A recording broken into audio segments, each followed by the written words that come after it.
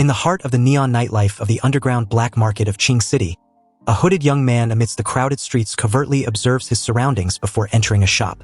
He informs the owner about his intention to sell a kidney and also a cornea, both amounting to 27,500 yuan. As the shop owner marks the items being purchased, he questioned the young man if he was serious. Because in the past 6 months, the same person had already sold a kidney, a spleen, a gallbladder, a part of the liver, 1/3 of his liver, and a part of his small and large intestines. If he was to sell another kidney, he won't last for more than 2 days. Lying on the stretcher, the guy calmly stated that it was fine. To save his seriously ill sister, any sacrifice was worth it. The shop owner gave up on trying to advise the poor guy and picked up a huge butcher's knife. He raised it high in the air, and without hesitation, went through the procedure, causing our poor fellow to scream in agony. After that, the supposed dead man walking headed back home with a stick to guide his way. His eyes were covered with bandages. He removed the bandage and checked the people around. He smiled when he found out no one was paying enough attention to him to follow him. He then used a regeneration effect to heal his wounds. He also pulled out a stack of cash he got from selling his cornea and kidney, silently declaring that the money, including the money he'd saved, should be enough for him to pay for the job transfer ritual. He was laughing while continuing walking as it turned out that all his reasons were just a lie, and he couldn't believe someone believed that horseshit he made up.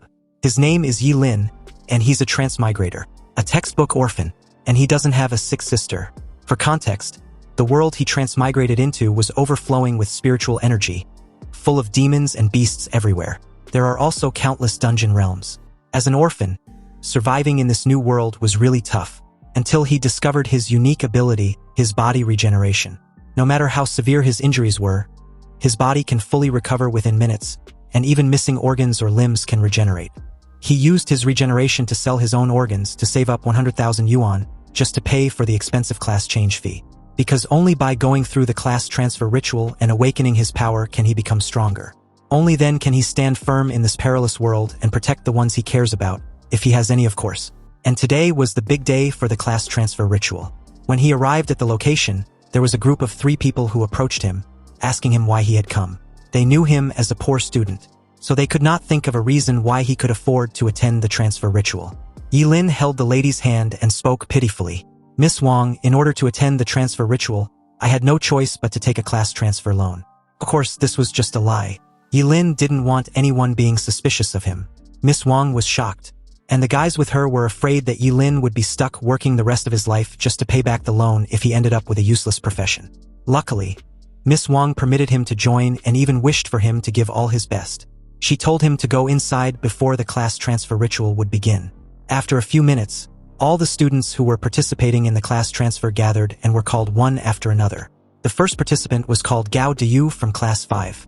Some students behind him gossiped that he's also not from a rich family. When Gao Diyu reached the stage, the principal instructed him to place his hand on the golden ball and relax his whole body. After just a minute, the principal declared that he obtained a support type class, which was an A-rank poultry breeder. The students then murmur that Gao Diyu will be a poultry breeder for the rest of his life.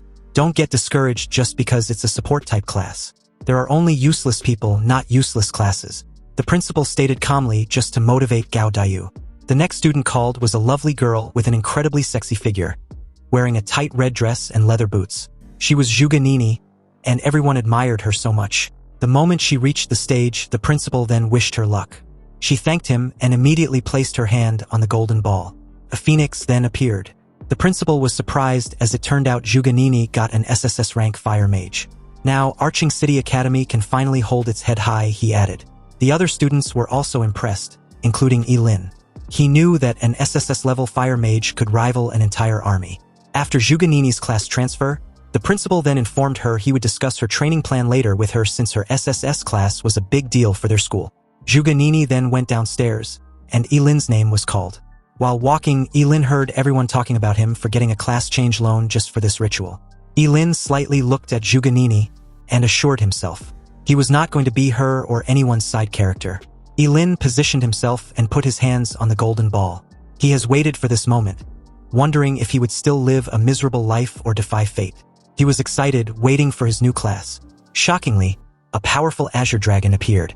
Ye Lin was shocked while staring at it, and a blue light wrapped his body, encasing him in a powerful glow. The students cannot believe that a student who got a class loan was lucky enough to get a powerful class. Zhuge Nini was also amazed, thinking that Ye Lin's class was another SSS rank. The principal was also glad, thinking that this was another anomaly. Ye Lin asked the principal about his class, and the principal then declared Ye Lin to be a combat class SSS level Forbidden Curse Master. Today, Ye Lin had also honored Qingqing Academy, and the academy was proud of him, the principal announced. However, before he could complete his words, he finally realized that Ye Lin had a Forbidden Curse Master profession. He was shocked as he really couldn't believe the poor student's rotten luck. The other students laughed at Ye Lin when they heard this news. You see, no Forbidden Curse Master, if any, had ever lived past the age of 25. Because the Forbidden Curse Master was the kind of profession that consumes one's own life to use a skill. Due to this, someone who has this profession always die young. Ye Lin's class was considered a trash class, and the mere thought of using a loan to acquire such a useless skill was truly tragic. Zhuge Nini decided to walk away. She sighed as she was disappointed with the class Ye Lin got. Ye Lin, ever the master of deception, feigned being down. His act was so convincing that the old guy felt sorry for him. He patted him on the back and wished him good luck. Although he's such a good kid, he's unfortunate to only get the Curse Master profession. Ye Lin then asked the principal if all Curse Masters really die at the age of 25. The principal just told him not to be negative, as it was better to burn brightly than to live a meaningless life. Ye Lin thanked the old guy, stating his desire to burn brightly like the sun, and also bring honor to the school. The principal then told him that he would make a special training for him together with Zhuge Nini. Ye Lin agreed to this and smiled knowingly. He found it funny that he would die early just because his profession was a double-edged sword. Thus, of course, if he didn't have a cheat ability to counter this death threat. This dying early thing for Curse Masters has got nothing on him and his immortality. After the class transfer, everyone decided to head back home. Ye Lin was planning to head straight back to his house. He was tired and wanted to have a good night's sleep. While walking, someone called him by his name. It was Zhuge Nini. She offered him to team up with her, as she believes that the more the Curse Master fights, the quicker they die. She told Ye Lin that her intention wasn't bad. She was just trying to help since they were classmates. However, Ye Lin refused to accept the offer. Zhuge Nini didn't force him at all. She walked away, stating that Ye Lin was such a stubborn idiot heading for death. Ye Lin ignored her and continued walking. But then, another group of students blocked his way and told him that he really thinks he has risen up just because he has switched to a Curse Master. These guys were Ye Lin's classmates, and they got mad as they could not accept Zhuge Nini's earlier offer to team up with him. Ye Lin was annoyed. Women really were troublesome. Because of just 2 lines from Zhuge Nini, these idiots were looking for trouble. Ye Lin replied that he was on his way back home. The guys laughed at Ye Lin's expense. Was the poor student referring to his 10 square meter shack a home? Ye Lin, now that you're SSS ranked, how about you call me daddy, and I'll get you a security job at G Corporation. The leader of the group mocked arrogantly. The others laughed, and added that being a G Corp security guard was a privilege. He also ordered Ye Lin to kneel before their young master. Once Ye Lin takes the offer and gets paid, he can buy some nice incense for his dead orphanage family. The 3 continued to tease Ye Lin, even stating that he was just an orphan who didn't deserve to have a family. Ye Lin was already mad, and as he stares at them with a serious look, his eyes flamed with a blue and red aura as he activates a curse magic power. He told the idiots that they were the ones who forced his hand. Confused at Ye Lin's willingness to use a curse magic, knowing full well of the implications, made the 3 idiot question what he was trying to do. Was he really going to use a curse magic and shorten his lifespan? Why wouldn't I? Ye Lin also questioned with a puzzled look. Didn't you fools speak of my dead family? Conjuring a slight lightning strike, Ye Lin's attack was only to scare them. The guys, now scared shitless of Ye Lin, pleaded about the need for their classmate not to use a forbidden curse on them. But Ye Lin simply stretched his hand and challenged the idiots to come at him if they dare. However, they decided to run away in fear. Ye Lin then deactivated his curse ability and uttered, "What a bunch of trash." They actually ran off with just 1 move. As he continued to walk, he felt like his duodenum was scorched. He wasn't aware that Zhuge Nini witnessed the commotion. She was annoyed that he was getting provoked by a few insults and was ready to throw his life away. She was sure that even if someone acted like Ye Lin, who isn't a curse user, they would definitely not go far. For her, Ye Lin wasn't worthy of standing beside her. The night came, and Ye Lin was already at his home. Ye Lin placed his bag down on the couch and sat while checking his system interface. Apparently, sacrificing a piece of duodenum would summon a regular lightning bolt. But sacrificing a bladder summons thunder from burial waters. Next, sacrificing a heart can summon destruction purple lightning. If that is the case, Ye Lin concludes he would die summoning the most powerful chaos god thunder. He lay down on his couch when he felt his head spinning, but he was aware that it was the side effects of his body recovery. At the same time, Ji Lingyu went to his father and asked to avenge him. He wanted his dad to send someone to take Ye Lin out. However, his father reminded him that killing an SSS-rank curse user was very risky, and there is no benefit in it for them. He's aware that someone who goes all out using forbidden spells, just because of a few insults, is clearly emotionally unstable. He snuffed out his cigarette on the ashtray and told his son not to forget that Ye Lin is from a poor background. He wants his son to learn how to use his greatest advantage to target the enemy's weakest spot. Early the next day, Ye Lin went to the Qingqing Academy. He kept yawning due to a lack of a well-deserved sleep. The students around started murmuring about what he'd done the day before when suddenly, someone tapped Ye Lin on the shoulder with a bottle. It was none other than Ji Lingyu. Inside the bottle was milk he brought as peace offering. He also brought breakfast for Ye Lin. Ye Lin was clueless as to why, but accepts the milk regardless. At first, he thought Ji Lingyu was trying to poison him just because he couldn't beat him. But the poor guy replied that he wouldn't dare. It was just his way of thanking him. "Thank me?" Ye Lin questioned with a skeptical look. "Yeah," Ji Lingyu replied with a forced smile. Ye Lin drank the milk and told Ji Lingyu to just say what he wants. Unexpectedly, Ji Lingyu stated that he was grateful that Ye Lin struck him like a bolt of lightning.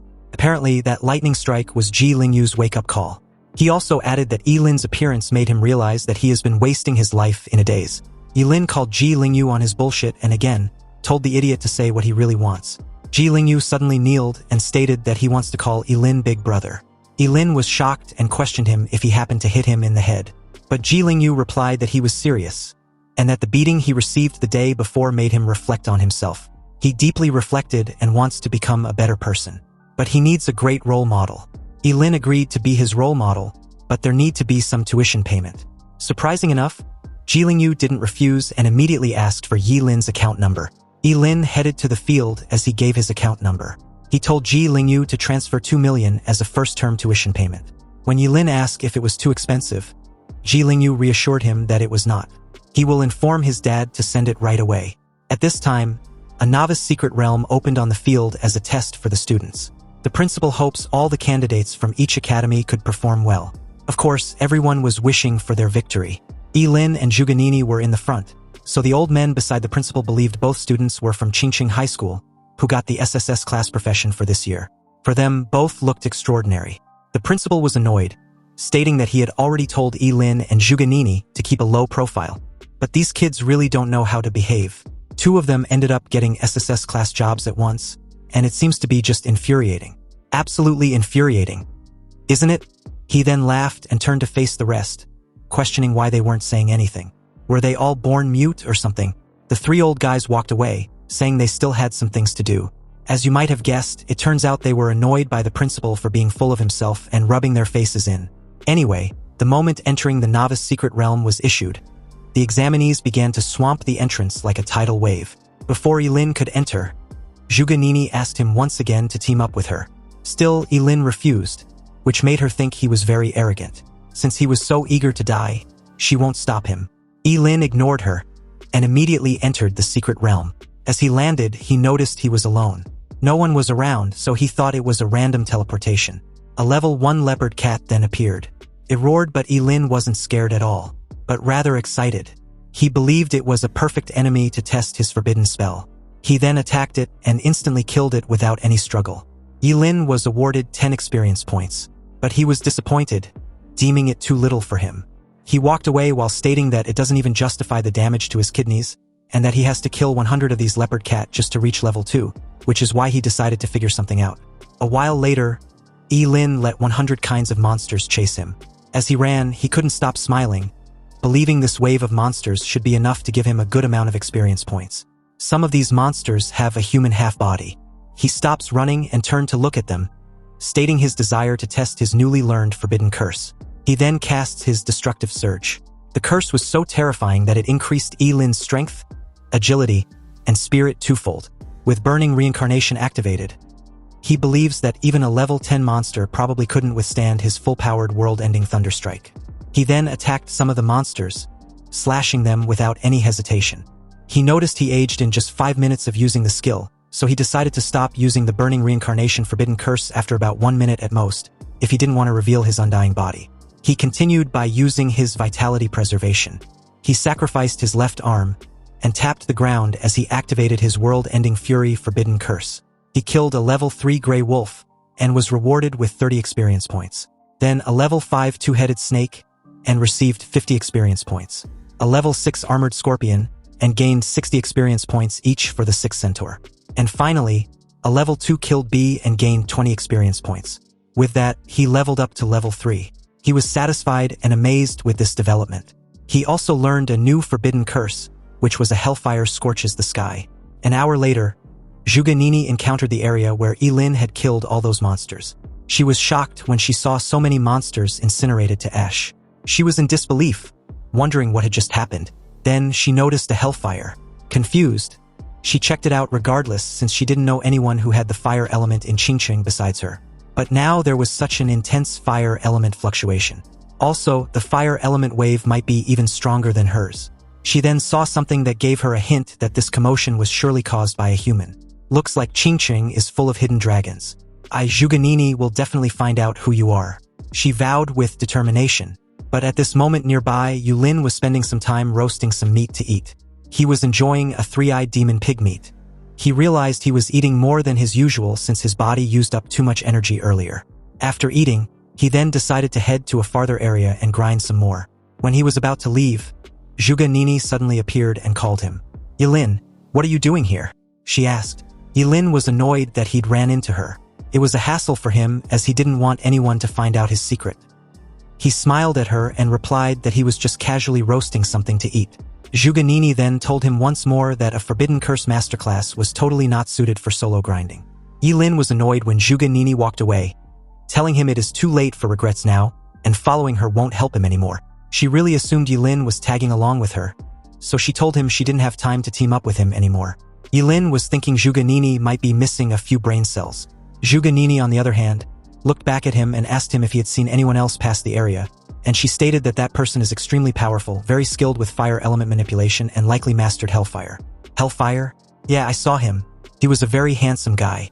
He went that way, Ye Lin replied calmly. He knew he could not let Zhuge Nini cling to him, so he decided not to use the Hellfire spell anymore going forward. As Zhuge Nini continued walking, she blamed Ye Lin for wasting her time. Otherwise, she would have found the Hellfire user by now. She noticed a shadow looming above her, but when she raised her head, she was shocked to see a level 8 Dragonblood behemoth. She dodged when it tried to attack her. Zhuge Nini was puzzled as to why a level 8 monster would appear in the area she was. She looked behind her, deducing that Ye Lin might have run away far by now. She then attacked the monster with her Fireball Storm. However, it didn't deal much damage, not enough to kill the monster. The monster looked at her with anger. It charged toward her at a fast speed and bumped her, trashing her away. She fights back with her flame, but the monster roared, blowing the flame back at her. Zhuge Nini was dumbfounded as all the flames hit her. The monster stood there as the smoke settles. When it eventually did, Zhuge Nini was on the ground with her clothes ripped, trembling in pain. She admitted that she was too arrogant to believe that she can definitely defeat a level 8 Dragonblood behemoth in this secret realm. She was afraid she would die at the hands of the level 8 monster, knowing it would be a humiliating death. Lucky for her, someone intervened and attacked the monster using a Forbidden Curse Hellfire. The poor monster was literally burned to ash. As expected, Zhuge Nini was shocked, knowing this Hellfire user was the one she was searching for. Turning to face her savior, Zhuge Nini thanked this mysterious person and wanted to know his name. The questionable masked individual was none other than Ye Lin. Ye Lin was standing on a tree branch with a mask. He told Zhuge Nini to call him Ling Yi, which meant early dawn and night. Ling for early dawn, Yi for night. Placing a finger on her lips, Zhuge Nini acted all pitiful and curious, asking the mysterious Ling Yi which school he was from. Although she was grateful to her savior, she also wanted to know who exactly was underneath that mask. So she concealed her intentions by stating she simply wanted to thank Ye Lin properly when they exit the dungeon. Ye Lin just stared at her like she was an idiot. He didn't need her fucking thanks. He told Zhuge Nini that there was no need to thank him. It was just the small effort after all. Anyway, the moment Ye Lin was about to bounce, Zhuge Nini pleaded for him to wait. She tried to get on her feet, but Ye Lin told her not to follow him. There are even stronger monsters ahead, and it was definitely not a place for someone of her strength to step into. Also, she might want to put her clothes back on properly before anything else. This sudden revelation drew Zhuganini's attention to the current state of her clothes. She blushed in embarrassment and laid on the ground to cover herself, wishing the ground could swallow her whole. When she raised her head, she realized the mysterious Ling Yi was gone. Zhuganini shouts Ling Yi's name, vowing to catch up to him one day. She will stand proudly by his side. Ye Lin, on the other hand, seamlessly leaped from one tree branch to the next, and after putting some distance between himself and Zhuganini, he believes what just happened would keep Zhuganini from clinging to him. He'd wasted time on her and needed to hurry up and level up. Opening his status window, Ye Lin saw that he'd gotten a new forbidden curse named Undying. He needed to sacrifice 2.5 years of his lifespan to negate one fatal injury. Seriously, what the hell? The Forbidden Spellcaster really is a short-lived class, always screwing with a person's lifespan. But this skill was practically an added bonus for Ye Lin. With this forbidden curse, Ye Lin can negate one fatal blow. That also meant even if someone stabs him in the heart from behind, he wouldn't be bothered. What's more, with this, even forbidden curses that required sacrificing the heart or his freaking head, he can actively use them once. This was just too freaking good. Now, he can grind levels recklessly without restraint. Nobody can stop his leveling pace. 3 days later, which also happens to be the last day of the test, the old guys gather at the entrance of the novice secret realm. The principal of Qingcheng Academy greeted his old mates with his usual condescending demeanor. The short-hair man among them, Principal Su, questioned what the principal was showing off for. So what if he has 2 SSS-rank job changers? Exactly, the other added. Level can be more important than class rank sometimes. The red-haired also agreed, adding that the highest record for Qingcheng's secret realm test was level 11, which still remained unbroken. He shifted his gaze towards Principal Su, stating that if he remembered correctly, that student was from Principal Su's Yutsai Academy. Principal Su replied that the red-haired principal was right. He also wondered if the record will be broken this year. The principal of Qingcheng Academy added that they will see. He believes his student can definitely surprise everyone. Just then, someone unexpected suddenly appeared at the scene and greeted the principals. He asked if he could join them. This person was Zhuge Qianxing, Zhuganini's father. Surprised to see Zhuge Qianxing, Principal Su stated that it had been a long time. The principal of Qingcheng Academy added that it was an honor. After all, Zhuge Qianxing was their school's astrologer. With pleasantries out of the way, Zhuge Qianxing asked about his daughter, wondering if she caused any trouble for the principal. Seeing how Zhuge Qianxing dotes on her daughter, the principal replied calmly, "No, not at all. Zhuganini is the pride of our Qingcheng Academy." But just then, they noticed someone coming out of the dungeon. The time for the dungeon wasn't up yet, but someone was already coming out. The principal of Qingcheng Academy deduced that the person must be injured. This person turned out to be none other than Zhuganini, who greeted the principals and was surprised to see her father. Her father wanted to know the reason why she came out early, and her principal wanted to know the level she was at. Zhuganini calmly stated that she was at level 12, which shocked all the principals present. With the record broken just like that, her principal was very proud. His student was worthy of being a fire mage. Zhuge Qianxing approached her daughter and stated that she was too willful. After all, if she had stayed inside the dungeon and grind some more before coming out, she would have definitely shot up to level 13. Zhuganini replied her father that the dungeon just became too boring. It took her ages to find monsters around level 10, and the experience reward was also pitifully small. But in all honesty, the real reason Zhuganini came out early was to find Ling Yi. Being the first to come out meant she could see everyone who comes out afterward. Meanwhile, back inside the secret realm, Ye Lin suddenly sneezed heavily like he already had a cold. He found this behavior strange since the area he currently wasn't cold. So why did he suddenly sneeze like that? Was someone cursing him? With level 10 area monsters all gone, could it be that he grind too hard? It looks like he needs to expand his search range. Ye Lin raised his hand and decided to try out another new forbidden curse he'd learned, instantaneous range. This forbidden curse casting sacrifices an organ based on the organ's importance. He can also gain agility with its maximum being 10 times extra agility of an hour duration. Ye Lin spared no time activating this forbidden curse of 10-time agility, sacrificing his kidney. The feeling was awesome. Even a level 50 assassin couldn't possibly have such speed. Moving like a bolt of lightning, Ye Lin made an insane dash forward, creating a sonic boom and destroying everything in his path. He was so fast that before a 3-headed storm mantis monster felt his presence, it was too late. Ye Lin sacrificed his bladder, summoning a bolt of lightning which incinerated the monster into ash. This forbidden spell was the Ashen Fierce Thunder. Back at the entrance of the Novice Secret Realm, many students exit the dungeon in droves, some in excitement, and others in fear to finally escape with their lives.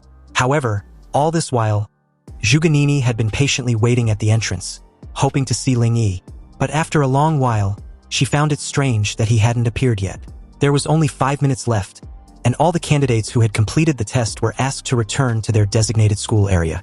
With the test ending soon, it looks like the highest record this year would belong to Zhuge. This meant that Qingcheng Academy got really lucky this year besides the acquisition of 2 SSS rank students at a go. But speaking of Qingcheng Academy's SSS rank students, the other had yet to exit the secret realm, right? The countdown time had 3 minutes left, and the moment Zhuge heard this, she wondered if she had perhaps missed her target exiting the dungeon. But after briefly thinking it over, she found it to be impossible. She had been staring at the dungeon's entrance the moment she got out. In that moment, the entrance of the secret realm began to shimmer with a golden glow, indicating that someone was coming out. Seeing this, Zhuge was certain it must be Ling Yi, but was surprised when it turned out to be her classmate Ye Lin. Shocked, she asked why. Why was it Ye Lin? Ye Lin was puzzled with this stupid question. The time was up, so of course he had to exit the dungeon. Was there a problem? Zhuge got over her initial shock and began to walk away. She told Ye Lin that he was a coward and should stay away from him. Hearing this, Ye Lin gritted his teeth in annoyance. Seriously, what's wrong with this bitch? Was she a psycho? His principal approached him at this moment and asked what level he was at. He didn't have much expectation and was just curious as to what level his second SSS rank student was at. Ye Lin calmly replied that he was at level 16. The crowd present was stunned. You see, leveling up from 1 to 16 requires a total of 120,000 experience points. And the highest level monster in the Novice Secret Realm was level 10. Killing level 10 monsters gives 100 XP, meaning Ye Lin killed 1,200 level 10 monsters. How was that even possible? The principal suddenly began praising Ye Lin like crazy, stating that he was the pride of Qingcheng Academy. Surprised with the young man's talent, Zhuge Qianqing also congratulated Ye Lin. This annoyed his daughter. She coldly remarked, "With Ye Lin's profession, what's so special about being level 16? Ye Lin was a forbidden curse master. If he recklessly uses forbidden curses, isn't it normal for him to level up quickly?" When the other principals heard Ye Lin's profession, they found Zhuge explanation reasonable. The rest of the crowd also believe Ye Lin must be crazy when they heard of his profession, frantically casting forbidden curses in the beginner's secret realm to level up. Other curse masters don't live past 25, and the way Ye Lin was leveling up meant he probably won't make it to 20. Seriously, trading one's life for empty fame, truly a foolish behavior. Some also believed Ye Lin was frantically leveling up just so they'll envy him. But he will pay with his life eventually, so they should let him have his glory for a few days. The long-haired principal approached Ye Lin and questioned earnestly, "Student Ye Lin, why bother? Tell me honestly, did Principal Gao put you up to this? It seems you've been deceived. Principal Gao is trading your life for the school's honor." Irritated, Principal Gao asked what nonsense his old mate was spouting. He was a person of integrity. How could he possibly joke with the lives of his students? Ye Lin finally spoke after putting on a pitiful act. He stated that nobody forced him. It was all voluntary. "I grew up in a poor family and was always looked down upon. Now that I have the chance to go all out, I won't be a coward. Even if I wither at my most brilliant moment, I don't care. I want everyone to know that I can do it." The moment Ye Lin finished his emotional speech, Zhuge Qianqing clapped and stated calmly, "Well said. This young guy truly has grand ambitions. In any case, he's the highest level student in this beginner's secret realm test. That's undeniable, isn't it? He's number 1. Zhuge Qianqing introduced himself to Ye Lin as the father of Zhuge. If Ye Lin needs anything in the future, he can contact him. Zhuge was pissed off when she heard this, questioning her father why he believes Ye Lin was number 1. When Ling Yi comes out, his level will definitely not be lower than Ye Lin's. "Oh, is that so?" his father retorted, although his tone was smoothing. "Who is this talented Ling Yi?" Hearing this question, the principals began asking themselves if any of them had a student by that name. However, none of them seemed to have heard of this student. But Zhuge still spoke confidently that Ling Yi was a true heaven's pride, and when he comes out of the dungeon, everything will be proven. Meanwhile, inwardly, Ye Lin was again insulting Zhuge as a stupid bitch. She just couldn't keep her freaking mouth shut. Having enough of this farce, Ye Lin said his goodbye to Principal Gao and Zhuge Qianqing before taking his leave. He wanted to go home and rest well. Shortly after that, the time was up and the novice secret realm test was over. But Zhuganini was puzzled with this outcome. Where was Ling Yi? Could it be that while I was talking to Ye Lin, Ling Yi quietly slipped away? Cursing, Zhuganini started blaming Ye Lin. She believed Ling Yi's escape was Ye Lin's fault. When her father placed a hand on her shoulder, she asked if he believes him. Ling Yi was truly a genius and even saved her life. Zhuge Qianxing figured out that her daughter's early exit from the dungeon was simply to find this mysterious Ling Yi. But this was a bit strange. He asked Zhuganini if it was possible that Ye Lin was the mysterious Ling Yi she had been looking for. Hearing this, Zhuganini vehemently denied this possibility. What was her father thinking? How could that coward be compared to Ling Yi? Ye Lin saw the dragon blood behemoth she faced in the dungeon and ran away in terror like a coward. And Ling Yi's mastery of the fire element was extremely high. How can Ye Lin of all people know about stuff like that? Meanwhile, back inside his apartment, Ye Lin let out another heavy sneeze which jolted him awake. He wondered who was talking behind his back. Seriously, it must be that stupid woman Zhuganini. Just then, a knock on his door drew his attention. Ye Lin asked who the person was, and the moment he opened the door, he questioned the fat business guy in front of him. The fat guy introduced himself as Wang. Mr. Wang, the manager of Qingcheng Brain King Oral Liquid Limited Company. He had been searching for Ye Lin for a while, and now he'd finally found him. The moment Ye Lin led Mr. Wang inside his apartment, he questioned what he was there for. Mr. Wang replied that he's got good news for Ye Lin. He heard Ye Lin successfully changed profession and even broke the highest level record in Qingcheng's beginner's secret realm. So his company was sincerely inviting him to endorse their product. Of course, the remuneration will definitely be substantial. Ye Lin asked how much exactly was substantial. Mr. Wang raised 3 fingers which implied 3 million. He hands Ye Lin a tiny bottle, telling him to try it.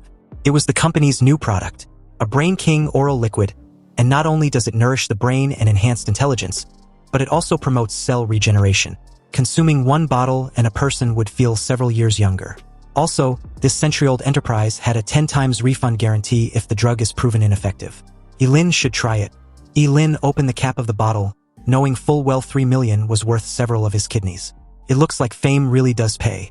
He drank the content in the bottle, which tasted a little sweet. Then he suddenly felt dizzy. Ye Lin passed out immediately after.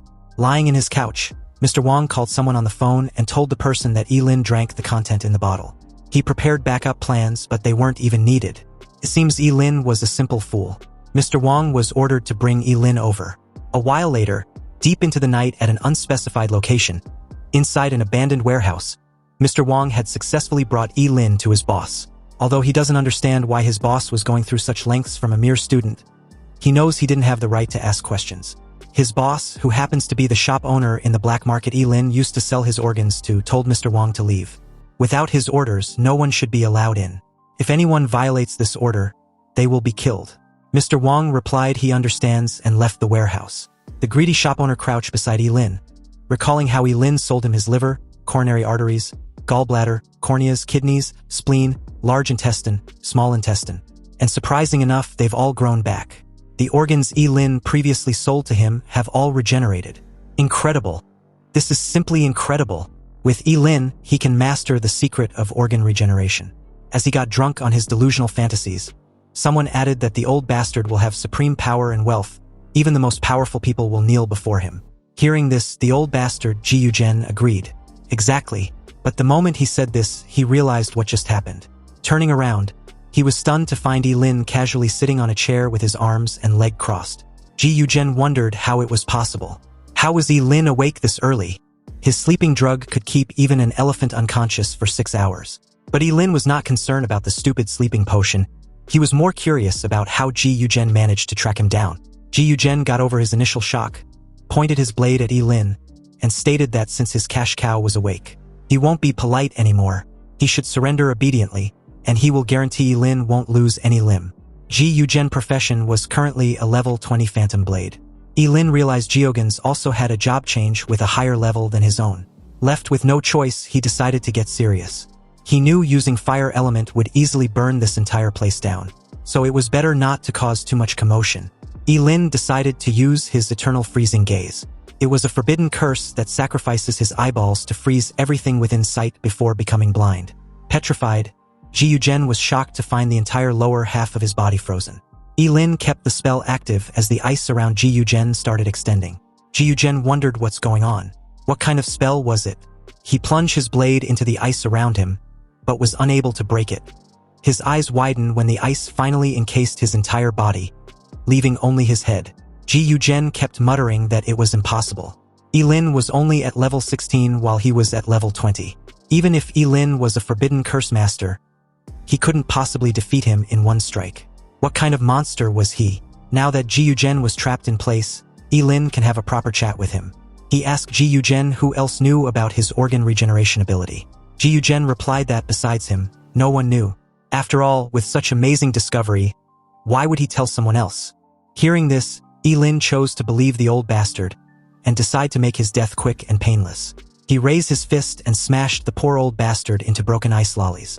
Also, after consuming all the sleeping drug, he decided to sacrifice his stomach first. Sacrificing his stomach, Ye Lin rained lightning on the guards outside. He left one alive for questioning. The poor fatty didn't want to die, so the moment Ye Lin asked who was his boss behind the scenes, he initially tried to reason with Ye Lin that he couldn't say, otherwise he would be killed. But after seeing Ye Lin enveloped with lightning sparks, he spoke up immediately. Their boss was king of Qingcheng Underground Market, Kensen. The poor fatty was struck with a bolt of lightning the moment he was done talking. Grabbing his chin, Ye Lin walked away, trying to recall where he'd heard Kensen. The name seems familiar. It didn't take much effort to recall that Kensen was one of Qingcheng City's top 10 outstanding philanthropists. This just got complicated. Meanwhile, elsewhere at Qingcheng's underground black market, a middle-aged man with a thick cigar lounged in a leather sofa as one of his men informed him about some urgent news. This fucker was Kensen, and with his brows furrowed, he was shocked upon receiving news that all contact with his agent, Jihu, had been lost. The bald fellow informed him that they hadn't been able to contact Jihu for half an hour, so they went to his farmhouse, only to find the entire area burned to the ground. And judging by the wreckage from the fire, it was done by a job holder. Kensen grew furious and stumped on the table in front of him, wrecking it. He ordered his men to find the culprit immediately, with no delay. The next day, Ye Lin arrived at the grand residence of the Ji family, where he was warmly welcomed by Ji Lingyu, who had become a loyal follower after their previous encounter. As soon as he heard that Ye Lin was visiting, he immediately sent someone to pick him up. Ji Lingyu shyly brought up the 2 million yuan that Ye Lin had asked for earlier, adding that he'd already talked to his father. However, Ye Lin interrupted him, questioning if Ji Lingyu was trying to disrespect him talking about money in that moment. Since he'd agreed to accept Ji Lingyu as an underling, money was just a small matter. Hearing this, Ji Lingyu placed an arm around Ye Lin's shoulders and welcomed him wholeheartedly. From now on, Ye Lin should consider his home as his as well. Inwardly, Ji Lingyu realized that his father was right. He believes Ye Lin was a simple-minded guy who cared a lot about his dignity, so as long as he can exploit that, then he should be able to achieve his goal. Ye Lin, on the other hand, had planned this encounter with the purpose of using the Ji family as a shield against Kensen and his men. He was sure Kensen wouldn't dare attack him inside the Ji family estate. Ye Lin entered the house and was surprised to find a large number of maids lined up, greeting him politely and respectfully, which left him a bit speechless. He looked at the maids and thought to himself how different life was when one had wealth. Ji Lingyu offered to assign one of the maids to be Ye Lin's personal servant, and Ye Lin accepted the offer. But soon after, Ye Lin felt embarrassed and refused, saying he was only joking. However, Ji Lingyu insisted, adding that his boss should also change his clothes for something important. Ye Lin eagerly asked what the important matter was, but Ji Lingyu told him to wait until they arrived at the destination. Eventually, they arrived at the annual Qingcheng auction, and Ji Lingyu informed him that this was the grand venue he had never visited before. Upon arriving at the annual auction in Qingcheng City, Ji Lingyu told Ye Lin that he would later introduce him to some of the city's most important figures, but Ye Lin preferred to start with food, and told Ji Lingyu to go about his own business and not mind him. Internally, Ji Lingyu sarcastically commented on Ye Lin's simplicity and naivety, thinking he still lacked experience due to his poor upbringing. As Ye Lin ate heartily, especially since he had previously sacrificed his stomach and now needed to compensate by eating more, he heard a voice beside him asking why he was here. When he turned around, he saw Zhuganini and her friend Lu Yanwei standing there. Lu Yanwei asked Zhuganini who Ye Lin was. Ye Lin felt annoyed seeing Zhuganini again, wondering to himself why this stupid woman keeps showing up in front of him all the time. Zhuganini responded to her friend with displeasure, stating that Ye Lin was just the coward who ran from the monster in the novice secret realm, expressing her frustration at seeing him again. Zhuganini deems Ye Lin as bad luck. Ye Lin smirked inwardly, wondering what Zhuganini's face would look like if she discovered he was actually Ling Yi, the very person she admires deeply. Ji Lingyu arrived with a group of friends to proudly introduce them to Ye Lin, presenting him as his superior. The group was surprised by this, and in a mocking tone, stated that Ji Lingyu should be the one in charge. However, Ji Lingyu firmly responded that Ye Lin was no ordinary person and that his level was now very high. Everyone was stunned to learn that Ye Lin had reached level 16 in the novice secret realm. Shocked by the huge gap between his level and their own modest ones, Ye Lin calmly advised them not to be too surprised and expressed his willingness to help them level up. If only they could get out of the city, then they could all get good results in the upcoming major exam. Everyone became excited upon hearing that Ye Lin was willing to help them, but Ji Lingyu expressed concern because they were forbidden from leaving the city before the major exam, to prevent students from gaining assistance from stronger individuals. Ye Lin then subtly hinted that the journey to the exam site itself might be a good opportunity for leveling up, though he voiced concern about lacking equipment. Ji Lingyu quickly reassured him that equipment would not be a problem at all and promised to provide anything he needed from the current auction. Ye Lin was surprised by the offer, but Ji Lingyu assured him that his father would financially support them no matter the cost if it would improve his exam performance. The auction began with the appearance of the beautiful hostess, who welcomed the attendees and introduced herself as Qingqing from the auction house. She wished everyone success in obtaining what they desire, and a warm applause ensued seconds after. Without delay, Qingqing presented the first item, an epic fire-type skill scroll for mages, starting the bid at 500,000 yuan. The bids rose quickly until they suddenly reached 3 million yuan, and the bidder behind this massive offer was none other than Zhuge Qianqing, Zhuge Nini's father. Ye Lin watched the scene calmly with a smile, realizing that Zhuge Qianqing was spending generously to buy skills for his daughter, but deep down he felt satisfied with himself. After all, as a master of forbidden curses, he didn't need such scrolls at all because his skills were all-powerful curses. Ye Lin turned to Ji Lingyu and whispered, "Your profession is an A-rank Shadow Blade, right? If something pops up that suits your class, don't hesitate. Bid right away. The right skill might save your life later." The auctioneer smiled, her voice crisp and clear. Next up, an item of rare quality. The Royal Dragon Wish Ring. It increases spirit by 30% and grants the passive skill, Dragon's Aura. The starting bid was 2 million and the minimum raise 100,000. Ladies and gentlemen, place your bids. The crowd erupted and the first bid was 2.5 million, then raised to 3 million, then 3.1. Bids began to pour in rapid succession. Ye Lin's eyes sparkled. A 30% spirit boost? That's huge. For any awakened fighter, that's a game changer. He edged Lingyu to bid for the ring. Ji Lingyu leaned toward his father and told him that he wanted that ring. His father didn't even hesitate. 8 million. He believes that spending 8 million to help his son ace the national exam and enter into a prestigious university is worth the money. And about Ye Lin, he was a forbidden caster and won't live long anyway. So after a few years, he will be dead and every equipment purchased for him will eventually end up returning to the Ji family. The auctioneer raised her voice, wanting to know if anyone was willing to offer a higher bid. In that moment, it seemed that no one wanted to bid more than 8 million, when suddenly, a bid of 10 million was announced from behind. The room fell silent as Kenson's tall and imposing figure stepped into view. He called out President Ji and asked how he was doing. It's no surprise that the two know each other very well, and the moment the Underground King was noticed, gasps echoed across the room. Everyone was curious as to why he was there since this wasn't his usual crowd. On the other hand, Ye Lin instinctively stepped back into the crowd after finally meeting Kenson. Even if it's in passing, he can't be discovered. President Ji was curious to know what exactly his G group has done to offend Kenson. Kenson chuckled darkly and narrowed his eyes as he points a finger at President Ji. Kenson stated that President Ji had his men killed, and now he wants him to be polite about it. President Ji stayed calm and replied that he doesn't know what Kenson was talking about, but if he was looking for a fight, then his G group was not easy to bully. He then bids 12 million. Kenson's face twisted into a smile. He'd received the message loud and clear. They'll see who lasts until the very end. On his way out, he muttered to his assistant if he'd verified the car from the warehouse. The guy nodded and replied that there was no doubt that it was from G Group. They followed it straight back to G family's villa that evening. Kenson's face darkens upon this confirmation.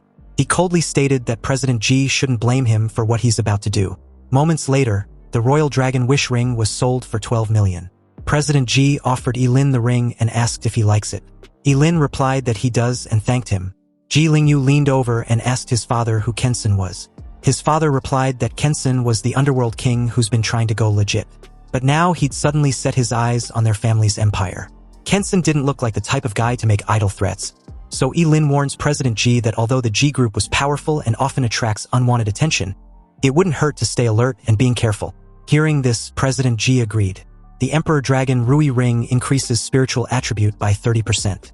The user of the ring was blessed by dragon energy, and their luck will increase by 10. Ye Lin slipped the ring onto his finger and got a rush of energy surged through him.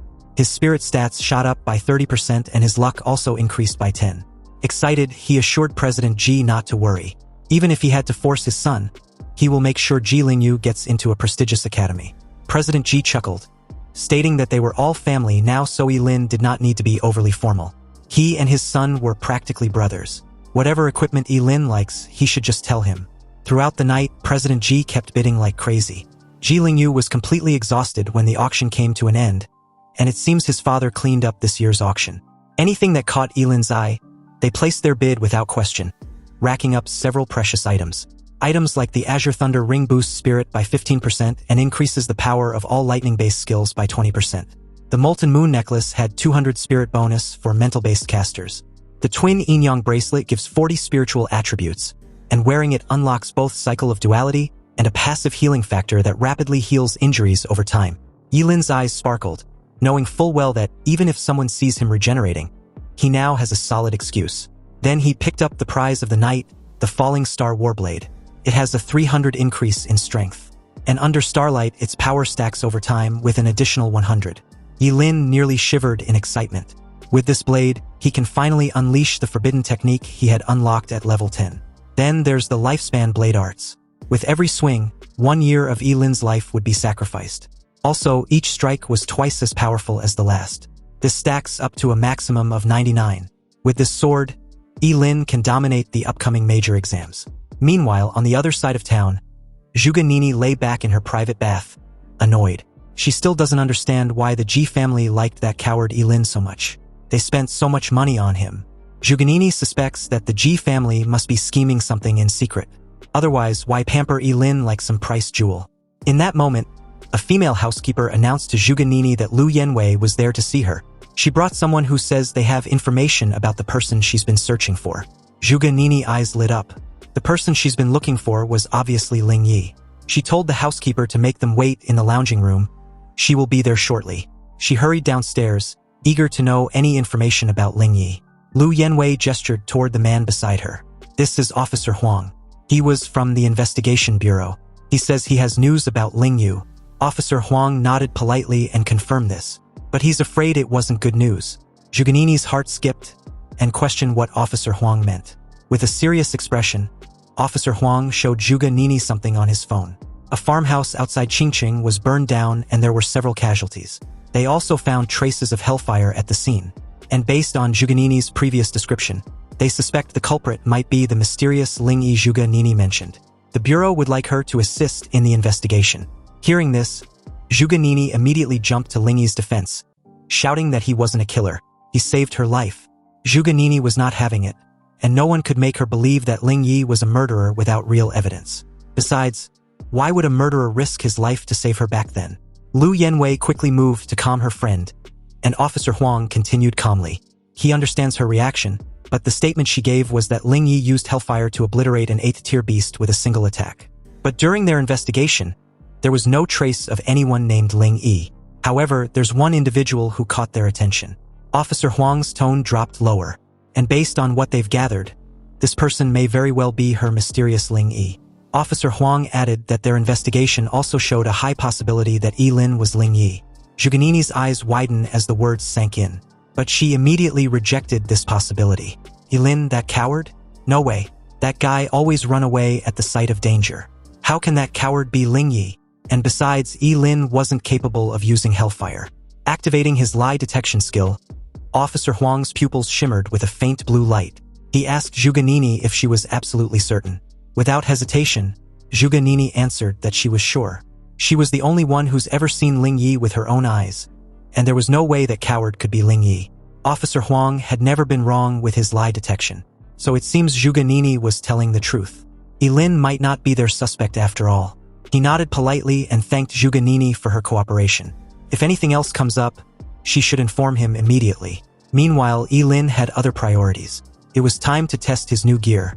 Ye Lin led him to the official Awakened Association Center, the central training facility in Qingcheng. A receptionist welcomed them and questioned if they would like to conduct a training for that evening. Ye Lin confirms this, adding that his boss wants to test his new equipment. Hearing this, she asked Ye Lin what his level was. Ye Lin replied confidently that he was level 16. The lady then explains that the facility has standard training room for under 20 awakeners, priced at 100,000 yuan per hour. It also includes basic force analysis and mana calibration. Ye Lin told her he wanted a training room for level 40 or below. The receptionist was stunned for a moment, then nodded in understanding. Ye Lin waited outside as the receptionist led Ye Lin into the training room. The training room was very spacious, as big as a basketball court, with a row of dummies in the middle. According to the lady, the training room was made of special materials and was built by an SS-level builder. It can withstand the full force attack of job changers below level 40. This also applies to the dummies. It's extremely difficult for job changers below level 40 to leave marks on the dummies. The moment the door was locked, Ye Lin walked around and carefully checked the training room, and after confirming that there were no surveillance cameras, he visibly relaxed, then drew out his falling star warblade. Ye Lin made a dash forward, deciding to try Yangshuo sword technique, which consumes a year of his life with every strike. Ye Lin leaped high in the air, grasped the falling star warblade tightly, and instantly entered a mysterious state. The moment he swung the sword, his eyes became firm and deep. The first strike of the sword was followed by a deafening bang in the training room, as if something was completely torn apart. A bright light flashed on the blade of the falling star warblade, which was Ye Lin's burning life. After the first slash was made, the second slash that followed was even sharper and more powerful, and the air in the training room seemed like it's been slashed, forming an invisible sword energy. The third slash followed, then fourth and the fifth. Ye Lin's sword swinging speed was getting faster and faster, and each strike was more powerful than the last. When Ye Lin swung the sword for the 99th time, the entire training room seemed to be shaking, and strong energy fluctuations filled the air. At that moment, it was earth-shattering, and an unprecedented light burst out from the blade of the falling star warblade, illuminating the entire training room. An invisible blade energy gushed out from the blade and instantly slashed towards the dummies in front, tearing them apart. After stacking 99 layers of Yangshuo sword technique, each of his sword slash was extremely terrifying. At this moment, Ye Lin was like a god of war, after he'd slashed hundreds of times in succession. With a clang, the dummies that was said to be able to block the full force attack of job changers below level 40 laid broken on the floor. As Ye Lin carried on, testing the rest of the equipment together with his forbidden spells, a slight tremor could be felt outside. Ye Lin explained to the lady that there was a major exams approaching, so Ye Lin likes to get a little bit crazy when he starts training. The two were interrupted the moment Ye Lin walked out of the training room with satisfaction. With his two forbidden spells of Burning Reincarnation and Longevity Sword Technique, coupled with the sword and the rest of the equipment, he had a rough estimate of his current strength. Ye Lin was curious as to why Ye Lin came out so soon. Ye Lin replied that he was exhausted and needed to head back and rest. Also, he wanted to know if he doesn't need to pay for breaking things in the training room. The lady initially thought Ye Lin was joking. After all, the training room was suitable for job changers below level 40.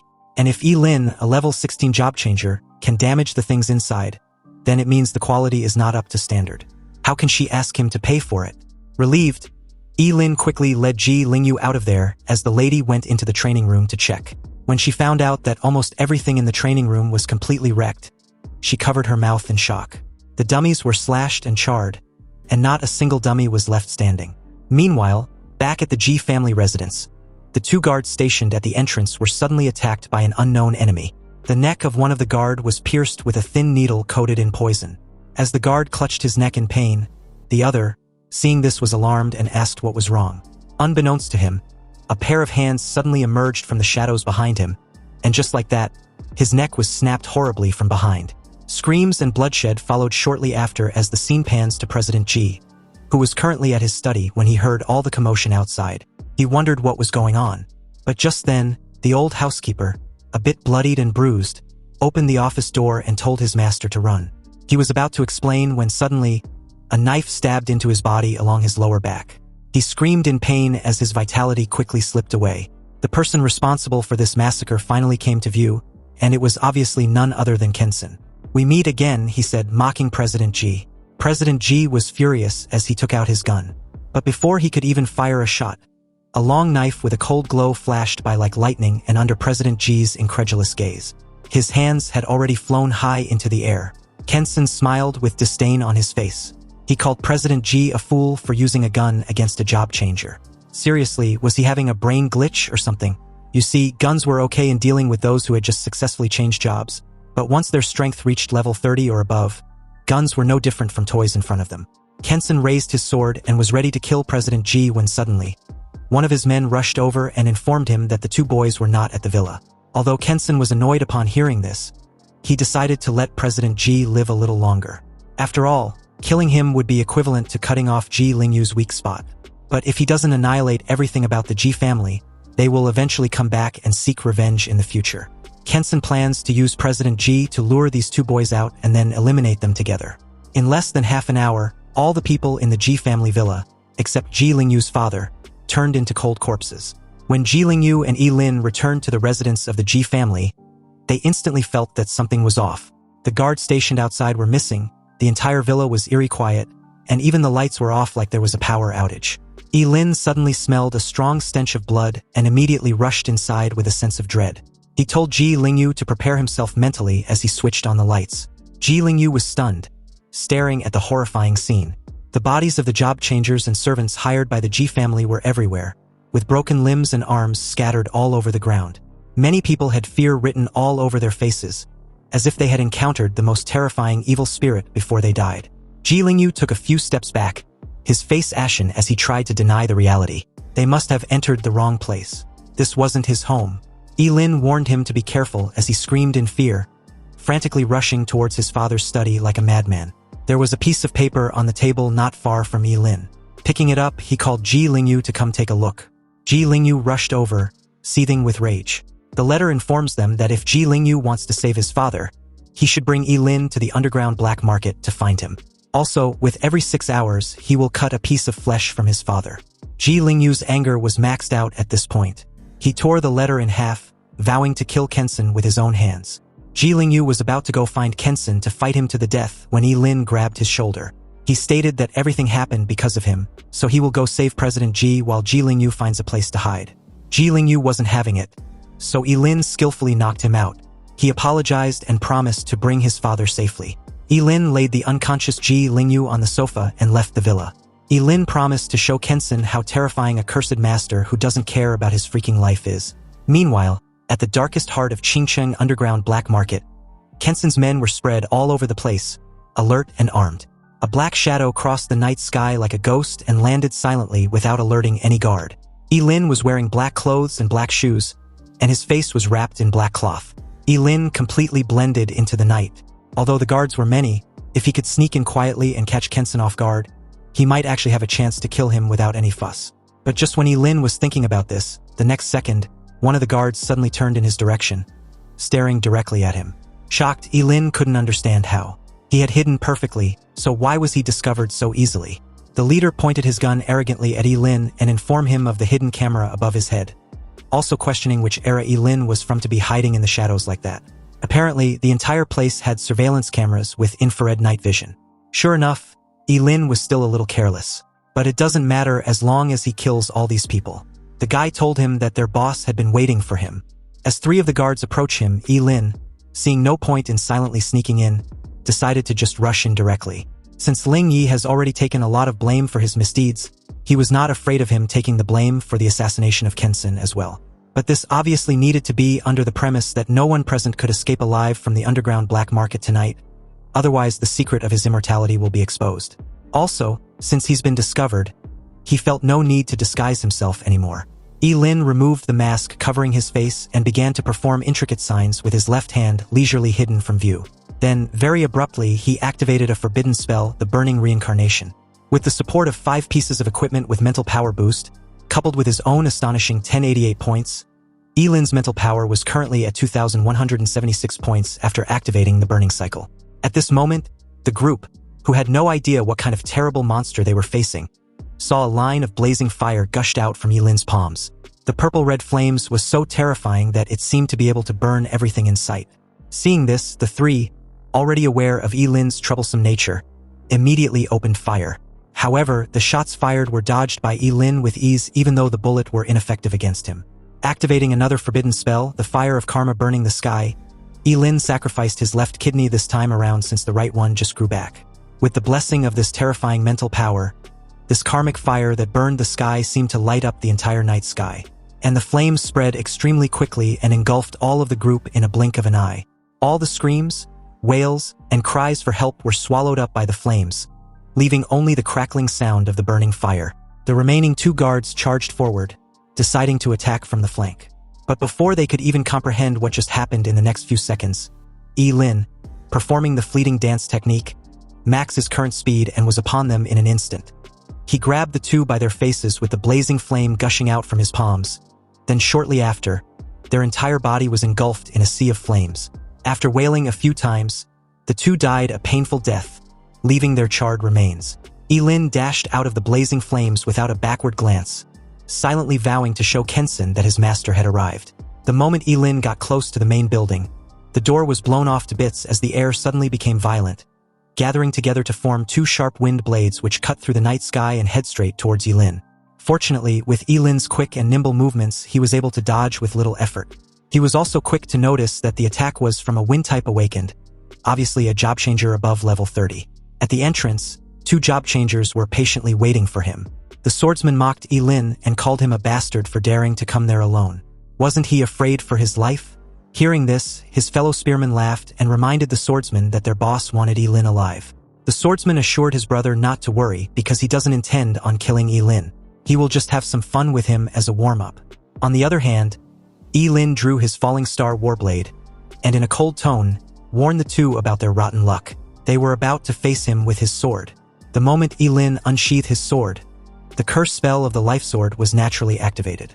He told the 2 to come at him so he can see how many times he can slice them up. Activating his wind magic, the dragon pistol, the spearman launched toward Ye Lin, promising to wipe that arrogant expression off his face. Ye Lin blocked the attack and countered with his first sword. The moment he did, the swordsman suddenly appeared behind him with a powerful wind blade strike. Luckily, Ye Lin's fleeting dance was faster, so he was able to dodge and even counterattack with his second sword slash. Although Ye Lin was fast, his counterattacks were weak and could only manage to scrape their skin. The 2 mocked Ye Lin for his mediocre skills.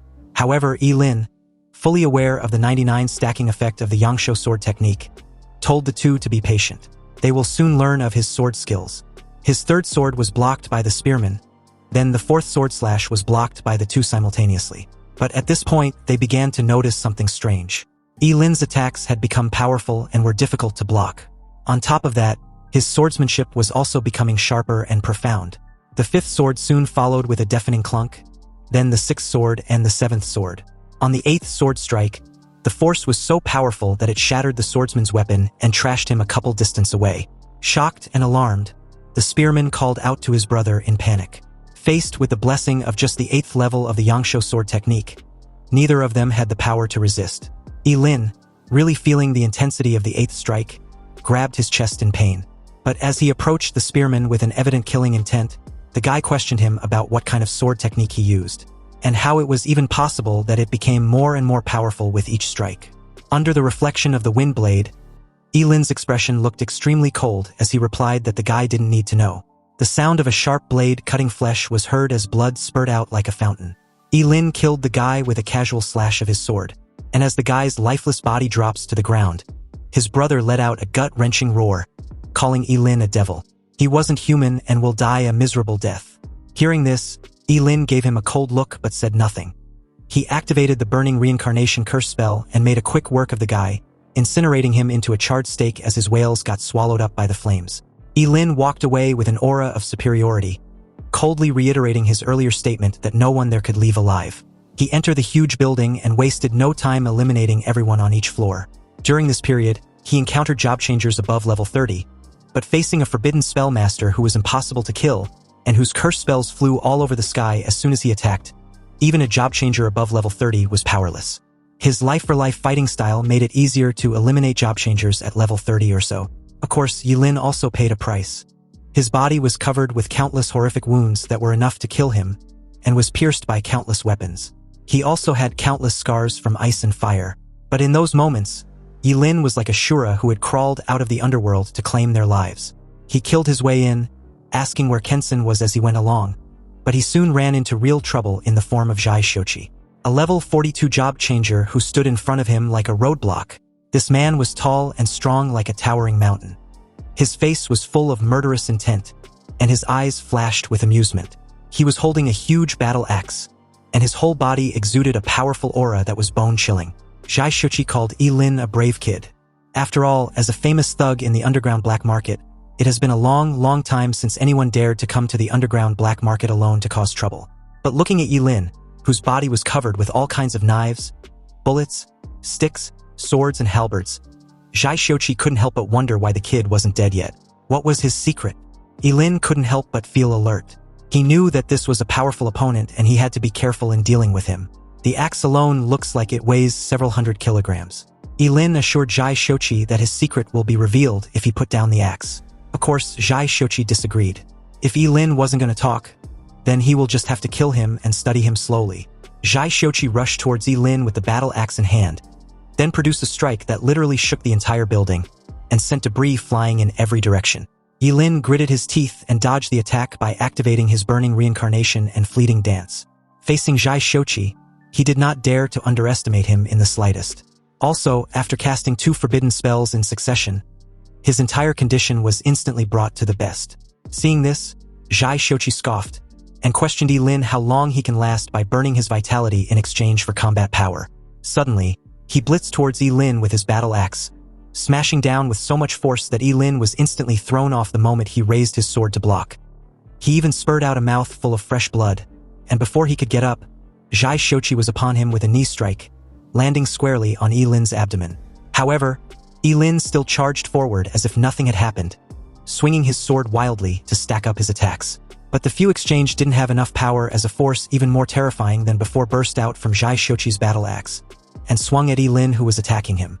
Zhai Shochi's battle axe continued to hammer down, disarming the falling star warblade in Ye Lin's hand. Ye Lin's face was extremely solemn at this point. As expected, a level 42 job changer was indeed extraordinary. Even with the 99 layers of Yangsho sword technique combined with his burning reincarnation and fleeting dance, he was no match for Zhai Shochi. However, Ye Lin's advantage was his burning immortality. Zhai Shochi used his previous momentum to smash hard on Ye Lin's shoulder, producing a teeth-grinding sound of bones cracking. The sound of Ye Lin's shoulder bone and clavicle breaking under the attack made him spat out a mouthful of blood, and his whole body was trashed across the room like a cannonball, hitting the wall not far away heavily. Zhai Shochi approached Ye Lin's brutally battered figure, a bit disappointed. He was just warming up, but Ye Lin was already down for the count. Ye Lin agrees with this assessment. When fighting a close combat expert, his sword skills were severely lacking. Nonetheless, he still had his trump card, and Zhai Shochi should remember that he was the one who forced his hand. As Ye Lin slowly got up, the shoulder injury quickly recovered, along with any other internal injuries inflicted upon him. Because what happened next was so jaw-dropping that it even seemed excessive. Ye Lin did not hold back at all and attacked with all his might, sacrificing everything he could, and I mean everything. Liver, left lung, stomach, right kidney, gallbladder, duodenum, pancreas, spleen, large and small intestines, you name it, it's probably in there, just to summon the legendary world-destroying thunder. You see, forbidden spells were not omnipotent, so no matter how powerful a forbidden spell was, the person who casts it must be strong enough. Ye Lin's actual level was only 16, so naturally, if it was an ordinary thunder, it would definitely be difficult to cause too much damage to Zhai Shochi. However, this sacrifice made to summon the world-destroying thunder was expensive and enormous, so its power was obviously unfathomable. When the familiar chaos thunder came crashing down, Zhai Shochi's eyes widened with an overwhelming fear, and it didn't take a genius to know he was fucked in every way possible. Although he had his divine physique which could still resist a portion of the attack from the chaos thunder, it was definitely not even close to enough. The world-destroying thunder crushed into Zhai Shochi's body, wreaking havoc. It took less than a second for it to vaporize the upper half of his body to dust, leaving a hand on his battle axe and his lower half, which soon followed. Ye Lin's swordsmanship may not be good enough, but his chaos thunder summoning was a whole different matter. Now, if there was anything Zhai Shochi wanted to know, he can go ask the King of Hell. Groaning in pain, Ye Lin proceeded to the next floor, feeling a little lightheaded. Sacrificing too many organs at once really did a number on him. Meanwhile, in the presidential suite under the same building, Kensen, clearly unbothered, was leisurely having a fun time with one of his many women even though he'd been informed that there's been an intruder. He believes Zhai Shochi, being a mini-boss, was more than enough to deal with whichever nutcase dares to come to his domain, after the intruder happens to defeat all the men in the building, of course. Anyway, the important matter at hand was whether his little plaything wants to have a taste of something delicious he's got for her. The woman, Miss Chen, caught on what Kensen was implying and was fully on board. But before the two could get all naughty, Ye Lin barged into the suite like an enraged bull, and like a Kensen's personal cockblocker, he spared no time demanding where President Ji was. Pissed off, Kensen got up and approached the little brat, a bit baffled that he was able to make his way to him. Kensen asked where Zhai Shochi was, but it was clear that Ye Lin was done with the idle talk. With his sword in hand, he leaped high in the air and swung it down, declaring that his precious little pet was dead and he was next. Kensen just laughed at the sheer audacity of this little brat, and casually grabbed the sword with his bare hands. After all, he wasn't the underground king of Qingcheng for show, and there was a long list of people wanting to kill him, but unfortunately, Ye Lin wasn't worthy. Kensen then grabbed Ye Lin by the neck and spared no time exerting his dominance. He told Ye Lin to learn an important lesson to never fuck with him in his next life. Kensen activated a heavy power skill named the Breaking Gasp and crushed Ye Lin's throat without breaking a sweat. He drops Ye Lin's lifeless body to the floor without a backward glance, annoyed for wasting his time dealing with such worthless inconvenience. However, to his shock, the little fucker wasn't dead, but even had the energy to get back up. And on top of that, all the injuries on his body seems to have been healed somehow. Kensen questioned how it was even possible. Ye Lin was super dead. He made sure of it.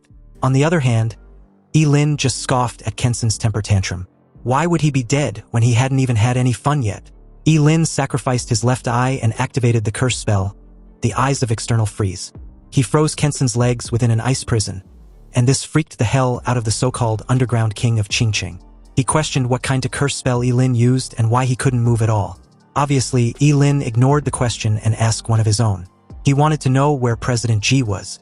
Kensen refused to reveal where he was keeping President Ji as a hostage, and Ye Lin made him pay dearly for it. Activating his burning reincarnation, Ye Lin set the poor bastard's arms on fire, and the flames burned them wildly as he wails like a woman in labor. However, during Kensen's wailing session, a dull thud sounded as knees hit the floor behind Ye Lin. Miss Chen, pointing a loaded gun at the back of a tied-up President Ji, demanded that Ye Lin let his lover go. Otherwise, she will kill President Ji. Seeing this, Ye Lin casually remarked on how Miss Chen wants to be all righteous for her man. He extinguished the flames and suggested an exchange of hostages. Miss Chen immediately pointed the gun at Ye Lin the moment he started to slowly approach her. She warned Ye Lin not to come close or she will shoot. Ye Lin questioned Miss Chen if she didn't want to exchange hostages.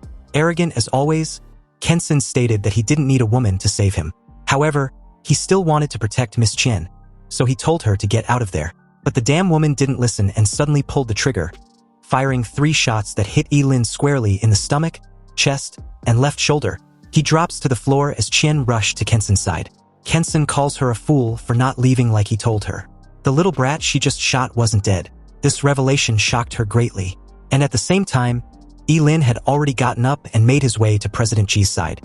He then casually used the Eyes of External Freeze curse spell and froze both hands of Miss Chen together with her gun. She couldn't hide her shock as the only thing fueling her fake bravado got neutralized real quick. And the moment Kensen pleaded for her, demanding Ye Lin come at him and leave her alone, his head was cleanly severed from his body. Ye Lin's blade flashed with a starlight, and Kensen's desperate pleas stopped abruptly as Ye Lin just coldly remarked that he was being noisy. The underground king of Qingcheng died with his eyes wide opened, and Miss Chen just stared at the scene in absolute disbelief, unable to comprehend what she was seeing. With tears in her eyes, she let out a scream. Ye Lin just straight up ignores her as he made his way to President Ji's side with an expressionless face. Miss Chen, in a defeated tone, questioned if Ye Lin plans on killing her too. Hearing this, Ye Lin just sighed, carried an unconscious President Ji on his shoulder and walked off.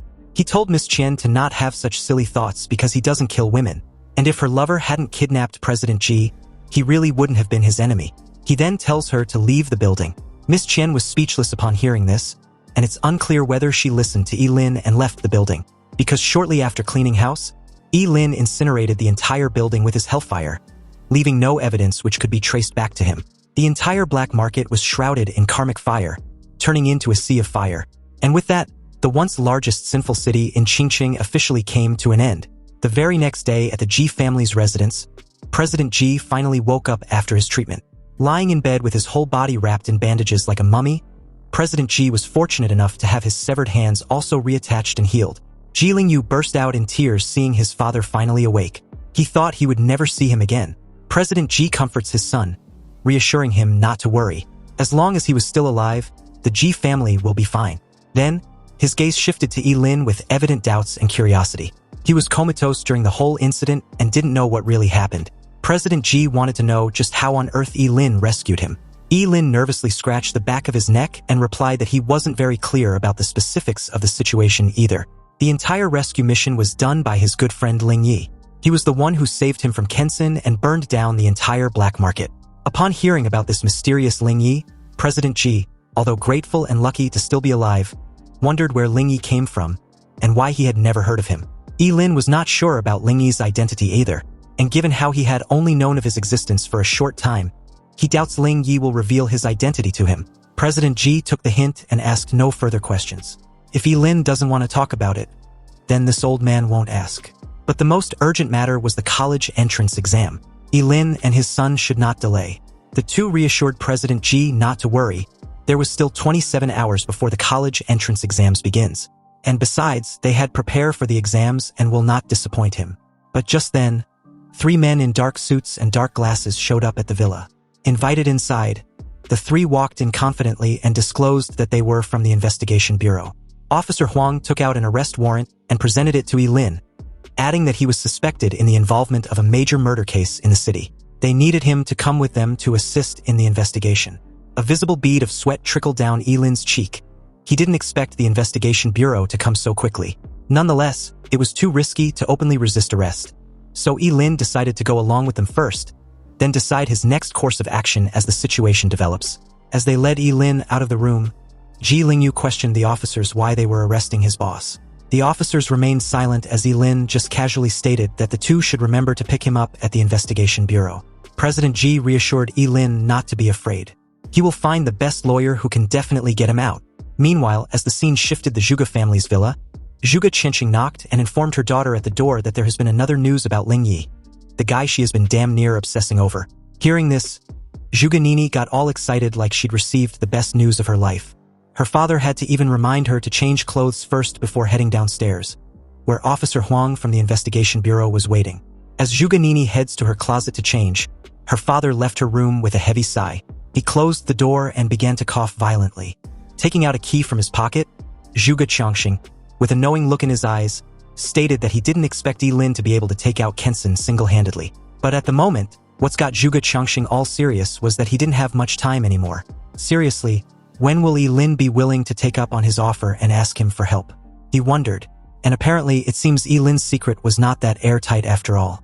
Meanwhile, at the Qingcheng Investigation Bureau stood a tall, magnificent and imposing building, designed to be intimidating. Inside one of its special solitary cells built by the masters of material science and architecture, it was a pipe dream to think of breaking out by force. Ye Lin sat in the only chair in the cell as the iron door slowly opened, revealing a man with his face concealed by the shadow casted. Ye Lin calmly stated that until his lawyer comes, he won't say anything, even though he'd guessed that President Ji's connections and lawyer probably won't be enough given the number of people that died. The guy, clearly annoyed, walked in, and before Ye Lin could utter another word, he was grabbed by his jacket and lifted up in the air. The guy demanded Ye Lin tells him where that thing was. Obviously, Ye Lin was totally clueless. He questioned through his ragged breathing, wanting to know what the guy was referring to because he sure as hell didn't know. But this answer only enraged the guy who thought Ye Lin was playing dumb. He threatened to gouge Ye Lin's eyes out if he continues with the act. With little effort, he slammed him directly into the wall. Ye Lin felt like he'd been hit by a truck. It was then that the guy, in a cold tone, explained that Ye Lin should hand over the key. Kensen died by Ye Lin's hands, so naturally, the key must be with him.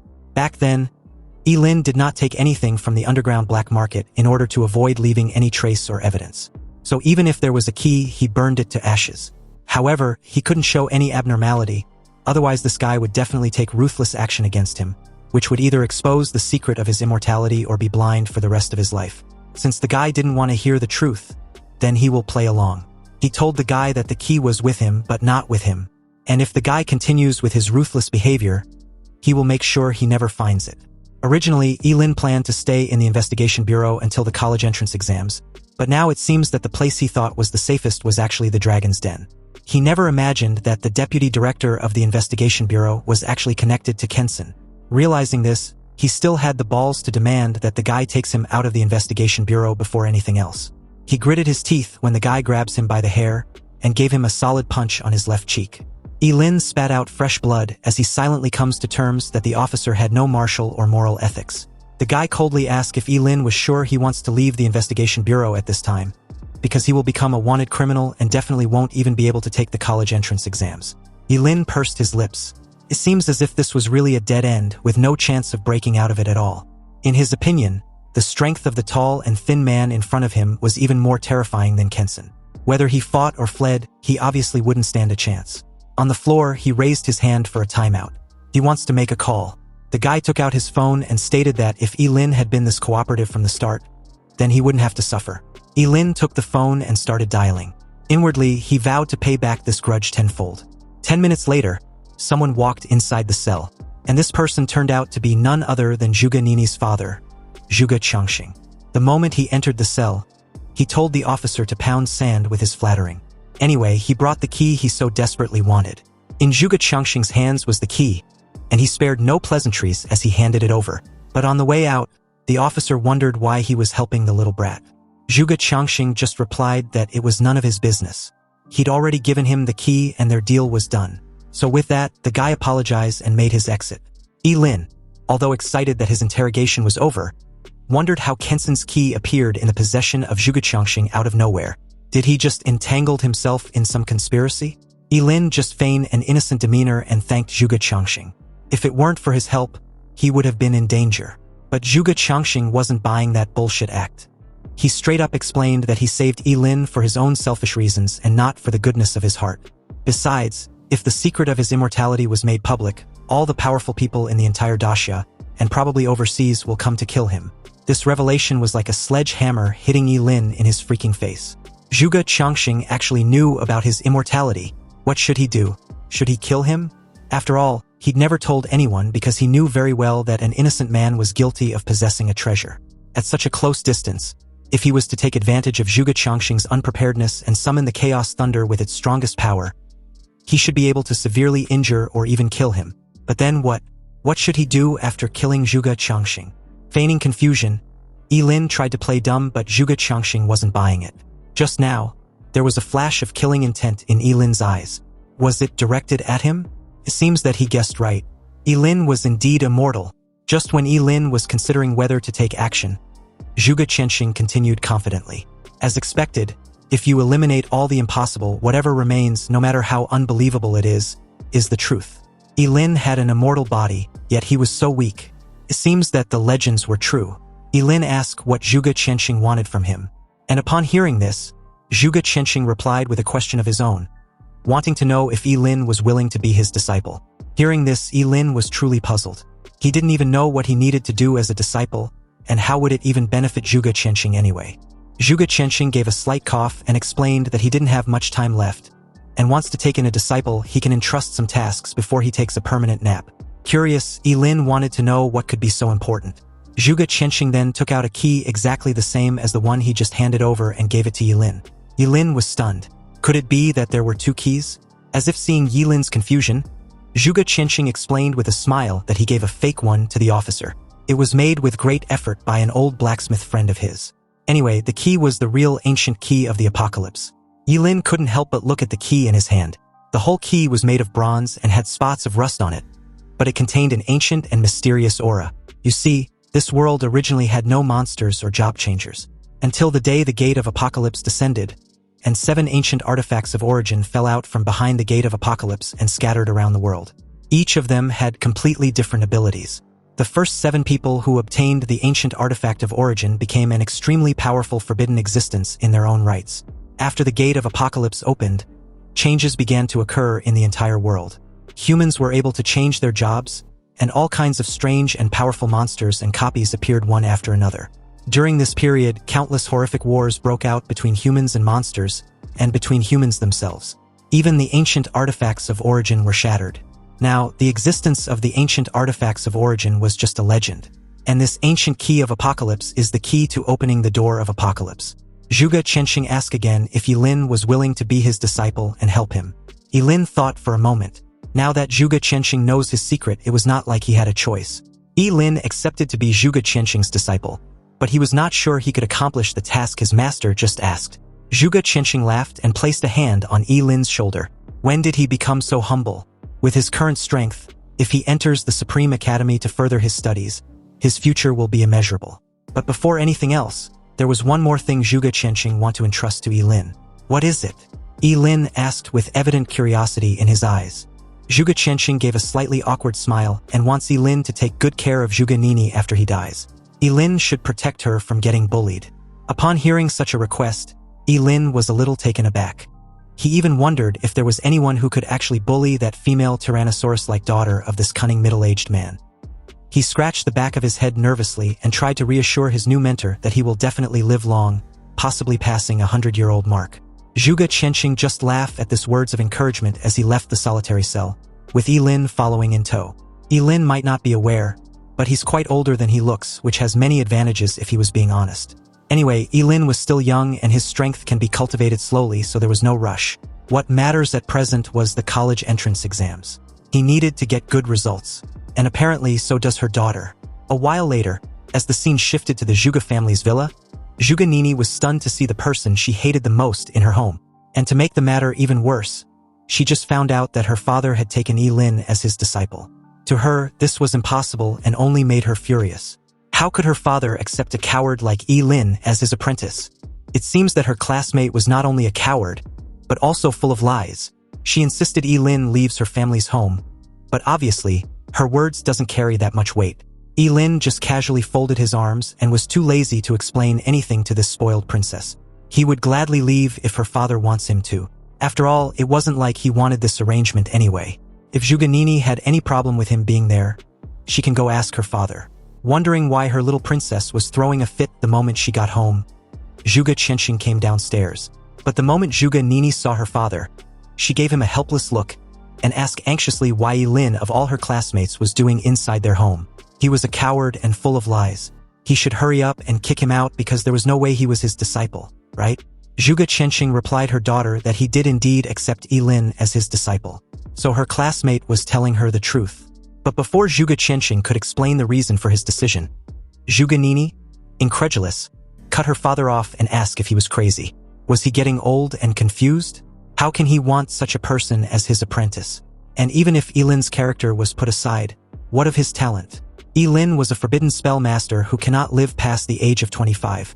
So what could her father possibly teach him within this limited time? He was going to die very soon anyway.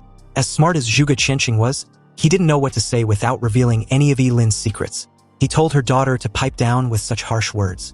But it wasn't like Ye Lin cared anyway. And besides, he added that Ye Lin was actually powerful and was the Ling Yi she had been looking for. Hadn't she figured it out that Ye Lin and Ling Yi were the same person all along? Zhuge Qianxing thought that her daughter would change his opinion of Ye Lin after hearing this. But unexpectedly, Zhuge Nini just sneered and glanced at Ye Lin with cold eyes. She never thought that her classmate was not only cowardly and full of lies, but also a fraud. He can even fool her father. But she knows damn well what she saw on that day. Ye Lin ran away like a coward he was when she needed help. And if it wasn't for Ling Yi showing up and saving her, she would probably be dead. How could these two people be the same person? They look and behave nothing alike. You see, for people like Zhuge Nini, once they determine something and becomes obsessed over it, it's almost impossible to get them to realize otherwise even when it smacked them in the face. As Zhuge Nini walked away, she promised to find the real Ling Yi and expose Ye Lin's hypocritical mask. Ye Lin walked over and asked Zhuge Qianxing whether he should follow her daughter and protect her from a distance. Zhuge Qianxing smiled bitterly and shook his head. There was no need. No one would dare to touch her in Qingqing. Also, Ye Lin shouldn't take her daughter's words to heart. She was not bad by nature, but a little paranoid. Zhuge Qianxing apologized on Zhuge Nini's behalf. This was also his fault for usually doting on her too much. Anyway, with the college entrance exams a few hours away, Zhuge Qianxing took out a wooden box and handed it to Ye Lin. Ye Lin opened the wooden box and found a mask as thin as a cicada's wing. Looking at the mask in the wooden box, Ye Lin felt his scalp tingling. This was not a mask at all, it was clearly a human face, a lifelike face, as if it had just been peeled off. Zhuge Qianxing called the mask the illusion face, a little item made by his old forger friend. As long as Ye Lin puts on the illusion face, he can become another person entirely, with both his voice and aura also becoming completely different. With this, if his disciple wants to attack with all his strength in the future, he can just put on the illusion face and go all out without the fear of being exposed. Ye Lin's eyes suddenly lit up. Although this item did not increase his combat power, it could indeed be of great use to him at critical moments. He thanked Zhuge Qianxing, and in that moment, Ye Lin felt that being a disciple wasn't so bad after all. The very next morning, which happens to be the day of the college entrance exams, Ye Lin walked into Qingqing Academy and came to the waiting area, an open field where all the candidates had gathered to be taken to the exit of the city gate by the school leaders. As soon as Ji Lingyu saw Ye Lin, he rushed over excitedly, relieved that his boss made it. Ever since Ye Lin saved his father, Ji Lingyu had fully and openly accepted Ye Lin as his boss and true friend. He also heard from his father that Ye Lin had become Zhuge Qianxing's disciple. To the public, Zhuge Qianxing had taken the blame for Kenson's demise and the destruction of his underground black market. When Zhuge Nini heard this a few distance away, she snorted coldly and glared at Ye Lin. She truly believed that her father was deceived by her classmate. Without a doubt, Ye Lin was just a fraud and a despicable guy. As soon as Zhuge Nini said this, the faces of the crowd changed, and the looks they gave Ye Lin became strange. Originally, they were envious of him for being a disciple of Zhuge Qianxing, who was a powerful astrologer and a famous figure in Daxia Kingdom. But now, based on what his daughter just implied, it seems that there was more to what they previously knew. Ji Lingyu frowned and pointed an accusatory finger at Zhuge Nini, questioning if she had any evidence to back up what she just said. She was not allowed to slander his boss without any proof. Also, how can she even openly disrespect her own father for choosing an apprentice? Was she more insightful than her father? For the first time, Zhuge Nini was put on the spot, but she still didn't back down. She may not have any evidence at present, but that doesn't mean Ye Lin wasn't a fraud who stole Ling Yi's name and was actually pretending to be him. Ye Lin should just wait, his fraudulent days are numbered. Once she finds Ling Yi during the exams, she will expose his true identity to the public and everything will be revealed.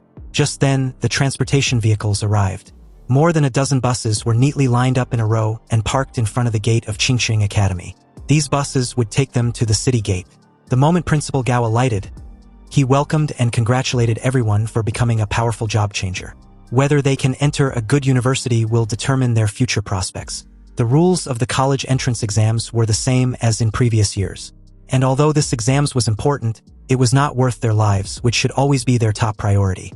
With that said, Principal Gao hopes each student gets good results. And the crowd immediately cheered and promised to do their best. They got inside the bus and arrived at the city gate half an hour later. A huge city wall with a massive gate dozens of meters high and wide enough for several buses to pass through simultaneously. It was majestic and solemn, with intricate lines and patterns carved on it. Every stroke looked deep and mysterious. Under the sunlight, the outline of the city wall was clearly visible in the sky, which made most of the students do a double take when they saw it for the first time. This was the Great Wall that separates Qingcheng from the wilderness, keeping all those powerful and terrifying monsters outside the city gate. Buses from several other high schools also arrived one after another. 10 minutes later, all the graduating students from the various high schools in Qingqing alighted from their respective buses and gathered at the city gate. The moment Ye Lin got out from the bus, he reminded Ji Lingyu to follow him and stick to their original plan. A guard stood in front of the crowd and reminded the students that the entrance to the exams was outside the city gate. Once the city gates are open, all the candidates needed to cross about 10 kilometers of uninhabited wilderness to reach the entrance to the college entrance main exams. If any of them encounter fierce monsters, how they can survive depends on their strength. However, if they can't resist any of these dangers during this period, they should remember to give up immediately. With a creaking sound, the huge city gate slowly opened to both sides like two walls, and as soon as the city gate was opened, many candidates rushed out impatiently, including Ye Lin and Ji Lingyu. In order to defeat Ye Lin and win a bet she made with her father, Zhuge Nini was among the first batch of candidates to rush ahead, as some of the candidates stayed at the back and waited quietly, not in a hurry at all. The first batch of candidates rushing out may not necessarily reach the entrance faster, but they will definitely encounter ferocious monsters sooner. Several principals of Qingqing stood on top of the city wall, looking at this group of candidates who were radiating vitality like the rising sun. One of them issued a challenge, which was to guess how many students from Qingqing will be admitted to Daxia College this year. There were 5 last year, so another guessed that there will be at least 7 this year. Apart from anything else, the 2 SSS-level students of Principal Gao will definitely be admitted to Daxia College unless something unexpected happens. Principal Gao stroked his short beard and laughed with pride, thanking Principal Wang for his insightful observation. Back on the open field outside the city wall, the group were greeted by a foul smell emanated from monsters. This stench was mixed with the smell of fermented blood. Many candidates even vomited when they smelled it for the first time. Suddenly, a roar of a monster resounded nearby, and with that sound, a giant lizard more than 3 meters tall, covered with hard red scales, suddenly appeared. It had bloodthirsty eyes, and its long tongue constantly moved in and out of its mouth. This was a level 11 bloodthirsty demon lizard. Most of the candidates were immediately frightened and panicked, running around in all directions, trying to avoid the monster. The bloodthirsty demon lizard was incredibly fast, so it could cover a distance of several meters with one leap. It caught up with several fleeing candidates in the blink of an eye. Its claws were as sharp as steel knives, and as it tore through the fearful crowd, blood splattered everywhere with just a single swing of its claws. Sharp screams echoed throughout the field. The principals on top of the city wall seemed extremely calm, staring at the candidates running away or being scared silly. They were a bit disappointed that their students were scared of just a level 11 bloodthirsty demon lizard, and started comparing them to subsequent years. With so many people, if everyone were to use a skill, the bloodthirsty demon lizard could be bombarded to death with an overwhelming attack. Anyway, it was in this moment that Ye Lin rushed towards the bloodthirsty demon lizard with the falling star warblade in his hand. He activated the Yangshuo sword technique, and 4 bright sword slash flashed in succession. The bloodthirsty demon lizard that had scared everyone and made them flee everywhere had its limbs cut off, turning it into a wriggling flesh worm. The principals were stunned upon seeing such a terrifying sword, which was at least a rare level equipment, and was even more amazed to see Ye Lin, the Forbidden Spellmaster, at just level 16 with a rare piece of equipment. He easily dealt with a level 11 bloodthirsty demon lizard. However, they were also curious as to why Ye Lin didn't kill the monster. Just when everyone was confused, Ye Lin calmly called Ji Lingyu over. Ji Lingyu rushed over excitedly with a sword in hand. Obviously, the bloodthirsty demon lizard had no ability to resist at all, and was killed by Ji Lingyu without any trouble. The two were rewarded with 40 experience points each for their combined effort to kill the 11th level bloodthirsty demon lizard. Everyone was stunned at the outrageous scene before them. They now understood why Ye Lin only cut off the limbs of the monster but did not kill it. Ye Lin had become Ji Lingyu's tool for leveling up. In that moment, most of the candidates had an impulse to rush up and hug Ye Lin's thighs tightly, and beg him if he needs another lackey. Under the envious gazes of the crowd, Ye Lin and Ji Lingyu did not rush into the college entrance examination training hall, but swept all the way to the right. Meanwhile, Zhuge Nini watched the two nearby with a calculative look. Since the experience points will be shared if a candidates choose to form a team, she was sure she could surpass Ye Lin this time around. In her opinion, the reason why she was crushed by Ye Lin in the novice secret realm was purely because she was not serious enough. But she would not give Ye Lin a second chance. Whenever Ye Lin encountered any monster on the road, he was able to deal with it after a few sword slashes, leaving it incapacitated for Ji Lingyu, who has been following behind and cooperating very tacitly. When any of the monsters was seriously injured, he would go up and deliver the final blow with his sword. So far, the two had teamed up and kill a 12th level chimera with 50 experience points, an 11th level seahorse warrior with 40 experience points, and a level 13 skeleton archer with 60 experience points. Under Ye Lin's leadership, Ji Lingyu's level improved very quickly. He reached level 8 in a short while. Ji Lingyu was ecstatic. From now on, Ye Lin didn't need to say anything. He will gladly be his loyal lackey. At this rate, he would be able to reach at least level 12, or even level 13 before the sun sets. The entrance to the college entrance exams will be opened till sunset, so they can farm and level up as long as they arrive before the closing time. Ye Lin glanced around and there were obviously fewer monsters left. He told Ji Lingyu not to get too excited. There aren't many monsters near the city wall, so they had to go deeper into the forest. Upon hearing this, Ji Lingyu pointed out the obvious question. If they go deeper, they will encounter monsters of level 20 or even level 30, right? Ye Lin agreed with this assessment, and he was confident that he could handle a level 20 monster without any issue. But they will definitely have to run away if they encounter a level 30 monster. Ye Lin held the sword and led Ji Lingyu deeper into the wild. Ji Lingyu wasn't the only one who wants to upgrade his level. Ye Lin also wants that as well. After all, his goal was the Supreme Academy. Meanwhile, as the scene shifted back to the top of the city wall, Principal Gao had a frown on his face. He wasn't particularly pleased with the young curse master's decision to enter deep into the wild with Ye Lin. In his opinion, Ye Lin was acting way too reckless. With his level, it was a foregone conclusion that he would be admitted to Dasha College. So what on earth did he want to achieve? His fellow principal tried to reassure him not to worry. There were already invigilators surrounding the area, so no major accidents could happen. Hearing this made Principal Gao feel just a little bit at ease, even though his right eyelid kept twitching wildly. He didn't know why, but he'd suddenly had a bad feeling. He just hopes his friend is right. As the scene cuts back to Ye Lin and Ye Lin along the way, they've killed several different kinds of monsters, but none had been any real threat. Ye Lin didn't even need to release other forbidden spells. With just the Yangshuo sword technique, he had been able to deal with every monster they've encountered, which were all below level 20. At most, it would just be a matter of a few sword slashes. Ye Lin followed behind him and had leveled up to 9. But on the other hand, Ye Lin was still at level 16. They soon encountered 2 level 20 monsters. Ye Lin warns Ye Lin to be careful. One wrong move from him and any of these 2 monsters could kill him instantly. Ye Lin promised to stay clear so Ye Lin shouldn't worry. He valued his life too much, so he will leave everything to him. The Yangshuo sword technique cannot be used indefinitely, and had already consumed too much of Ye Lin's lifespan. So he decided to sacrifice an organ to summon the Chaos Thunder. Since the enormity of the Chaos Thunder depends entirely on the degree of the sacrifice, sacrificing just an organ was enough to deal with the 2 level 20 monsters. Amazed, Ye Lin saw the charred state of the monsters and asked Ye Lin if this was how he had been killing them. Although it was efficient and can kill a level 20 monster instantly, it seems way too brutal, doesn't he think so? Ye Lin simply replied that this level of brutality was nothing, and there were even more brutal things to come. Just when they were about to proceed forward, a man wearing an invigilator's uniform suddenly appeared in front of them and blocked their way. He told the 2 they could not leave the exam's perimeter without permission. It was too dangerous. Hearing this, Ye Lin frowned slightly but had no issue with this restriction. However, just as he was about to leave, he suddenly stopped short, staring at something intently behind the invigilator. With a serious expression, he anxiously told the guy to look behind him. But the invigilator snorted coldly when he heard this, without even turning his head. He questioned Ye Lin if he was trying to trick him into turning back so they can run off to the restricted area. If he wasn't mistaken, Ye Lin and Ye Lin had arranged to meet up with someone outside the exam perimeter to help them level up. The invigilator advised them to give up on this ridiculous idea.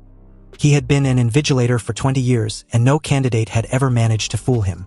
Now, the 2 should hurry up and leave, or he will consider them for violating the rules and cancel their exam. Ye Lin still insisted that the guy should turn around as a huge shadow was cast on the 3. And before the invigilator could get any more words out, a low growl suddenly sounded from behind him. The invigilator's face changed the moment he finally turned around and saw a huge monster which was a level 33 goblin warrior, who had suddenly appeared behind the guy at some point. The goblin warrior was 4 meters tall, covered in hard armor, and holding a huge mace. It swung its massive mace on the poor guy, who narrowly managed to react in time to avoid the attack. However, he was trashed more than 10 meters away like a cannonball. Ye Lin and Ye Lin, on the other hand, evaded the attack without any difficulty. Ye Lin was so frightened that his face turned pale, and the moment Ye Lin suggested he run while he leads the monster away, Ye Lin replied that it won't work. A level 33 monster, unless it reveals its immortality and attacks with all its strength, Ye Lin cannot defeat it. They should rather run away and leave the injured invigilator to handle the monster. Ye Lin was already very upset. He had told the invigilator several times to turn back, but this guy just wouldn't listen. And now, Ye Lin, out of concern, didn't want to listen to his instructions either. He's even faster than him, so what will he do if the goblin warrior decides to come after them instead? Ye Lin kicked Ye Lin on the butt, which sent him flying. And in that moment, the invigilator reappeared. Just as he was thinking of how difficult it was going to be to deal with the goblin warrior without being exposed, the huge mace loomed a few inches away from turning him into a meat paste. Ye Lin only sacrificed his appendix and a piece of large intestine in exchange for 3 times the agility, and effortlessly evaded the huge mace with his fleeting dance. The invigilator struggled to stand properly, and with a pale face, he instructed Ye Lin to leave the goblin warrior to him. He had already sent out a distress signal, and he doesn't plan on letting any student get hurt under his watch.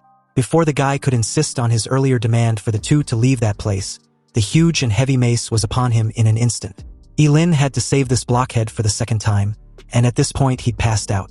The invigilator had already been seriously injured by the goblin warrior's sneak attack, so the fact that he was still alive was a sign of his strong will. Fortunately, the distress signal had been received, and in that moment, 2 other invigilators suddenly appeared and rushed over to subdue the monster. Ye Lin observed everything under a calculative gaze. They instructed him to stay away to avoid any accidental injury, and he obediently obliged. He also told the 2 that their colleague had been injured, so he would carry him away from there. The 2 invigilators immediately started to deal with the goblin warrior. Under the siege of the 2, the goblin warrior had no ability to resist and was completely suppressed. At a safe distance and under the cover of the smoke and dust created, Ye Lin took out the illusion face from the wooden box and placed it on his face. The thin mask fit his face shape perfectly, and after putting it on, he perfectly turned into the middle-aged invigilator who was out cold beside him. He even had an identical injury the guy had on his face. Then, he stripped the guy of his uniform and quickly put them on. At this time, the goblin warrior was struggling to break free from his restraints. Although the 2 invigilators were barely suppressing that monster, it was also obvious that they've managed to seriously injure it. The lady told her colleague to kill the evil creature already. Its death should suffice for daring to disrupt the college entrance exams. Just when he was about to act, Ye Lin, now disguised as an invigilator, offered his assistance. The monster owes him its life anyway. Facing the level 33 goblin warrior, Ye Lin did not hold back at all. He activated the forbidden spell, the eternal stem element. Golden energy suddenly formed and gathered in his palm, then condensed into a golden spear exuding an ancient and mysterious aura. Ye Lin raised his hand, grasped the spear, and threw it directly at the goblin warrior's head with a whistling sound. The golden spear obliterated the head of the seriously injured goblin warrior, killing it instantly. He received a reward of 220 experience points for killing a level 33 goblin warrior, and an item named the Symbiosis Talisman also dropped. Ye Lin was a little surprised, because the chances of an item dropping after killing a monster was extremely low. The 2 invigilators weren't particularly pleased with Ye Lin's involvement in killing the goblin warrior. They didn't fight the monster and subjugate it just for their fellow colleague to suddenly swoop in and steal their kill. It was simply outrageous. The guy questioned who the hell Ye Lin was, and which department he was from. How can he just steal his colleague's kill like that? Ye Lin simply replied that his act of kindness didn't warrant his name or info. The 2 should just call him a kind man and shouldn't beat themselves up. So with that, he walks off. The guy was still pissed off about the entire encounter when the lady told him to forget about it for now. They needed to maintain order until the exams was over. Then they can settle the score with him. Obviously, Ye Lin wasn't the least bit bothered when he overheard the 2. After all, they wouldn't be able to find him once he takes off the mask. Ye Lin's current location on the map's layout showed he was still deep within the uninhabited wilderness, with just about 1/3 of the journey to cover. He returned the clothes and exam certification badge to the unconscious invigilator, then changed into his usual outfit as he keeps reeling about how great the illusion face mask was. The item drop was also incredible when used properly. The Symbiosis Talisman can only be used on 2 job changers with a level difference of less than 10. They're supposed to interlock their fingers to activate it. Once activated, the experience points gained by hunting monsters will be completely shared by the 2 for the next 6 hours. Although the Symbiosis Talisman was a single-use item that binds to only one person, Ye Lin's eyes lit up. This was the same as getting double experience. He had originally planned to abandon Ye Lin after he reached level 10, but with the Symbiosis Talisman, he could still get full experience points even if Ye Lin kills a monster. In that moment, he heard someone frantically yelling to be saved. This person was none other than Ye Lin, who was being chased by a level 13 Anubis soldier. The Anubis soldier was clad in a dark shadow with a huge scythe as its weapon.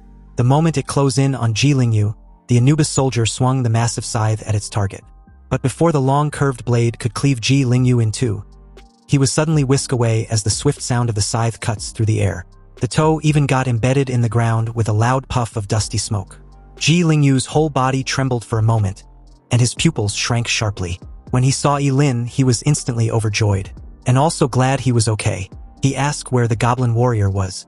Ye Lin told him not to worry, the goblin warrior has been killed by the other 2 invigilators. Ye Lin reached out with the Symbiosis Talisman in hand, and told Ye Lin not to move his hand under any circumstance. He interlocked his fingers with Ye Lin's, clasping them tightly. Ye Lin completely misunderstood the situation as a blush creeps on his cheeks. No wonder Ye Lin didn't like any of the maids when he was at his villa. So this is what his boss likes? Ye Lin was struggling to comprehend this when Ye Lin snapped him out of his thoughts. When he was done using the Symbiosis Talisman, Ye Lin was stunned for a moment when realization dawned on him. Looking at Ye Lin in surprise and suspicion, he cursed loudly and told him to scram. Seriously, What the hell was he spacing out for at a time like this? Even the Anubis soldier on the opposite side seemed stunned, trying hard to comprehend what was happening. Ye Lin unsheathed his sword and slashed at the Anubis soldier, killing it in one swift motion. Only the scythe was left on the spot. Under the effect of the symbiotic talisman, Ye Lin and Ji Lingyu both gained 130 experience points. Ji Lingyu was overjoyed, amazed at how incredible the symbiotic talisman was. Where did Ye Lin get this item, because it was a treasure that money couldn't buy? Anyway, now that the symbiotic talisman was in effect, Ji Lingyu should leave and hunt monsters by himself. Because Ye Lin sure as hell ain't gonna hunt monsters with someone who has such disgusting thoughts. Ye Lin couldn't even look in Ji Lingyu's direction. Ji Lingyu explained that it was just a misunderstanding.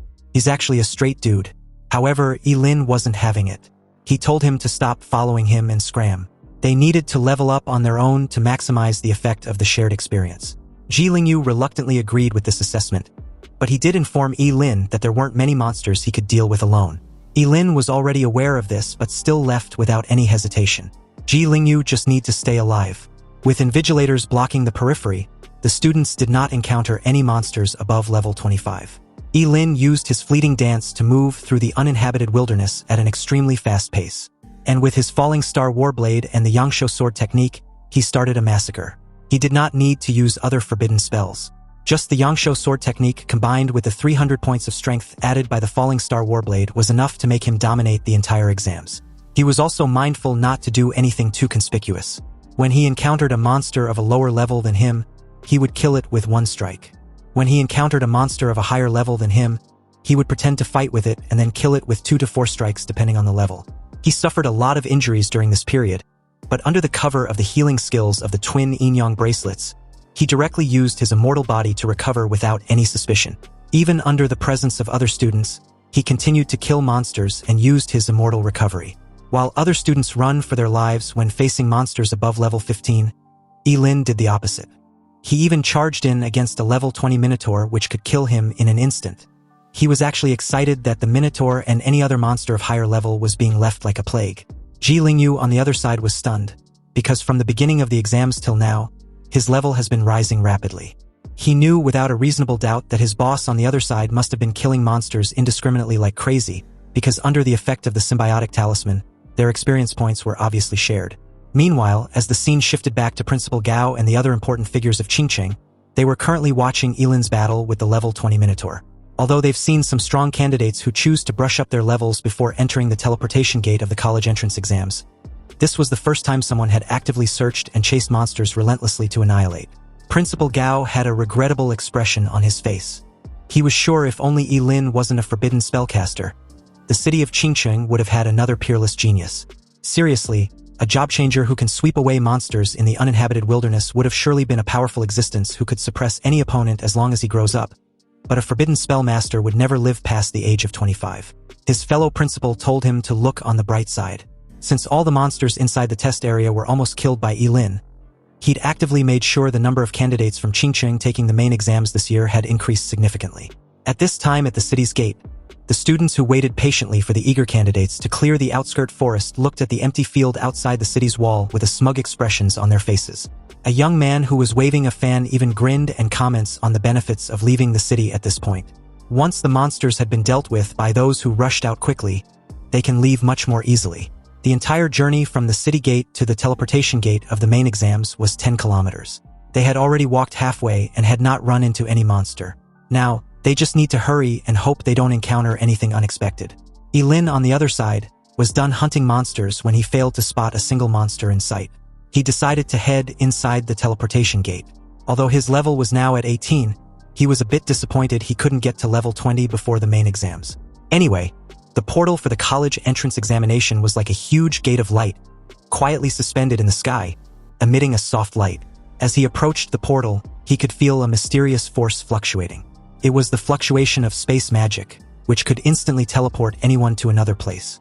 Ye Lin stepped in, and the scene in front of him disintegrated. When everything came back into view, he had appeared in a huge bluestone square.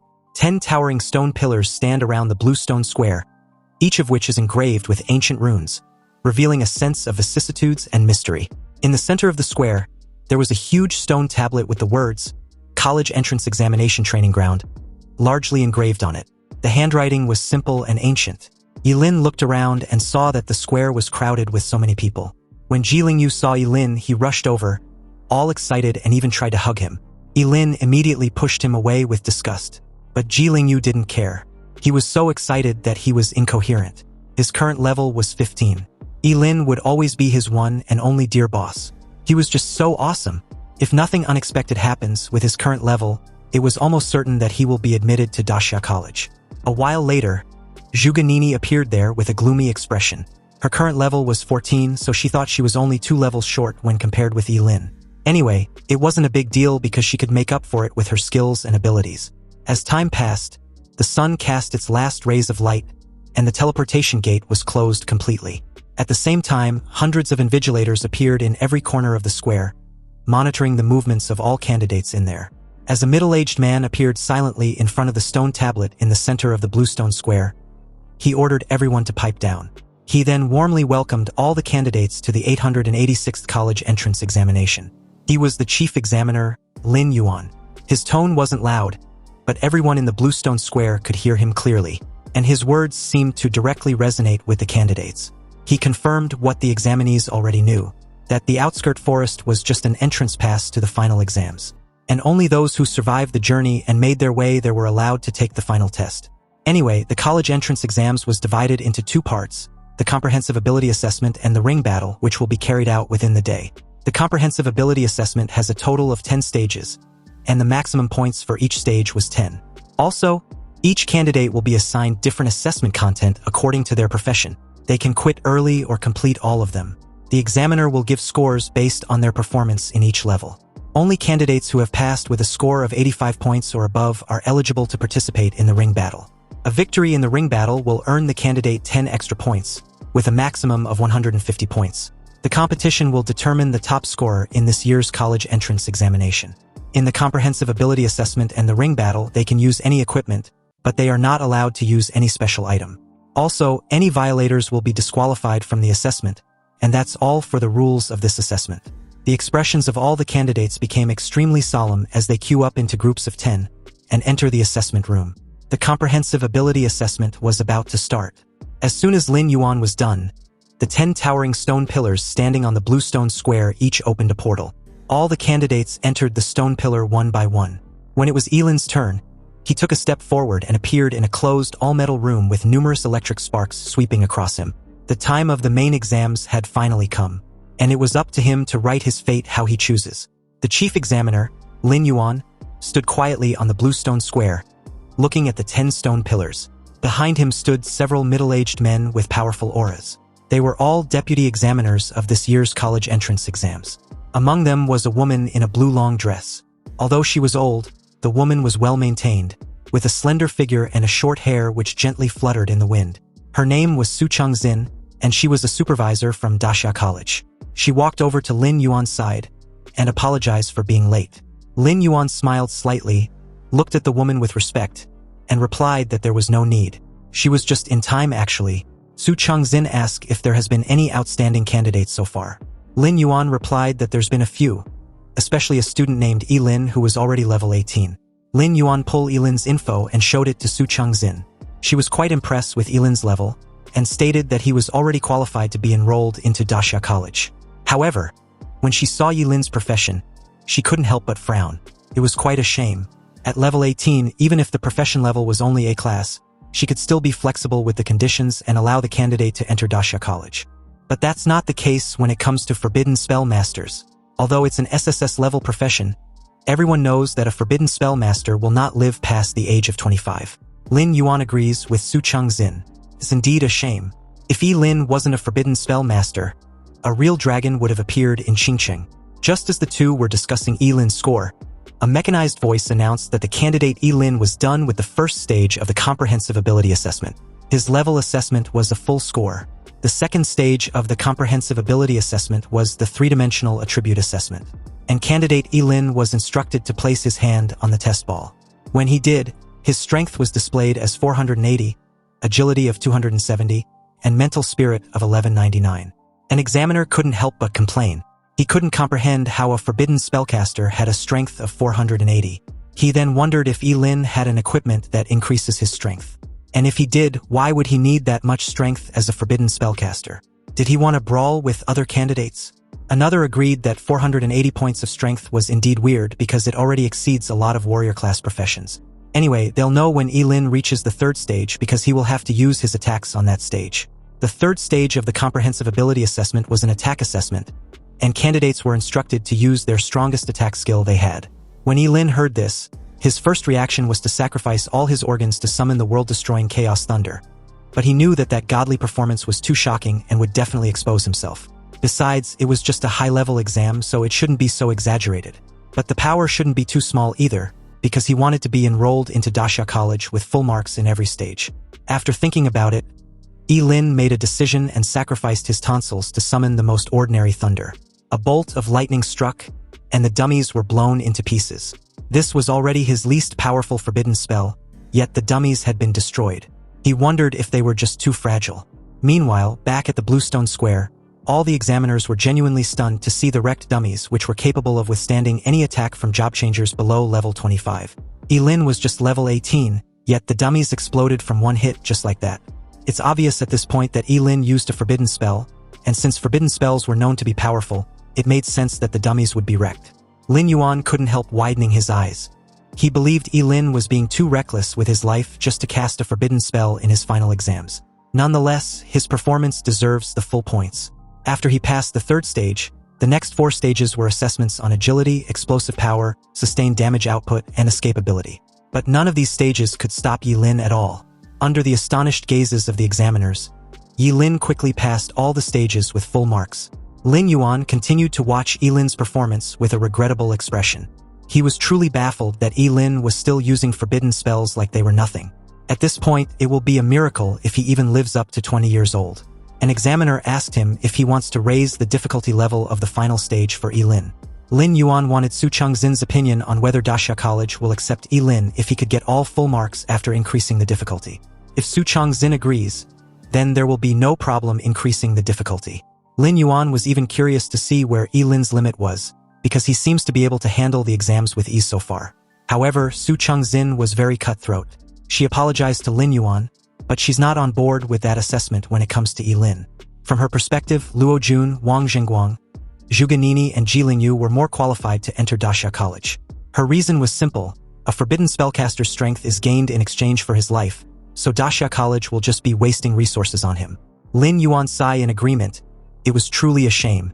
After passing the last level, Ye Lin came out from the comprehensive ability assessment chamber to find other candidates doing the same. The Bluestone Square was bustling with students who were so excited that they shared their test results with their friends. Ji Lingyu, excited to have score 96 points, couldn't wait to share the news when he spotted Ye Lin. According to this results, as long as he win 3 more matches in the ring, he was sure to enter Dasha College. Ye Lin, on the other hand, wasn't impressed. He asked why Ji Lingyu didn't get full marks. After all, he was already level 15, so the difficulty shouldn't be a problem. Ji Lingyu nervously scratched the back of his head and explained that he lost points in the actual combat assessment. His level had increased too quickly and he couldn't adapt for a while. As everyone was chatting among themselves, Lin Yuan announced the results of the comprehensive ability assessment. The first place was Ye Lin with 100 points. The second place was Zhu Ganini, also with 100 points. The third place was Luo Jun with 98 points. The fourth place was Ji Lingyu with 96 points. And the fifth place was Wang Zhengguang with 95 points. After announcing the test results for the top 5, Lin Yuan told the candidates with scores below 85 to leave the examination room in an orderly manner under the guidance of the invigilators. Candidates with scores of 85 and above can also choose to leave, but leaving the examination room will be regarded as giving up on the ring competition. As soon as Lin Yuan was done, Zhu Ganini, with a look of defiance, asked why she was ranked behind Ye Lin when they both got full marks. Although she hated not being able to surpass Ye Lin, being ranked below him was unacceptable. As soon as Zhu Ganini spoke up, it instantly aroused the doubts of many candidates. The girls even thought it was discrimination against women. It was unfair and a clear oppression against women. If Lin Yuan can't give a reasonable explanation, they will appeal against this injustice. Facing the excited emotions of the examinees, Lin Yuan's expression did not show any trace of worry. He just played the passing videos of Zhu Ganini and Ye Lin respectively and told the crowd to watch them carefully. It was the last stage of the comprehensive ability assessment where candidates were supposed to fight against a level 25 demonic flame wolf.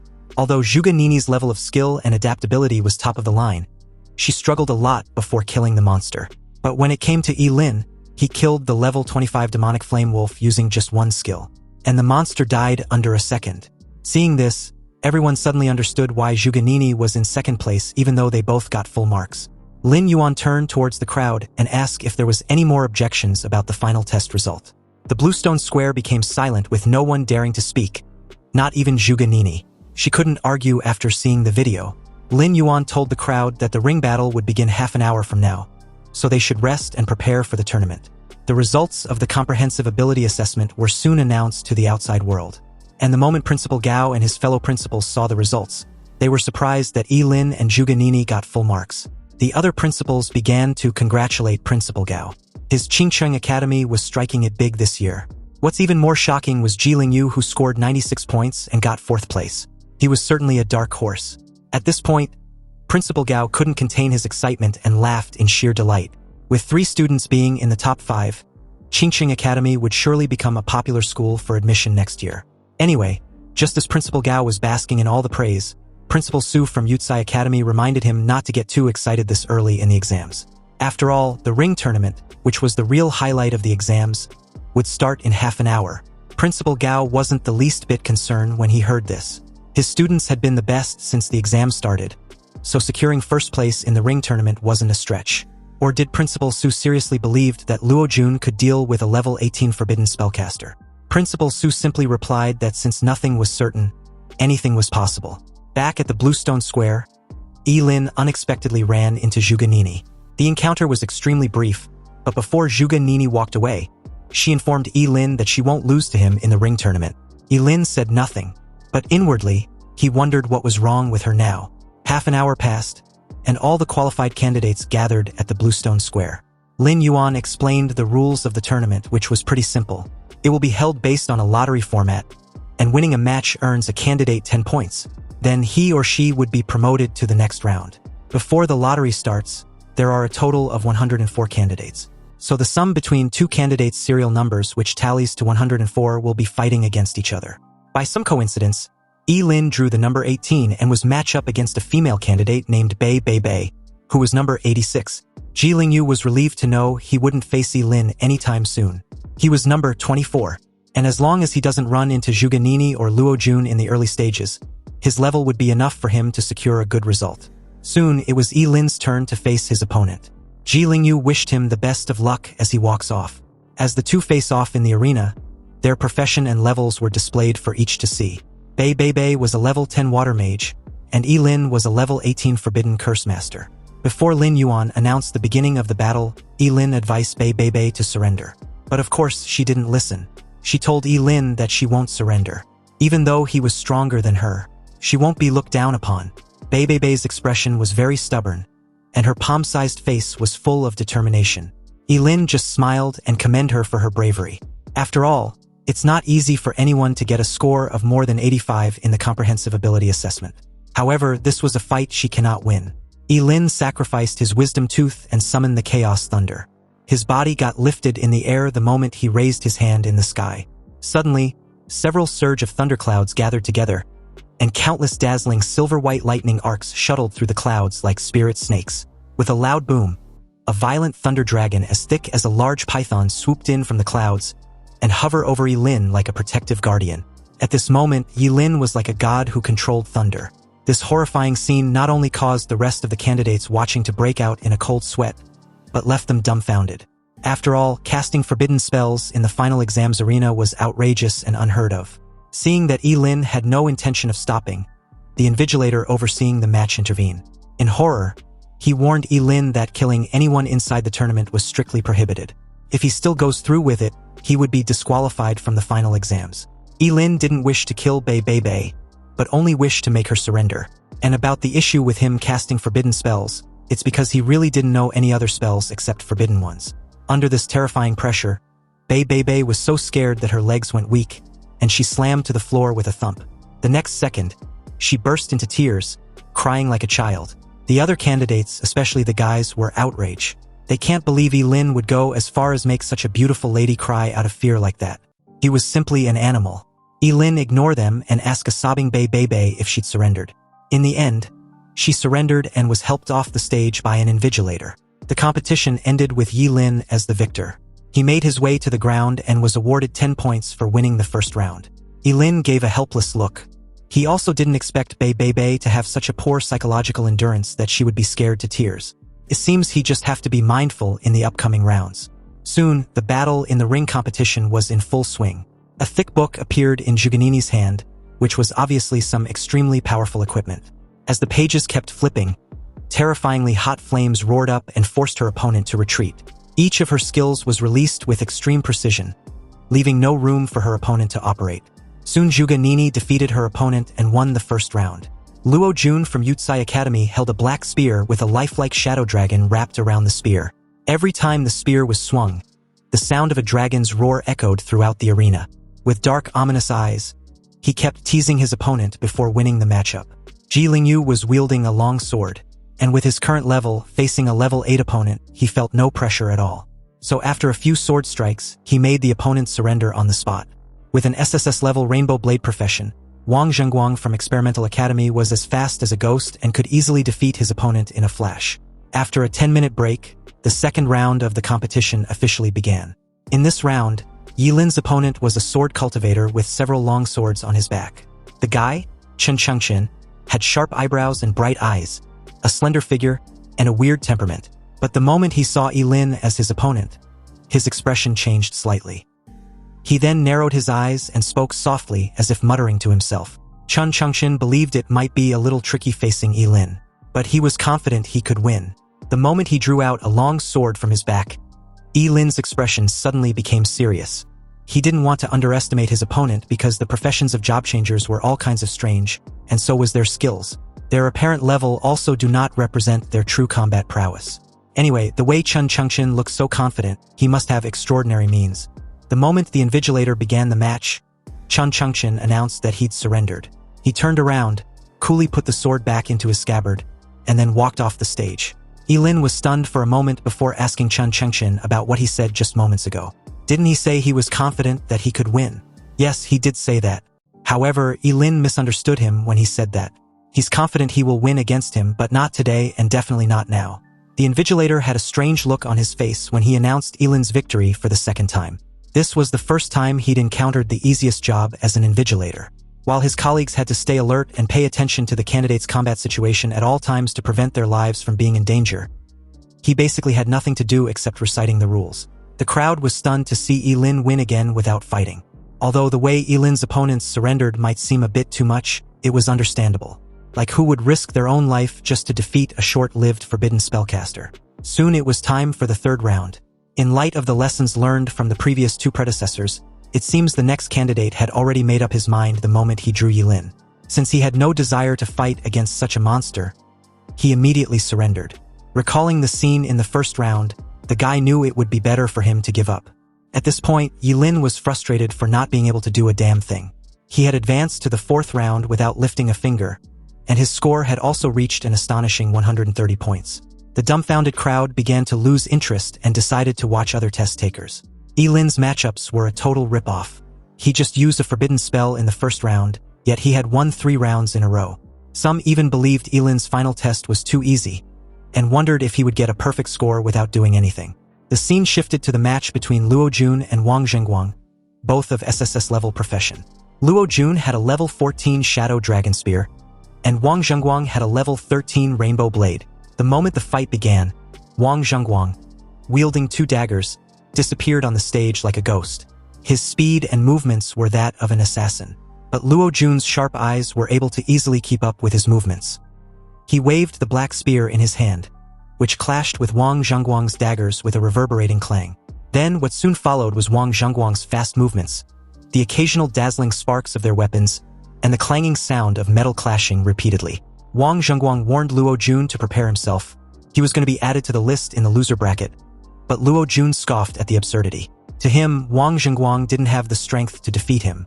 The crowd gathered were terrified seeing the way the 2 SSS-level professionals were fighting each other. Luo Jun had no issue keeping up with Wang Zhengguang's movements, but the crowd couldn't see anything.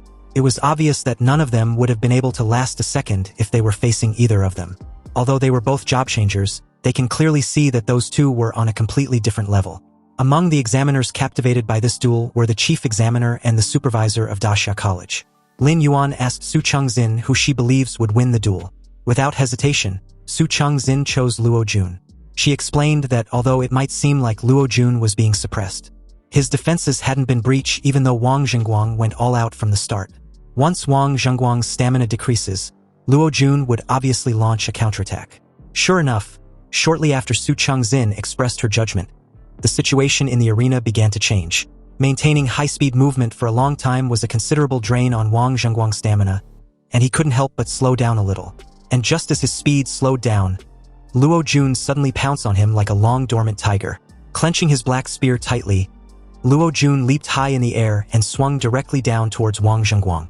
Wang Zhengguang had less than no time to dodge and could only raise his daggers to block. He was knocked down on his back. A loud cracking sound was heard as Luo Jun's black spear slashed Wang Zhengguang's chest after shattering the daggers. The match ended with a shrill scream from Wang Zhengguang. Meanwhile, Ye Lin's opponent in the 5th round also surrendered, leaving him quite bored with the whole tournament. At this point, it seems that only Zhuge Nini or Luo Jun would be willing to face him. But it was in this moment that Ye Lin saw something that immediately piqued his interest. It was a matchup between Zhuge Nini and Ji Lingyu. On the stage, Zhuge Nini was in the air, and as she stared at Ji Lingyu with a cold look, she wanted to know just what Ye Lin had given him to make him obey him so blindly. Zhuge Nini truly couldn't understand it.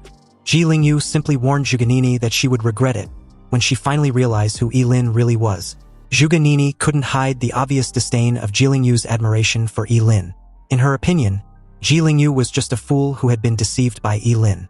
She directly released her phoenix exploding flames the moment the Invigilator announced the start of the match. The book in her hand lit up as countless fireballs were hurled towards Ji Lingyu. Beads of sweat appeared on Ji Lingyu's face when he realized Zhuge Nini's elemental spells were instant casts. Ji Lingyu's figure flashed like a phantom as he leaped high in the air to dodge the fireballs. The fireballs exploded beneath him with a deafening bang. Since his opponent was a long-range attacker, he needed to avoid getting hit at all costs and find a way to get close. In the air, the book kept flipping as Zhuge Nini calmly raised her hand at Ji Lingyu. Suddenly, all the exploded flames merged into a massive sea of flames underneath Ji Lingyu and was directed towards him. Facing this indiscriminate attack, Ji Lingyu's eyes narrowed. He knew that this attack was unavoidable and he had to meet it head-on. He took a deep breath, grasped his sword tightly and raised it in the air. Using the slash sword skill, his sword energy flashed with a cold light as he cleaved through the incoming sea of flames. The violent flames was extinguished seconds after, forming a cloud of steam. Ji Lingyu was surrounded by the thick steam, panting heavily. It seems he was at his limit, yet he didn't want to surrender. He was determined to continue with the duel. Seeing this, Zhuge Nini called him an idiot. If Ji Lingyu wasn't going to surrender, then she wasn't going to hold back either. The book in Zhuge Nini's hand suddenly lit up in flames. And the moment she cast her next elemental spell, the red surging flame, an insurmountable wall of flames was summoned.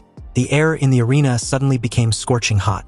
Ji Lingyu felt a horrible heat wave rushing towards him, almost suffocating him. Every time he took a breath, his nose felt like it was being burned. Ji Lingyu looked up and saw that Zhuge Nini was surrounded by flames. She then asked Ji Lingyu if he wants to surrender, but the fool still didn't want to. He even gave a subtle threat to which Zhuge Nini just brushed off as Ji Lingyu being overconfident. Ji Lingyu was clearly no match for Zhuge Nini, and everyone knows it at this point except him apparently. Su Chengxin calmly comments that Ji Lingyu was going to lose, but Lin Yuan was more concerned about his well-being. He instructed the medics to intervene when he saw that Ji Lingyu had no intention of backing down. Ji Lingyu's figure seemed extremely small as the massive flames engulfed him. The moment the flame touched his skin, he felt a sharp pain spread throughout his body, as if countless flaming blades were cutting his flesh. His clothes were ignited in an instant and turned into ashes, revealing his skin that was scorched by the flames. Yet he did not retreat. A charred figure rushed out from the massive flames, and in front of Zhuge Nini's astonished gaze, he stabbed at her with a sword. Zhuge Nini never expected that Ji Lingyu would continue to attack her despite his condition. However, she reacted quickly and dodged the attack. But Ji Lingyu's sword still nicked her left arm. Seeing Zhuge Nini's injury, Ji Lingyu sneered. At this time, he had been burned into a charred figure by the flames, but his left eye was still bright. He warned Zhuge Nini not to provoke him, because his boss was someone he respected the most besides his dad. If she dares to talk shit about his boss again, she shouldn't blame him for being ruthless. Ye Lin's injuries were severe, and he fainted the moment he was done with his threat. Ye Lin rushed onto the stage without hesitation and used the healing ability of the Yin-Yang twin bracelet to treat Ye Lin. Lin Yuan instructed the medics to hurry before it's too late. Looking at Ye Lin's gloomy face, Zhuge Nini, a bit shaken by the scene, told him that she didn't know Ye Lin would go this far.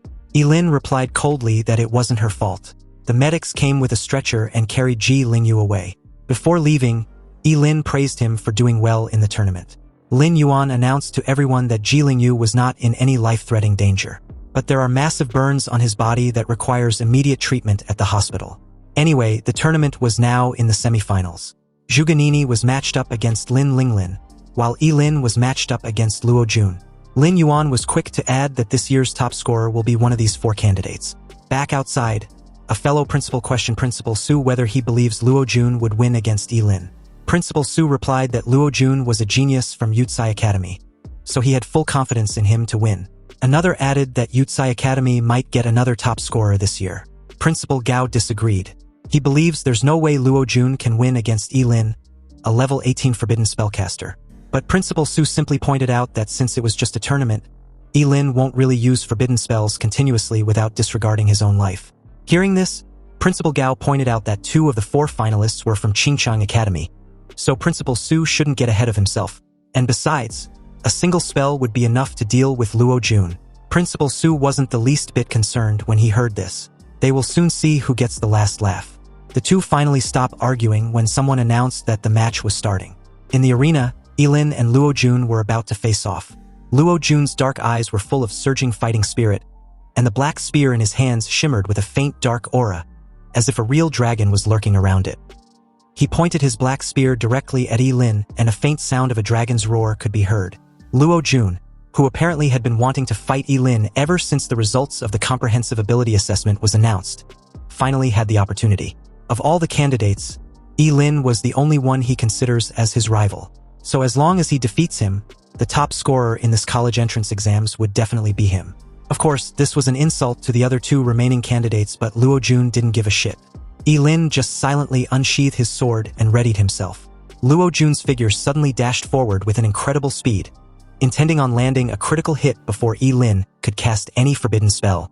Unexpectedly, Ye Lin, who had decided not to use any forbidden spells but rather evaluate his sword proficiency, countered with a sword slash, his blade drawing a half-moon in the air. With his current level, it was not impossible to match Luo Jun's speed. Luo Jun, shell-shocked, was caught totally off guard by this. He had only seen Ye Lin use his Chaos Thunder, and was expecting something similar or another forbidden spell. Instead, Ye Lin was using a sword, and not only that, he happens to be skilled in close combat as well. This unexpected development certainly was absurd as a forbidden spellcaster. Anyway, after the 2 exchanged a few strikes, Luo Jun grew uneasy. Although the Yangshuo's swordsmanship may seem simple, each of the sword strikes contains immense power, and this terrifying power was constantly accumulating. Ye Lin's warblade kept colliding with Luo Jun's black spear, creating a series of crisp metallic clang and sparks. Luo Jun's black spear had an absolute advantage in the beginning, but as Ye Lin swung his sword over and over, he felt more and more powerless as a cold sweat began to seep out of his forehead. The audience around the arena were stunned. The duel clearly didn't look like a forbidden spellcaster fighting against a warrior, but a warrior fighting against another warrior. One of them questioned if all forbidden spellcasters fight like Ye Lin, and another replied that they don't. Although Ye Lin was indeed not using any spells unlike what a forbidden spellcaster should, it was still unclear whether he planned on winning against Luo Jun with this strategy. They all expected Ye Lin to be casting forbidden spells like crazy, but the situation they were witnessing was so confusing that no one had an answer. Nonetheless, their curiosity was piqued. As the scene cuts back to the principals watching the live broadcast, they were also dumbfounded as the battle seemed to be different from what they had imagined. However, they also noticed something peculiar and wondered if Ye Lin's sword skill was a forbidden spell. Principal Gao informed the rest that Ye Lin's long knife was a lifespan sword. Basically, it consumes lifespan to make each strike stronger than the previous one. Shocked upon hearing this, Principal Su's expression was extremely ugly. He never thought Ye Lin would actually go as far as risking his already shortened lifespan. He asked Principal Gao how many times Ye Lin planned on swinging his sword, and whether winning the match was worth sacrificing his lifespan. Principal Gao calmly replied Principal Su, reminding him how he confidently stated that Luo Jun wouldn't lose. But judging from the current situation, it seems he was bound to. Principal Gao's arrogant tone made Principal Su advised his friend not to get too excited just yet. His tone carried a subtle threat to which Principal Gao brushed off. Back inside the arena, Ye Lin's Yangshuo swordsmanship has been superimposed to the 15th level, and each sword strike carried a terrifying force. Luo Jun began to feel an unprecedented pressure that even made his knuckles cracked and bled. The power of each sword slash had increased exponentially as if it was endless. A trace of panic flashed in Luo Jun's eyes because he was going to lose if the situation didn't change. So with the use of the skill, the Shadow Heavy Break, Luo Jun gripped the end of his black spear tightly and lashed it towards Ye Lin like a giant pillar. Ye Lin held his blade horizontally to block the strike with great effort, but was still pushed back repeatedly. Seeing that his attack was successful, a fierce look flashed in Luo Jun's eyes. He questioned Ye Lin if he believes he was the only one who knew forbidden spells. It was in this moment that Ye Lin spotted Luo Jun activating a forbidden spell talisman, the Dark Dragon Fall. The dark talisman condensed at the tip of Luo Jun's spear as the entire arena seemed to tremble, and the air was filled with a murderous aura. The moment the black spear thrust out, a deafening roar erupted, and Ye Lin felt a huge force aimed towards his chest. He tried to block the attack with his sword as his body retreated several steps uncontrollably. The collision created an explosive fog which covered the entire arena. When it cleared out, Ye Lin had dropped his sword and was on his knees. In his chest, Luo Jun's black spear had created a bloody hole and dyed his clothes red with blood. Ye Lin looked down and saw that the tip of the black spear had pierced his heart and his entire body. Luo Jun approached Ye Lin with eyes full of pride and ridicule, informing him that since he won't live much longer, he should just be quick with it. At this moment, the entire Bluestone Square felt silent and still, like time had stopped. This sudden scene utterly shocked everyone present. No one could have imagined that Luo Jun would directly cast the forbidden spell, and even less could they have imagined that his black spear could pierce Ye Lin straight through the chest. An examiner couldn't help but comment on how Principal Su actually allowed Luo Jun to use a forbidden spell talisman just to become the top scorer. Lin Yuan agreed that it was indeed a shame, but only by winning would guarantee a candidate's bright future from a regular one. He then called for the medics to go treat Ye Lin. Furious, Principal Gao called his friend an old bastard. He was truly shameless to actually allow his student to use a forbidden spell talisman just to win. Did he not have a conscience anymore? Or did he forget that casting forbidden spells puts a huge burden on the body? Especially since Luo Jun was an SSS level job changer with unlimited future.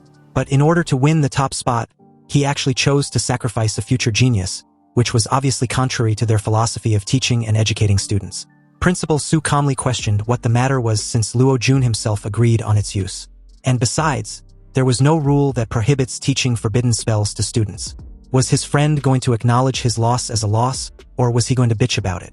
Zhuge Nini stared blankly at the arena, feeling indescribably complicated at the moment. She didn't expect that Ye Lin would actually lose to Luo Jun. However, that strike from Luo Jun was indeed extremely terrifying, and she wasn't even certain that she would have been able to dodge it. Originally, she was eager to defeat Ye Lin, but with his current state, he might even die. Zhuge Nini couldn't help but sigh. If Ye Lin had listened to her advice back then, he wouldn't have ended up in his current situation. Zhuge Changxing saw her daughter's demeanor and told her not to be so anxious because the match wasn't over yet, not by a long shot. Back inside the arena, Luo Jun was sweating bullets, gasping for breath with a pale face. It was obvious that using the forbidden spell talisman had taken a huge toll on him, but who cares? The result was totally worth it. So what if Ye Lin's level was 18? He still lost to him. It was in this moment that Ye Lin raised his head and calmly asked the proud idiot what made him believe he had won. Seeing that fierce look in Ye Lin's eyes, Luo Jun was unable to comprehend what he just heard. Ye Lin's heart had been pierced, yet he was still acting tough. Pissed off, Ye Lin pulled the black spear from his freaking chest like it was nothing. It seems like a forbidden spellcaster hadn't appeared in so long that the world has forgotten how terrifying they really were. No one can kill them, and they can only die by their own forbidden spells.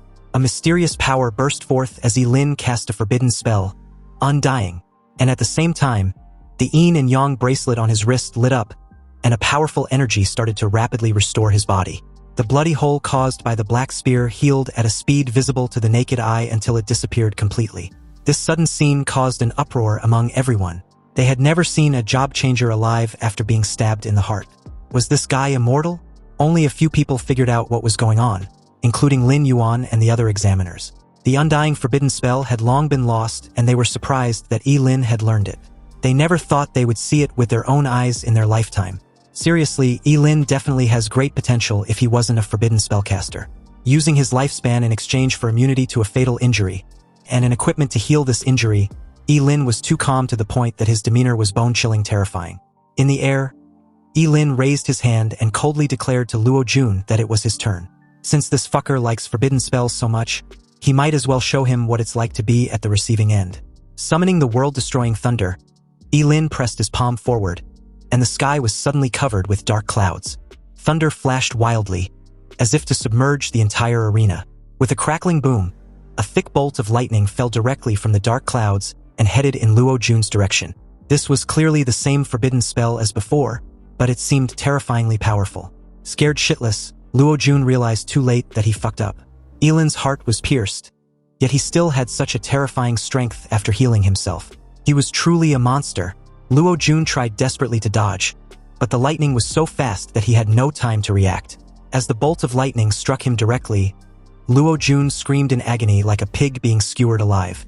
His entire body was charred black as the audience comments on how brutal the attack was. Staring at his miserable appearance, the sudden reversal felt unreal and left everyone at a loss as to how to react. Luo Jun was winning just moments ago. Then the very next second, he'd lost after being charred into charcoal. The invigilator officiating the match rushed over and called for the medics as Luo Jun's body slams to the floor. Ye Lin stood calmly in the arena. Then, as if he suddenly thought of something, he coughed up blood and fell to the ground, his face extremely pale. If he wants to put on an act, then he has to act convincingly to the very end. This scheming fucker had just released a powerful forbidden spell. If he acts like nothing happened, wouldn't that arouse suspicion? Back to the principals watching the live broadcast, except for Principal Su, the rest immediately got alarmed seeing Ye Lin's forbidden spell backfired. They believed his internal organs might have been damaged due to how powerful the spell was. Principal Su, who could not accept Luo Jun's defeat despite using a forbidden spell talisman, raised his hand and wanted to make a report. According to him, Ye Lin of Qingcheng Academy, who was a level 18 job changer, deliberately used a powerful forbidden spell against a level 14 job changer, intending on killing him. Principal Su wanted Ye Lin to be disqualified with all his scores cancelled because Ye Lin's forbidden spell directly falls under attempted murder. Principal Gao called his friend out for having no dignity. And besides, Luo Jun was the first to initiate the use of forbidden spells in the duel. If it was a different scenario, Luo Jun's miserable dying state would have definitely persuaded the crowd and the examiners. But when they thought about how ruthlessly he had just pierced Ye Lin's heart, no one was buying Principal Su's BS report. If anything, Luo Jun's case was the real attempted murder. Ye Lin would be crippled or probably dead if he wasn't a forbidden spellcaster. Principal Su gritted his teeth, then turned and left, unwilling to continue watching. Principal Gao stared at him as if he were a clown when he declared his intention to report the incident to the Ministry of Education. Anyway, back in the arena, Luo Jun's charred state was being carried away by the medical staff. The battle ended with Ye Lin's victory, and his score reached 140 points.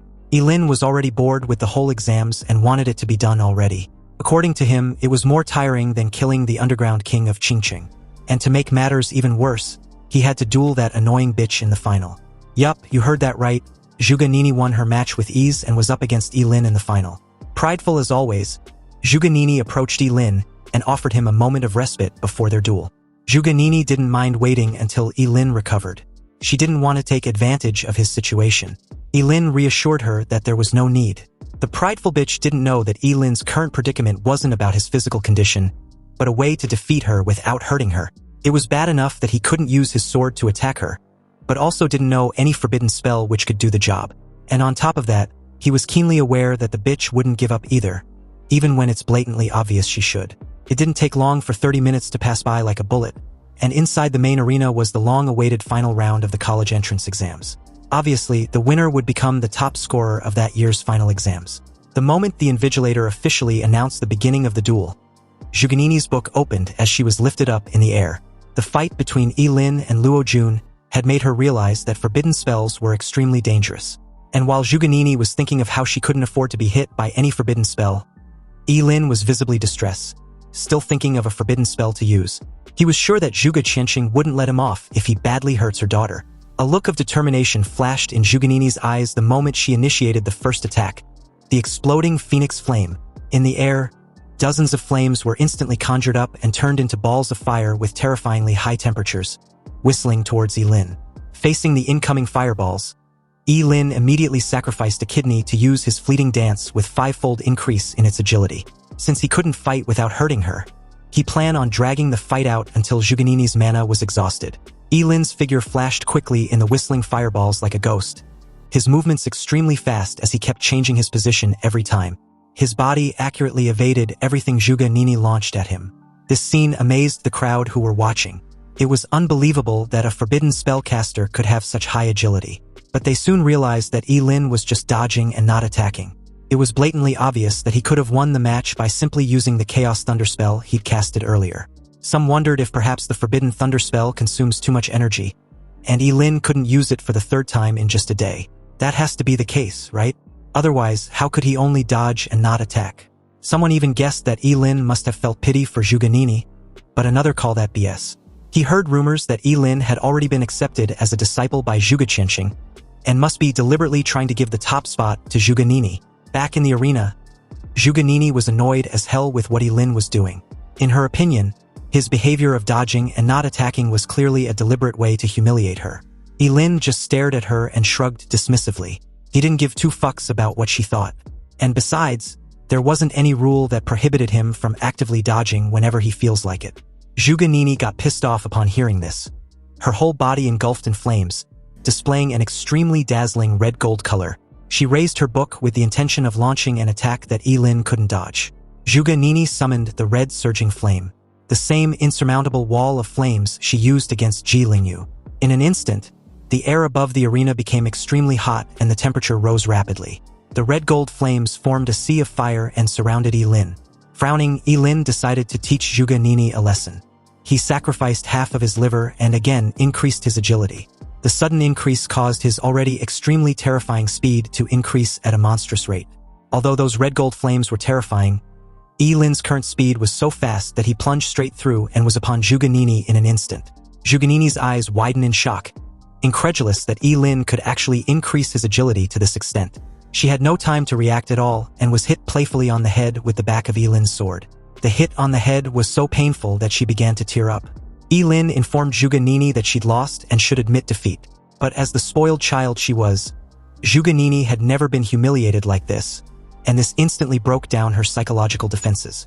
How could she suffered such injustice? Zhuganini refused to admit defeat to a disgusting person like Ye Lin. She would rather be carried off the stage like Luo Jun than accept such a humiliating defeat. She instantly conjured several fireballs and hurled them at Ye Lin, who dodged effortlessly. Ye Lin frowned slightly. He didn't expect Zhuganini to be so stubborn and dumb. In that case, he would just have to forcefully kick her off the arena. Looking at Ye Lin, who was dodging every fireball as slippery as a loach, Zhuganini's aura surged rapidly, and her flame ability reached its peak. She let out a delicate cry and quickly formed a seal with her hands. An even more powerful mana burst out from her body, and all the pages of the book in front of her suddenly got torn out and surrounded her. Above the arena, the air seemed to be distorted by a force as the crimson writings on the pages glowed ominously. Everyone, including Ye Lin, watched the scene in stunned silence, noticing the strong pressure created from just the spell activation. There was a surging anger in Zhuganini's tone the moment she cast the curse spell, the Fire Tornado. Zhuganini pushed her jade hands forward, and the pages instantly gathered into several huge fire tornadoes which rushed towards Ye Lin. These fire tornadoes were different from the previous flames summoned. They seemed to have a mind of their own as they danced wildly in the air. Every rotation released a terrifying high temperature, as if it wanted to burn everything to ashes. No matter how Ye Lin dodged, the fire tornadoes followed him closely like a thorn in his flesh. He realized that the spell had the ability to lock onto and follow a target. Zhuganini made her way to the ground with her face slightly pale and her dress already soaked with sweat. It was obvious that using this skill had exhausted her extremely. Her book had been destroyed, but as long as it can guarantee her win, it was all worth it. She firmly believed Ye Lin had nowhere to hide from the attack and should admit defeat. Upon hearing this, Ye Lin was baffled. Was this bitch really dumb as rocks? You see, Ye Lin had already thought of a solution the moment he realized the spell had a homing skill. With his incredible agility, he appeared behind Zhuganini in an instant.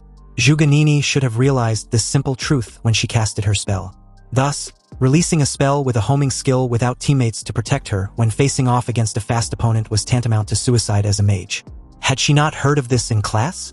Speechless, Zhuganini's eyes widen upon realization. And at this moment, the fire tornadoes were like raging storms, rushing towards them at a high speed. Ye Lin calmly instructed her to end the skill and admit defeat. But this bitch, with tears in her eyes, replied that she would do no such thing. She won't lose to Ye Lin, even if it means dying together. Instead of canceling the release of the curse spell, Zhuganini increased the output to the max, making the fire tornadoes even more violent. She truly intended on dying together with Ye Lin rather than being humiliated again. The moment the crowd realized what Zhuganini had just done, her father shouted desperately, pleading for her not to do something so stupid. At the same time, the invigilators and the medics rushed towards the arena with urgency. Ye Lin stretched out his hand and pulled Zhuganini to his side, then raised his hand as a terrifying force burst out from his palm. The arena under his feet trembled instantly with a deafening roar, and a stone wall suddenly rose from the ground between the two and the incoming torrent of flames. The stone wall, being one of the forbidden spells Ye Lin just unlocked after upgrading, had an ancient and ominous aura with complex mystery, as if it was not made of solid material. The effect of this skill was as straightforward as its name, the Wailing Wall. It can be summoned from the deepest depths of hell by sacrificing a lifespan. The Wailing Wall can nullify any attack if the attacker isn't 20 levels above the spellcaster. Anyway, like a gate of the abyss, the Wailing Wall opened up and swallowed the overwhelming torrent of raging tornadoes of flames without making any sound. Some of the audience recognized the Wailing Wall and was shocked that an examinee was actually able to cast such a forbidden spell. The Wailing Wall dissipated shortly after as Ye Lin thanked the heavens for being lucky to have unlocked this defensive curse spell. Otherwise, he really wouldn't have known what else to do. In an affectionate manner, Ye Lin brushed Zhuganini's messed up hair in place and gave her a reassuring smile which snapped her out of her daze. Although Zhuganini finally realized how terrifying their gap in strength was, she also couldn't stop blushing. Zhuganini felt her heart beating way too fast than her normal heart rate, especially when she also realized that Ye Lin might not be as bad as she initially thought. The crowd watched the heartwarming scene on the stage and couldn't help but smile. They felt that something was going on between the two and were interested to know more about their relationship. They were convinced that Ye Lin was just afraid of hurting Zhuganini, hence why he never attacked but kept dodging. Then, like splashing cold water on their faces, Ye Lin unceremoniously kicked the prideful bitch off the arena, reiterating that there can only be one top scorer. Zhuganini, who was completely unprepared, fell headfirst onto the ground with a dull thud. There was even a large shoe print on her perky behind to which the live broadcast gave a close-up shot. The speechless crowd just watched in stunned silence. How can a sweet hormonal atmosphere a second ago turned into an abrupt ass-kicking the next? Although Zhuge Qianqing was relieved that her daughter was okay, he couldn't help feeling embarrassed by the whole situation. Zhuganini sat up and declared her intentions to get back at Ye Lin for this humiliation. The Invigilator announced Ye Lin as the winner of the final round of the ring tournament, totaling his points to be 150 and declaring him as Qingqing's champion. As the crowd praised and congratulated him, Ye Lin hoped these achievements would be enough to enter the Supreme Academy. A lady among the crowd asked Ye Lin which academy he planned on attending. Ye Lin's answer was obviously the Supreme Academy, and the crowd shared his excitement and enthusiasm. But as the supervisor of the Supreme Academy made her way inside the arena with Principal Gao and Lin Yuan, she apologized and informed Ye Lin that he'd been rejected. Principal Gao and Lin Yuan, already aware of Su Chengxin's decision, remained silent with a gloomy expression. Although Ye Lin had a fair idea of the reason, he couldn't help asking why. The reason was his profession as a forbidden spellcaster. Since the appearance of job changers, there has been 11 forbidden spellcasters, and their average lifespan was 22 years. The longest-lived forbidden spellcaster died at the age of 24. These 11 predecessors only proved that forbidden spellcasters have no value to be trained. Investing resources in them would be like throwing money into the sea. Su Chengxin was extremely blunt, but it was the truth. Ye Lin understood this, of course, and so did the crowd. Universities train a job changer for 4 years, and Ye Lin was already at the age of 18, which meant he would be exactly 22 when he graduates, tallying with the average life expectancy of a forbidden spellcaster. For a moment, there was a hint of pity in the eyes of the crowd as they stared at Ye Lin. A figure suddenly appeared beside him with a familiar windbreaker, gold-rimmed glasses, and an elegant temperament. Zhuge Qianqing informed Su Chengxin and the examiners that he might have already found a solution about Ye Lin's situation. Hearing this, Su Chengxin asked him to elaborate. Since Ye Lin was his disciple, Zhuge Qianxing explained that he had developed a method that greatly reduced the impact of casting forbidden spells on his disciple. But if any of them didn't believe him, they can do a physical examination on Ye Lin's body. With the exception of Su Changxin, everyone, especially Lin Yuan and Principal Gao, were shocked. If Zhuge Qianxing can really reduce the impact of casting forbidden spells on the Forbidden Spellcaster, then Ye Lin will really become a rising star. Su Changxin was doubtful. Sure, Zhuge Qianxing was a skilled astrologist, but he's now claiming to have knowledge about job changers. Was Zhuge Qianxing as skilled as the professors at the Supreme Academy? If Ye Lin still didn't live past the age of 25, would Zhuge Qianxing compensate for the lost resources? Faced with Su Changxin's aggressive questioning, Zhuge Qianxing frowned slightly, then pleaded with her to put her personal emotions aside and just do the checkup. She shouldn't ruin a genius's future because of him. Su Changxin explained that her decision was not based on her personal feelings, but the will of the Supreme Academy. They just can't accept a forbidden spellcaster. At this moment, gossip gleamed in the eyes of the countless people. No matter how dumb they were, they could clearly see that there was a story between Zhuge Qianxing and Su Changxin. Ye Lin interjected, not wanting his teacher to embarrass himself any further. He told him to just drop the matter. It was fine if he didn't attend the Supreme Academy. After all, it was just a school. But in that precise moment, Ye Lin made his resolve known to Zhuge Qianxing. A teasing voice suddenly called him arrogant for the casual dismissal. Zhuge Qianxing saw the attack and warned Ye Lin, but it was too close for him to dodge. So he used his arm to block the attack. A powerful aura then burst out instantly from this hooded figure, intending on suppressing Ye Lin. Ye Lin could clearly feel the pressure, and deemed it not weaker than Kenson's. Ye Lin clutched the injury on his arm tightly and questioned who the guy was. The scrawny-looking fucker scoffed and introduced himself as Yun Guanlu, the person who just defeated Ye Lin and a freshman at the Supreme Academy. Yun Guanlu explained that the Supreme Academy was more than just a school, and Ye Lin's careless dismissal only proved how arrogant he was. Su Changxin warned the scrawny-looking fucker not to dare harm anyone again. Otherwise, she would make him write an apology letter when they return. Yun Guanlu replied that he was just saying hello and didn't mean to hurt anyone, but who knew the top scorer of Qingqing was so weak.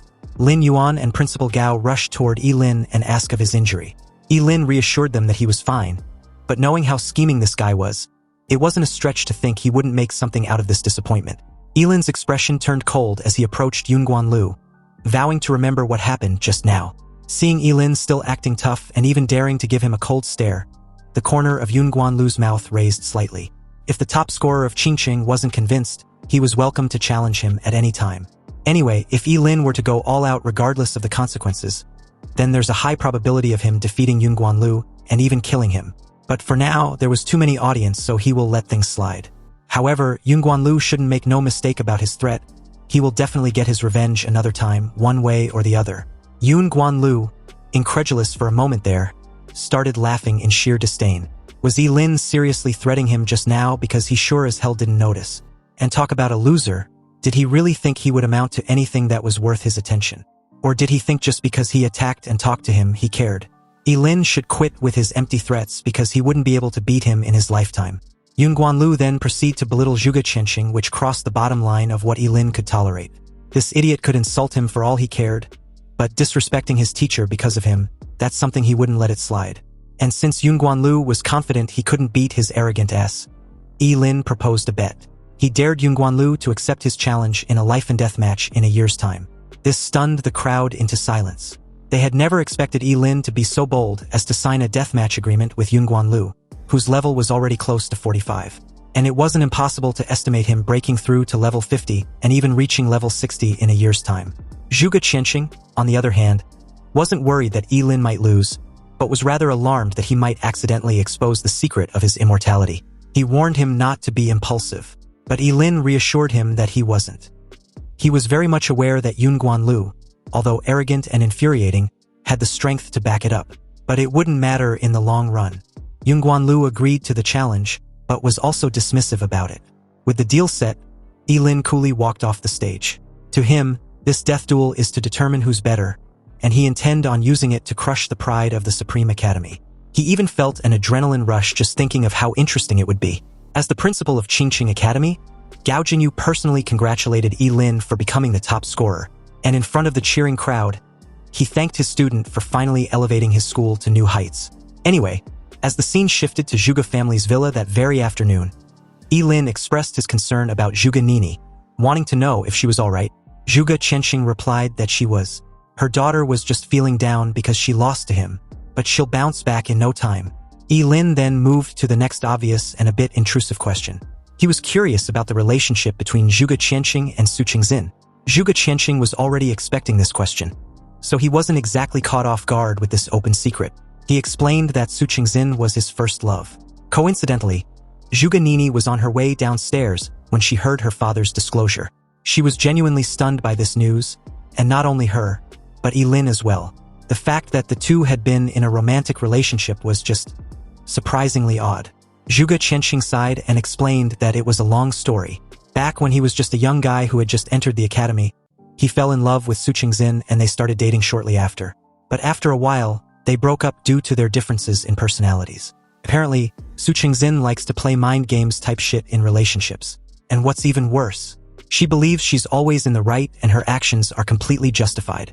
Anyway, 5 years after their breakup, Su Qingxin suddenly came back, saying she couldn't forget about Zhuge Qianxing and wanted to reconcile. The two, especially Zhuge Nini, wanted to know if they did. Zhuge Qianxing calmly replied that it wasn't even possible for them to do so, because by then he'd already had Zhuge Nini. This immediately shut them up, and Ye Lin, like the rational guy he was, finally came to terms with his situation, though it was a shame on his part. Zhuge Qianxing, a bit regretful, really didn't expect his love life to affect his disciple's future. It seems Ye Lin's next best choice was Daxia Academy. And as for Zhuge Nini, her strength and talent were enough to enter the Supreme Academy, so she shouldn't worry about it too much and just try to do her best there. Ye Lin agreed with this assessment since enrolling in Daxia Academy wasn't a bad alternative, but his next ideal option. With that settled, Zhuge Qianxing told the two to go rest. The various admission officers would probably be waiting for them at school early the next day. Ye Lin and Zhuge Nini did as Zhuge Qianxing suggested and got some needed rest, because the very next morning, the entire Qingqing Academy was abuzz with excitement, and Principal Gao couldn't help showing off the two geniuses of his academy to the press. But the surprising thing was the presence of the City Lord and the Supreme Academy's supervisor. After exchanging pleasantries, Su Qingxin officially invited Zhuge Nini to become a member of the Supreme Academy. Zhuge Nini thanked her, then turned in Ye Lin's direction with a smug look. Inwardly, Zhuge Nini was excited to have finally gotten one over Ye Lin. She didn't give a shit about how ridiculously unfair her win was. Anyway, Principal Gao, still on cloud 9, suddenly clasped Ye Lin's shoulder and guided him towards the City Lord, Huang. It was time for him to receive his 5 million yuan prize. Upon hearing such an amount for a prize, Ye Lin, visibly shocked, rushed over and shook Huang's hand. Huang then praised Ye Lin for his exceptional temperament as a top scorer, and the press were eating all this publicity up like they were having a field day.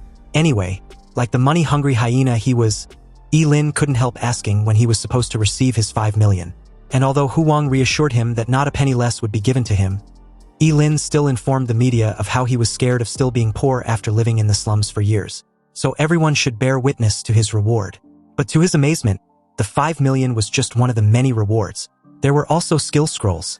Hu Wang, as a representative of Qingqing, not only prepared 5 million but also an epic-grade self-selection skill scroll for Ye Lin. And on top of that, a precious admission qualification for the top scorer realm, which was the secret realm only the top scorer from each city could enter. At this point, Ye Lin couldn't believe his luck. Although the epic-grade skill scroll was useless to him as a forbidden spellcaster, the admission to participate in the top scorer realm was like hitting the jackpot.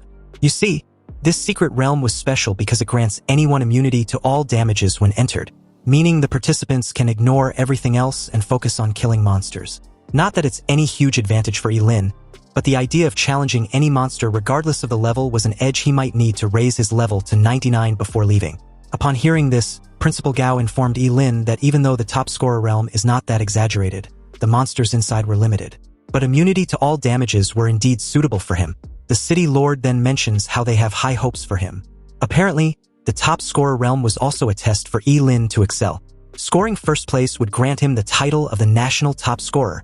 Ye Lin, who initially had no idea such a title exists, was assured by his principal that there's indeed such a title, meaning the champion of Xia Nation. If he obtains the highest level from the top scorer realm, then he would be the nation's top scorer. Excited and confident as hell, Ye Lin told everyone to rest assured. He'll definitely become the nation's top scorer. So with that, the three took a group photo to commemorate their city's top scorer for the year. When everything was said and done, Zhuge Qianxing and his disciple went for a walk. When they were finally alone, he informed Ye Lin of a crucial detail he needed to keep in mind when he participate in the top scorer realm. Zhuge Qianxing warns Ye Lin to never use any of his lifespan-consuming skills inside the top scorer's secret realm. But surprising enough, Ye Lin had figured this out a while ago, so he was very much aware of this predicament. And the reason was simple. Although the secret realm gives immunity to damages, it can't stop age progression. Zhuge Qianxing confirmed this assessment. Ye Lin was indeed a smart kid. Zhuge Qianxing informed Ye Lin that he has other urgent priorities to deal with in Qingcheng, so Ye Lin would have to be careful on his own. Also, he should return to Qingcheng the very moment he comes out of the top scorer's secret realm. Zhuge Qianxing was recently informed that those researchers may soon find the Gate of Apocalypse. With the help of the city's teleportation array, Ye Lin arrived in the city of Shenzhen without any hitch. But as he traversed through the streets of this big city, he couldn't help being amazed as to how different and refreshing everything seems. This was his first time outside the city of Qingcheng, and it was a shame he didn't have time to explore. Ye Lin made his way to the registration building to report in. There, at the entrance, he met a female receptionist who introduced herself as Bai Lin. After confirming Ye Lin's identity, Bai Lin instructed him to follow her. Hu Wang had already made preparations. On the way, Ye Lin was informed that the top scorer realm hadn't been opened yet, so he had time to rest.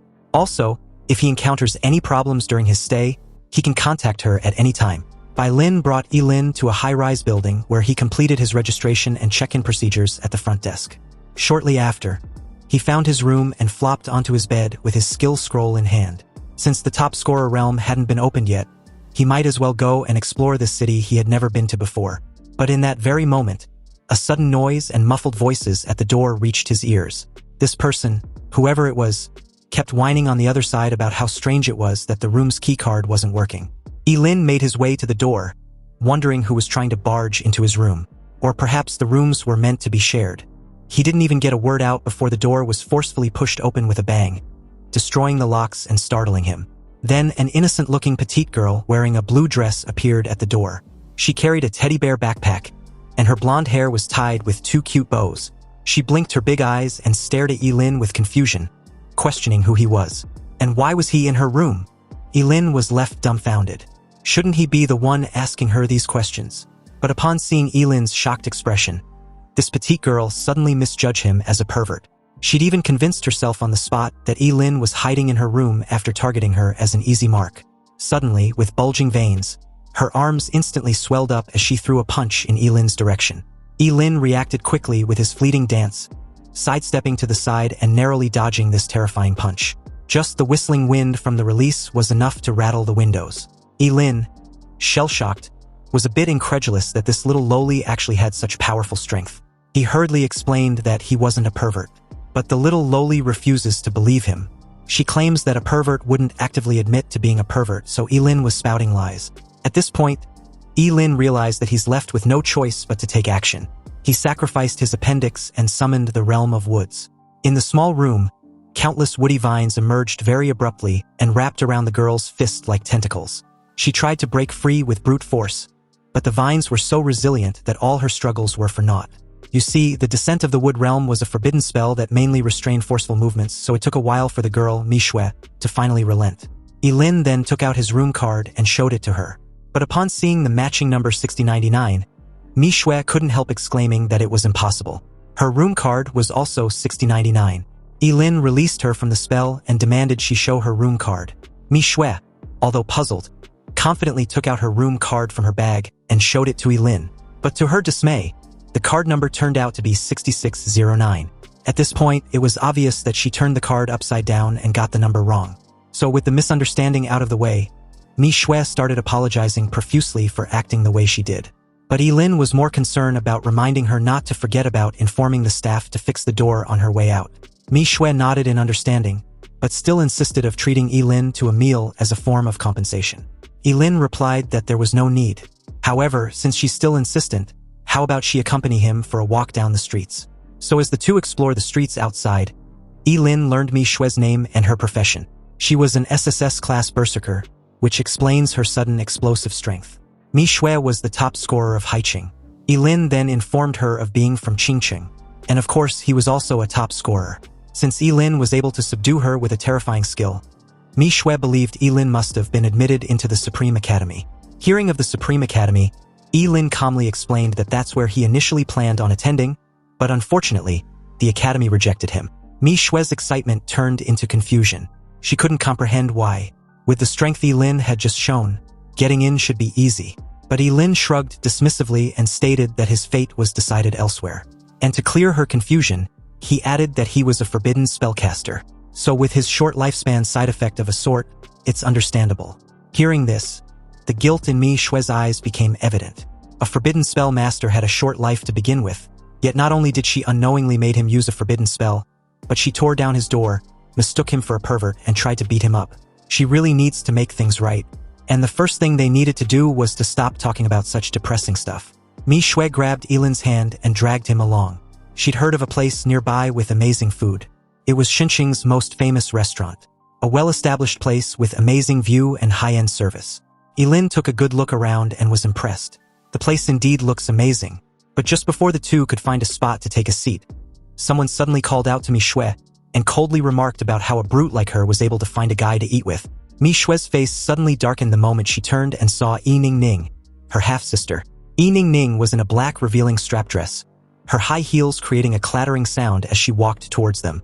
Beside her was his boyfriend Wu Shaoqi. Ye Ning mocks her half-sister for finally being in a mating season, yet still having nothing to offer. So she wondered what exactly Ye Lin likes about her anyway. Mi Shui, visibly upset, warned her half-sister that she wasn't interested in fighting her. However, her concern was dismissed as Ye Ning informs Ye Lin that she could introduce him to some of her beautiful friends, but only if Ye Lin agrees to come with her right now. Ye Lin told the intrusive bitch to back off his personal space because she had a very bad breath. Mi Shui had to hold back her laugh upon hearing this, whereas her half-sister kept murmuring what she just heard on repeat. Seething with rage, Ye Ning couldn't fathom the sheer audacity of someone she deemed as a nobody humiliating her like that. Moving past Ye Ning, Ye Lin suggests they go eat somewhere else. A place that wasn't suddenly smelly like the one they were in now. Mi Shui agreed in sheer delight, but before the two could proceed further, someone blocked their path. Wu Shaoqi, pissed off, declared that the two didn't get his permission to leave. The level 22 Angel Paladin demanded they apologize to his woman, not forgetting to add that he hated poor losers from small cities the most. Ye Lin might be treated as a treasure there, but in the city of Shenzhen, he was nothing but filth. Anyway, as Ye Ning urged her man to teach them a lesson, Mi Shui, visibly worried, admits that they were no match for Wu Shaoqi.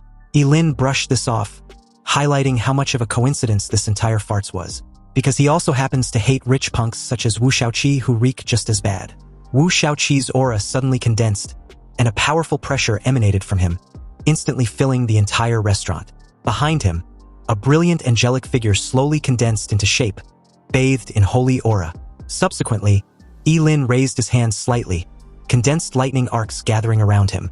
He expressed his intention to fight Wu Shaoqi. The atmosphere became tense as a crowd immediately gathered to watch the scene. The two were moments away from throwing hands when an investigator reminded them that job changers weren't allowed to fight in the city, and violators would be fined 30,000 yuan and detained for 30 days. With the top scorer realm just hours away from its grand opening, Mi Shui reasoned with Ye Lin that fighting with Wu Shaoqi wasn't worth it. Ye Lin agreed, and so did Wu Shaoqi, who warns Ye Lin as he walks off. Ye Lin better not cross path with him inside the top scorer realm. Although he may not be able to kill him in there, he sure as hell can make him suffer a fate worse than death. Quite pleased, Ye Ning gave a smug look as Wu Shaoqi took her hand and led her out of the restaurant. The moment the two were far from earshot, Mi Shui lets out a heavy sigh and apologized for the trouble. Ye Lin eventually asked who Ye Ning was and why she was so against her. He learned that she's Mi Shui's half-sister, born to her stepmother, and always been trying to compare herself to her in everything, and she means everything. Career level, skills, equipment, looks, body, you name it. She was even afraid of being outclassed by Mi Shui in the final test, so she demanded to be transferred to a smaller city. There, she met Wu Shaoqi for some reason, and has been acting arrogantly ever since. A bit down, Mi Shui reiterated her apology. She just wanted to repay Ye Lin by treating him to a meal, but she'd inadvertently gotten him into trouble instead. Ye Lin reassured her that it was fine. He even feels a bit hungry all of a sudden, so they should just find a spot to eat. Mi Shui was a bit surprised that they were still going to eat there after what just happened. But Ye Lin reminded the little loli that she was the one who recommended the place, so why let those two idiots ruin their appetite? Early the next day, all the top scorers in the entire province gathered at a massive square near the outskirt of Shenxing City. There, an enormous red gate about 40 feet loomed over everything, and the entire event was being monitored with dozens of drones. On the platform, a middle-aged man introduced himself as Zhang Kenqi, the supervisor for this year's top scorer realm, which would be opening soon. Zhang Kenqi welcomed and urged everyone to ready themselves. Somewhere amidst the crowd was Ye Lin and Mi Shui, who were busy doing a last-minute checkup. Ye Lin checked his backpack to find it full with so many food. When she asked Mi Shui about it, she replied that since they were staying inside the secret realm for a few days, she thought it was best to pack everything they could eat in case of any emergencies. Back to Zhang Kenqi, he calmly stated that before the secret realm officially opens, there were a few things he needed to inform them. The first thing was the rule of this secret realm. Although all test takers would be immune to damages, this effect was available only inside the secret realm. If any test takers take continuous or lethal damages, they should remember not to leave the secret realm. They had prepared priests above level 50 to heal anyone unfortunate at the entrance, so they should get healed before exiting the secret realm. Otherwise, the consequences will be severe. The second thing was in case any of them lose a limb or leg, they should bring it along if they can. Then find a priest to reattach it before exiting.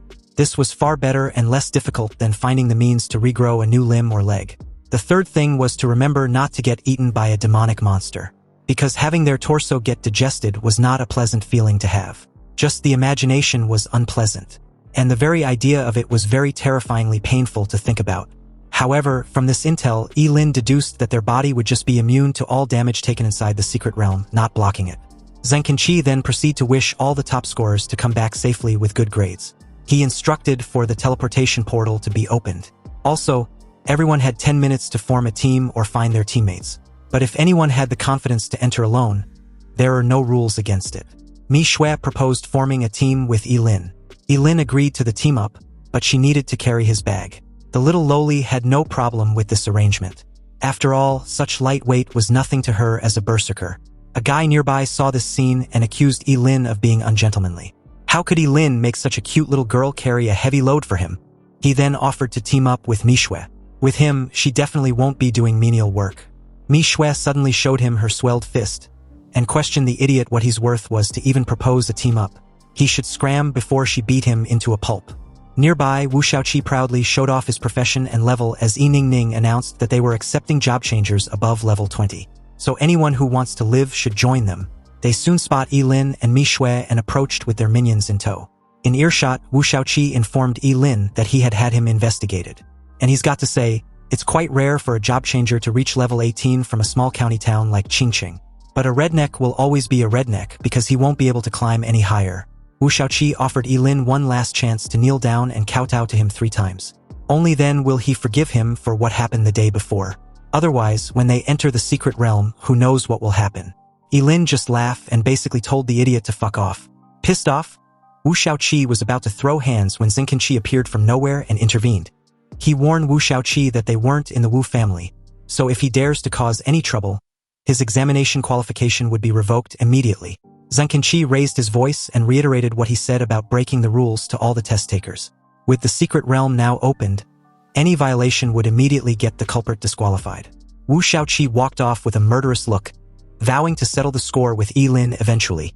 Anyway, as countless top scorers rushed inside the red gate in an orderly fashion, Mi Shui warns Yi of Wu Xiaoqi's recklessness. And from the looks of it, they would have to be extra careful once they enter the secret realm. Ye Lin assured her not to worry. He's already aware and knows what he's doing. Soon, it was their turn to enter, and the moment they did, Ye Lin and Mi Shui arrived in a completely new world. The top scorer realm was located in a forest, surrounded by towering ancient trees, singing birds and fragrant flowers. But beneath this alluring scenery lies countless deadly threats hidden in plain sight. And speaking of these threats, a level 20 gargoyle suddenly rushed out of a fog nearby and pounced towards the two with a hungry gleam in its eyes. Ye Lin warned Mi Shui to be careful and was just about to release a forbidden spell when she dashed forward with her muscles bulged all over, creating a strong contrast with her cute face. The gargoyle let out a deafening roar, but this didn't do shit as Mi Shui tried to punch its face in. Luckily for the ugly bastard, it managed to block the punch with its hand. Stone chips flew all over as the gargoyle's hand got completely destroyed. Evidently, it was only a matter of time before Mi Shui killed the gargoyle, But this strategy in killing monsters was way too slow for Ye Lin, so he decided to intervene to speed things up. Suddenly, the sky was covered with dark clouds, and a thick bolt of lightning struck down, directly blasting the gargoyle into stone fragments. Seeing this, Mi Shui gasped in surprise, her eyes full of shock. After all, instantly killing a level 20 monster was only possible by a level 25 job changer or above. The two received 70 experience points for defeating a level 20 gargoyle. Mi Shui turned in Ye Lin's direction, wondering how his magic skills was so powerful. But the answer to this question was pretty obvious, wasn't it? He was a forbidden spellcaster. Ye Lin then feigned being slightly in pain and added how it was pretty convenient that he had damage immunity in the top scorer realm. Otherwise, his kidneys wouldn't survive that spell. Mi Shui was completely sold with the act after being reminded how brutal forbidden spells casted through sacrifice were.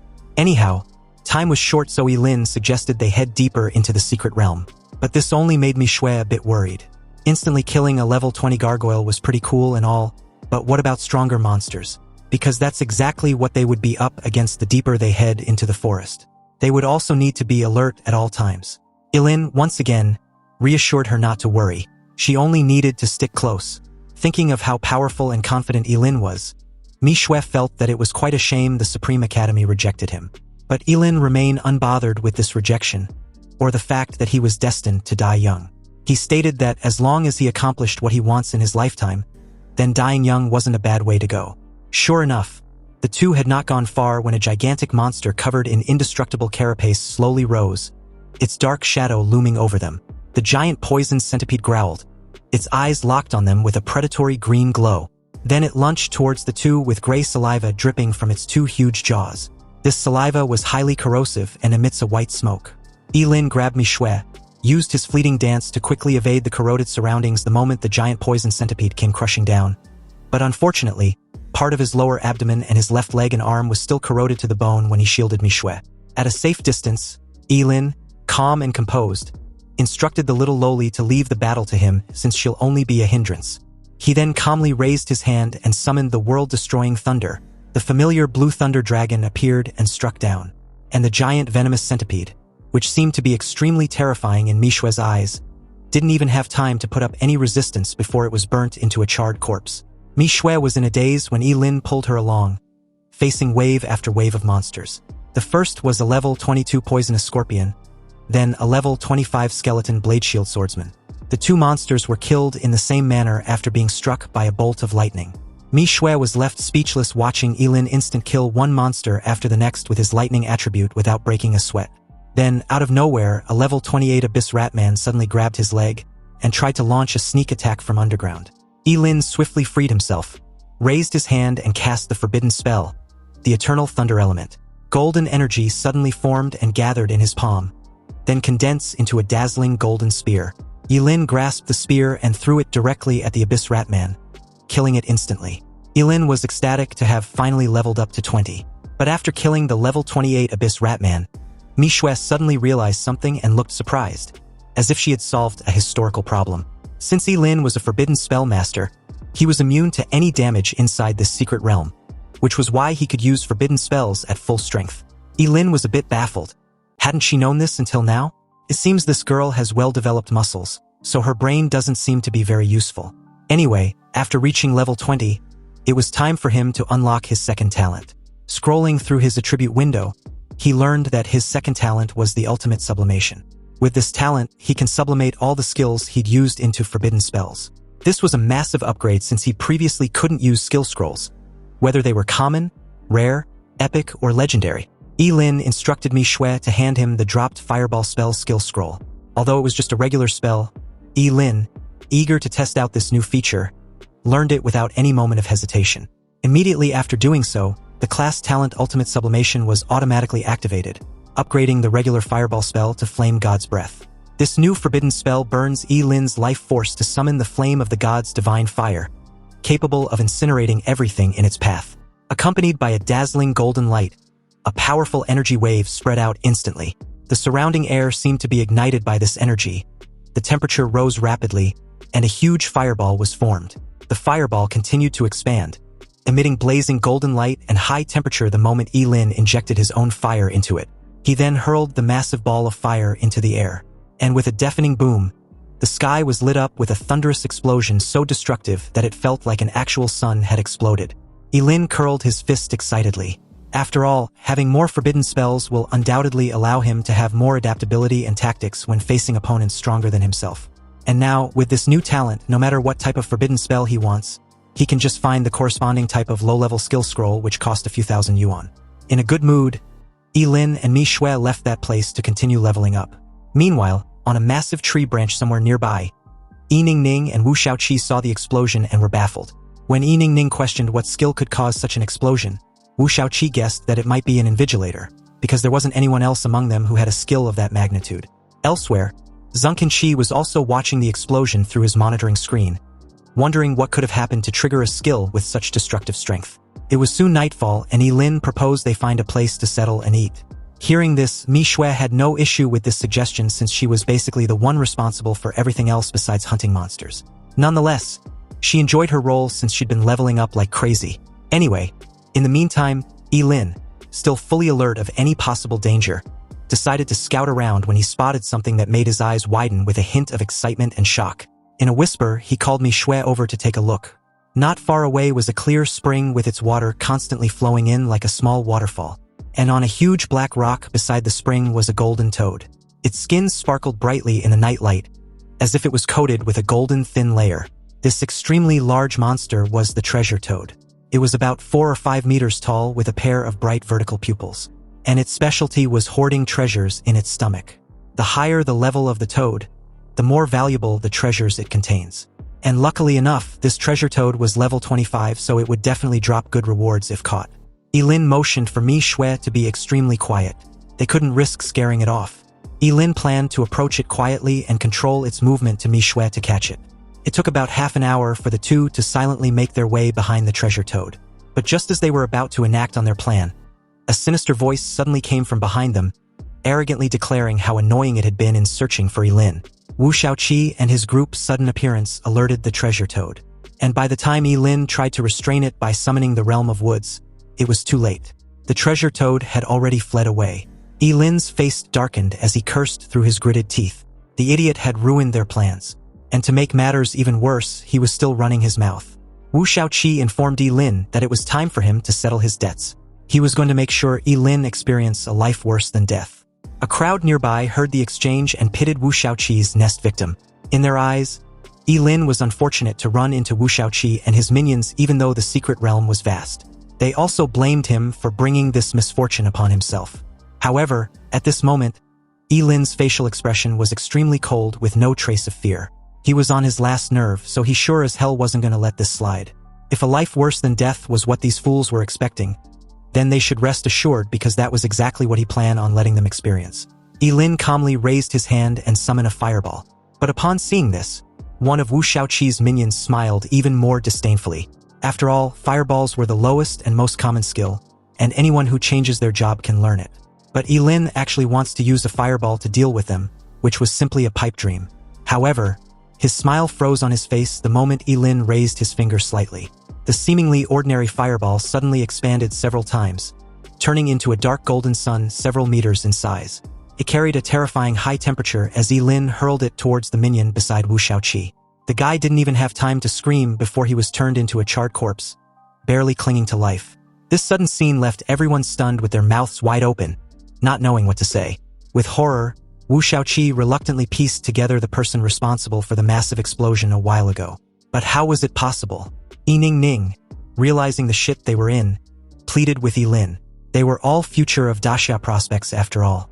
Plus, he wouldn't dare make an enemy of the Wu family, right? Ye Lin picked up another skill scroll in his hand, and at the same time, replied calmly that he was a fair guy and won't stand any impartiality. He believed in equality for all, so they would soon be able to experience what the guy just experienced. And like the fireball, the other skill scroll, the ice vortex spell, was also a very common skill. Specifically, it condenses a sharp spiral ice cone and spins it towards the enemy. But in Ye Lin's hands, the ice spin curse instantly underwent earth-shaking changes. Countless sharp ice spikes hundreds of feet thick formed in the air, like crystal-clear pillars, emitting a biting cold. They spun rapidly in the air, like a huge ice-colored gyroscope, carrying a destructive power, and shot towards Wu Shaoqi and his group who were still in shock. Wu Shaoqi was reeling in shock, wondering how it was possible for a regular spell to have such destructive power. Whereas a puzzled Ye Ning couldn't comprehend how Ye Lin was able to use both fire and ice spells. Wu Shaoqi immediately used his professional angel paladin and raised the holy shield emitting golden light high to resist the attack of the ice spikes. But after blocking just the first attack, countless spiderweb-like cracks appeared on his golden shield. When the second ice spike hit, the golden shield shattered on the spot. Wu Shaoqi's face changed drastically, and he immediately used his most powerful move. A golden sword condensed in his hand and slashed towards the ice spikes in the sky in a cross shape. Wu Shaoqi instructed his group to attack together, believing Ye Lin couldn't deal with them at the same time. The crowd initially thought Ye Lin was an elemental mage, but soon realized from their exchange that he was rather a forbidden spellcaster. However, the obvious conclusion was them figuring out the reason for his outburst without any regard to his health and lifespan. And although Wu Shaoqi was strong, he was completely powerless in the face of a forbidden spellmaster in the top scorer realm. After learning yet another low-level spell, the rockfall technique, Ye Lin raised his hand and summoned a rock to fall from the sky towards his target. However, what fell from the sky was no longer an ordinary rock, but a massive freaking boulder like a meteor, and smashed straight towards Wu Shaoqi and the others. Everyone seems to recognize the forbidden spell that Ye Lin had just casted, and their face turned pale instantly. They tried desperately to resist, but the weight of about 1,000 pounds pressing them down directly left no room for it. The fallen rock left Wu Shaoqi and his group completely battered and broken without a single ounce of resistance left. At this point, Wu Shaoqi could only bring up his family background once again, warning Ye Lin whether he plans on going against his Wu family. But Ye Lin simply assured him to relax. He wasn't going to kill him, and since his Wu family was so powerful, then he would just have to endure a bit of pain. Ye Lin raised his hand and summoned another boulder which came crushing down, shocking the crowd who could only watch. Ye Ning tried reasoning with Ye Lin. Even if he wasn't afraid of the Wu family, what about the Supreme Academy? Wu Shaoqi nodded slightly, adding that they were all students of the Supreme Academy. So was he really going to be this extreme to his own colleagues?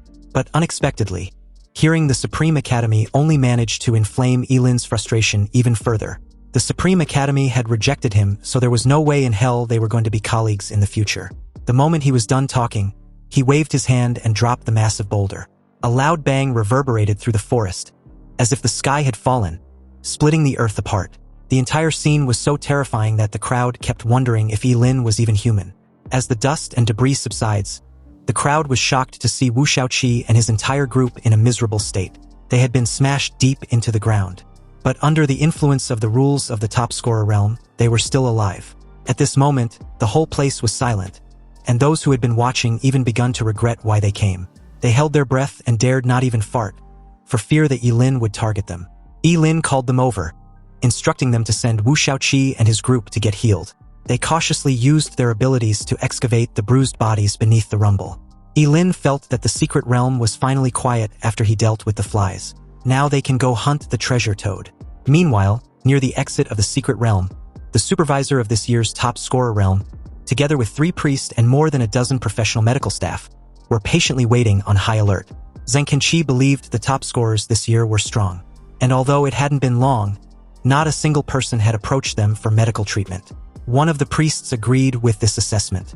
After all, in previous years, they would have been very busy by now. But in that moment, a group of students urgently rushed in with some severely injured. Zheng Kenqi examined the wounds, and after ordering the priest to heal their injuries, he asked what happened. Did they encounter a high-level monster? One of the students replied sheepishly that it was actually an encounter against one of their own.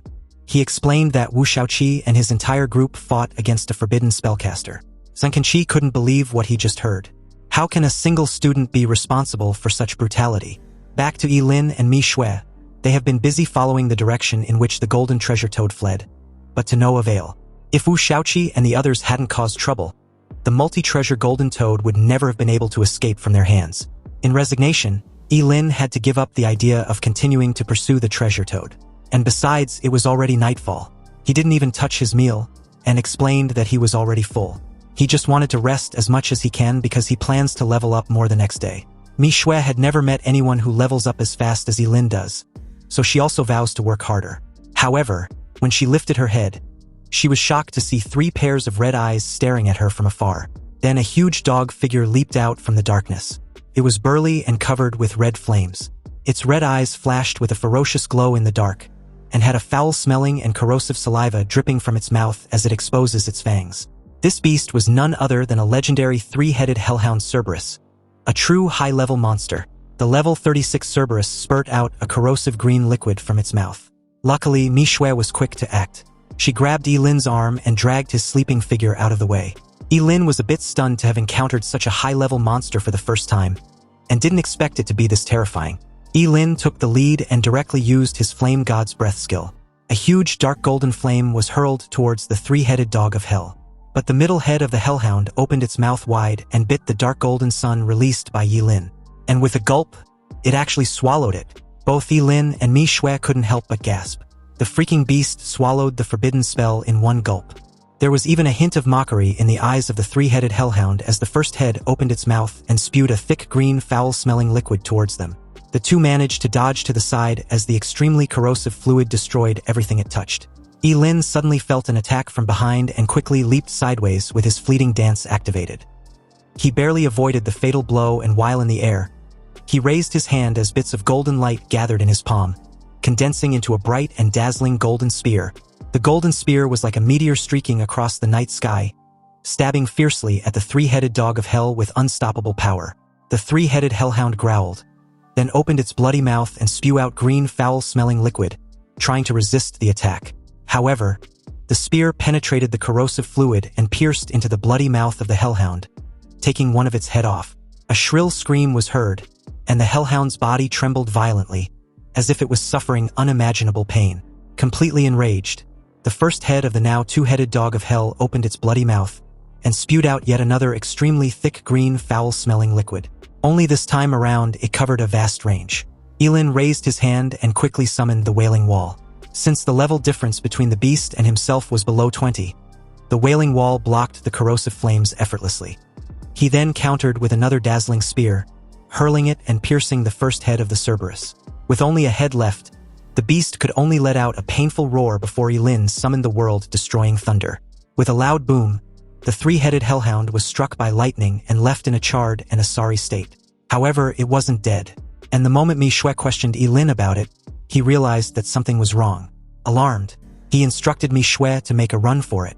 Ye Lin had to grab her hand and bolt for cover because apparently, the Cerberus was about to self-destruct. And if they're caught within the explosion of its corrosive fluids, the damage might be unimaginable. It didn't take long for the explosion to cover a vast range of the forest.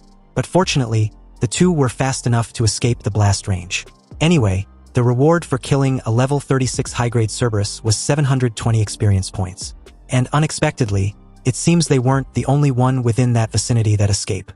Apparently, the infamous treasure toad they've been chasing all day just happens to cross path with them.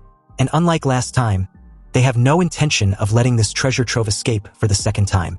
They soon apprehend the poor bastard, and the first item it spat out was the dragon scale gold, or it was an extremely rare crafting material. If Ye Lin were to hand it over to a blacksmith, he can definitely create an epic-grade equipment with it. However, this item was a mere junk compared to the epic items in its belly. The treasure toad was heavily restrained, and even under the countless threats, this golden fucker dared to spit out an ordinary stone as its next item. Obviously, this only managed to piss Ye Lin off, who struck the head of the treasure toad with the hilt of his sword. Back at the medical center near the Secret Realm's exit, Zhang Kanqi was patiently waiting when the three priests came out of the tent and announced delightedly that the surgery was a success. Wu Shaoqi and the others were almost fully recovered. Expressing his gratitude, Zhang Kanqi assured them not to worry. He would report their deeds to the higher-ups for a hefty compensation. Wu Shaoqi came out of the tent shortly after, but the moment he did, Zhang Kanqi instructed him to go rest until he was fully recovered. However, Wu Shaoqi wasn't having it.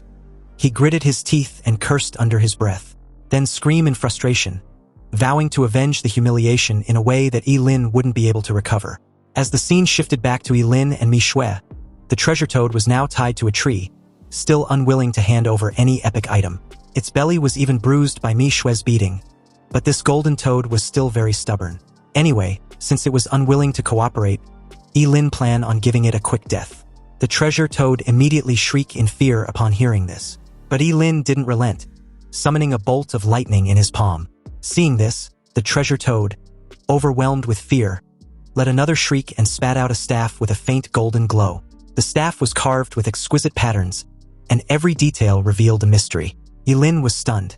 He didn't expect the treasure toad to have such an item in its possession. He quickly checked the properties of the staff, which was an epic-grade magic staff that increases psychic strength by 50% and make fire-type spells less costly and stronger. Ye Lin's attitude did a complete 180 as he praised the treasure toad for its cooperation. If it had done this earlier, it wouldn't have suffered so much. With his ultimate sublimation activated, the staff was enhanced into the flame god's fury slash. Ye Lin waved the red flame staff with a smile, and a destructive flame gathered at the tip, transforming into multiple giant blazing blade that slashed forth, cleaving through everything in its path. The aftermath was so terrifying that the two were left speechless. The treasure toad, on the other hand, showed a trace of fear in its eyes. It hopes Ye Lin would keep his promise now that he had gotten what he wanted. The two decided to let the treasure toad go for its honesty. Then they left to hunt for more higher monsters before the time runs out. Ye Lin brought Manhwa close to the exit of the secret realm, but upon seeing no monsters, he wondered why there weren't any left. Manhwa, blunt with her reply, even questioned why Ye Lin was insinuating they both took part in the monster slaughtering. Apparently, it's been a couple days, and Ye Lin had killed almost all the monsters inside the top scorer secret realm. With no more monsters left to kill, Ye Lin suggested they head out to the exit even though the secret realm exam wasn't over yet, because staying inside there will just be wasting time. Meanwhile, at the exit of the secret realm exam, countless top scorers had already gathered, each facing the same predicament. With 2 days left, it was a bit unprecedented that not only were there many top scorers early at the exit area, but there really weren't any monsters left to hunt. You see, some started hunting in the outer area for a day, but when they went into the inner area after they got their levels up, there was nothing left except fire scorches on the ground. Anyway, in that moment, someone remembered Wu Shaoqi and his group, wondering if they were able to level up unlike the rest after recovering. But a sudden commotion caught his attention, and apparently, it was just Ye Lin who was evidently being avoided by everyone after learning what he did to Wu Shaoqi and his group of minions. They were absolutely terrified of the guy. Zhengqianqi approached him, wanting to know if Ye Lin was really sure about leaving the secret realm. After all, the top scorer secret realm would only close in 48 hours, and exiting means that he had officially finished his trial. Ye Lin, without any hesitation, replied that he was sure. However, before exiting, every top scorer had to record their level. The assistant supervisor nearby asked him to show his level so she can record it. Ye Lin proudly displayed his level and profession, but downplayed this achievement as nothing. However, to the crowd and the officials, this was completely mind-boggling. Seriously, leveling up 7 times in just a few days, even Zhengqianqi, the supervisor, had never seen such leveling speed. The crowd was also thinking the same since most of them clearly recall him being level 18 before entering the top scorer realm. At this point, it didn't take a genius to figure out that the person responsible for killing all the monsters in the inner area of the secret realm. Ye Lin paid them no mind and asked the supervisor if he could leave now. But Zhengqianqi unexpectedly replied that he couldn't, and the reason was simply his level. Ye Lin was most likely be the national's top scorer this year, so he must wait until the secret realm officially closes to claim his reward. Obviously, hearing of a reward, Ye Lin's eyes suddenly lit up as he made a prompt decision to stay. He had originally planned to return to Qingqing ASAP in order to keep out of trouble. After all, he had offended Wu Shaoqi, who was the local tyrant in Shenzhen City. And speaking of that fucker, he suddenly appeared, complaining like the rest of the crowd. Wu Shaoqi was also unlucky, and apparently, he had spent so much effort to catch a golden treasure toad, but there was nothing inside its stomach. And on top of that, he saw no monsters despite searching for an entire day. Anyway, like everyone else, his attention was immediately drawn to the commotion nearby. Wu Shaoqi wondered curiously what was going on, only to be informed that all the monsters inside the secret realm were wiped out by Ye Lin. And to make matters even worse, Ye Lin was now level 25. Wu Shaoqi's face instantly morphed with an expression of eating a huge chunk of shit as he cursed loudly. And upon seeing this reaction, Manhwa spared no time rubbing his face in. After all, it was a bit embarrassing that the infamous young master of the Wu family entered the top scorer realm with level 22 and was now exiting with the same level. Wu Shaoqi scoffed and replied sharply, commenting on how disgusting it was that a short-life Forbidden Spellcaster snatched all the monsters. Ye Ning agreed. After all, no one with Ye Lin's class had lived past the age of 25, so what was the point of cultivating? Ye Lin was simply affecting them, the real future of Daxia. Manhwa was furious on Ye Lin's behalf. She believes it was Wu Shaoqi and his group's own incompetence that their skill wasn't enough to kill high-level monsters in time. And yet they have the audacity to mock Ye Lin. Suddenly, the sky over the top scorer realm instantly became gloomy, As if all the light was swallowed up, everyone's heart tightened, and an inexplicable fear spread. At this moment, a deafening roar came from the center of the secret realm, as if something was awakening underground. Immediately afterwards, the entire secret realm began to shake violently, making them dizzy. Their face changed drastically the moment they saw that the exit of the top scorer's secret realm had been closed at some point, and no matter how Zheng Qi tried, he couldn't reopen it. Then a scarlet light shot up from the depths of the secret realm, breaking through the shackles of darkness and illuminating everyone's face. In the light, huge monsters could be vaguely seen. They had different shapes, some had horns, others had wings, and the rest were covered with scales, emitting a strong evil aura. Zheng Qi's pupils shrank sharply, unable to maintain his composure. His voice even trembled slightly. It was a demon invasion. You see, monsters are divided into low and high levels. High-level monsters can even command low-level monsters. And above these monsters, there was an even more terrifying existence, the demon clan. No one knows where the demons came from. The only thing known was that every demon was extremely terrifying. Not only do they possess intelligence that was no less than that of humans, but they could even speak human language. Every time demons appeared on planet Blue Star, it was an unparalleled catastrophe. Yet, at this moment, Zheng Qi could clearly see them in their vast numbers.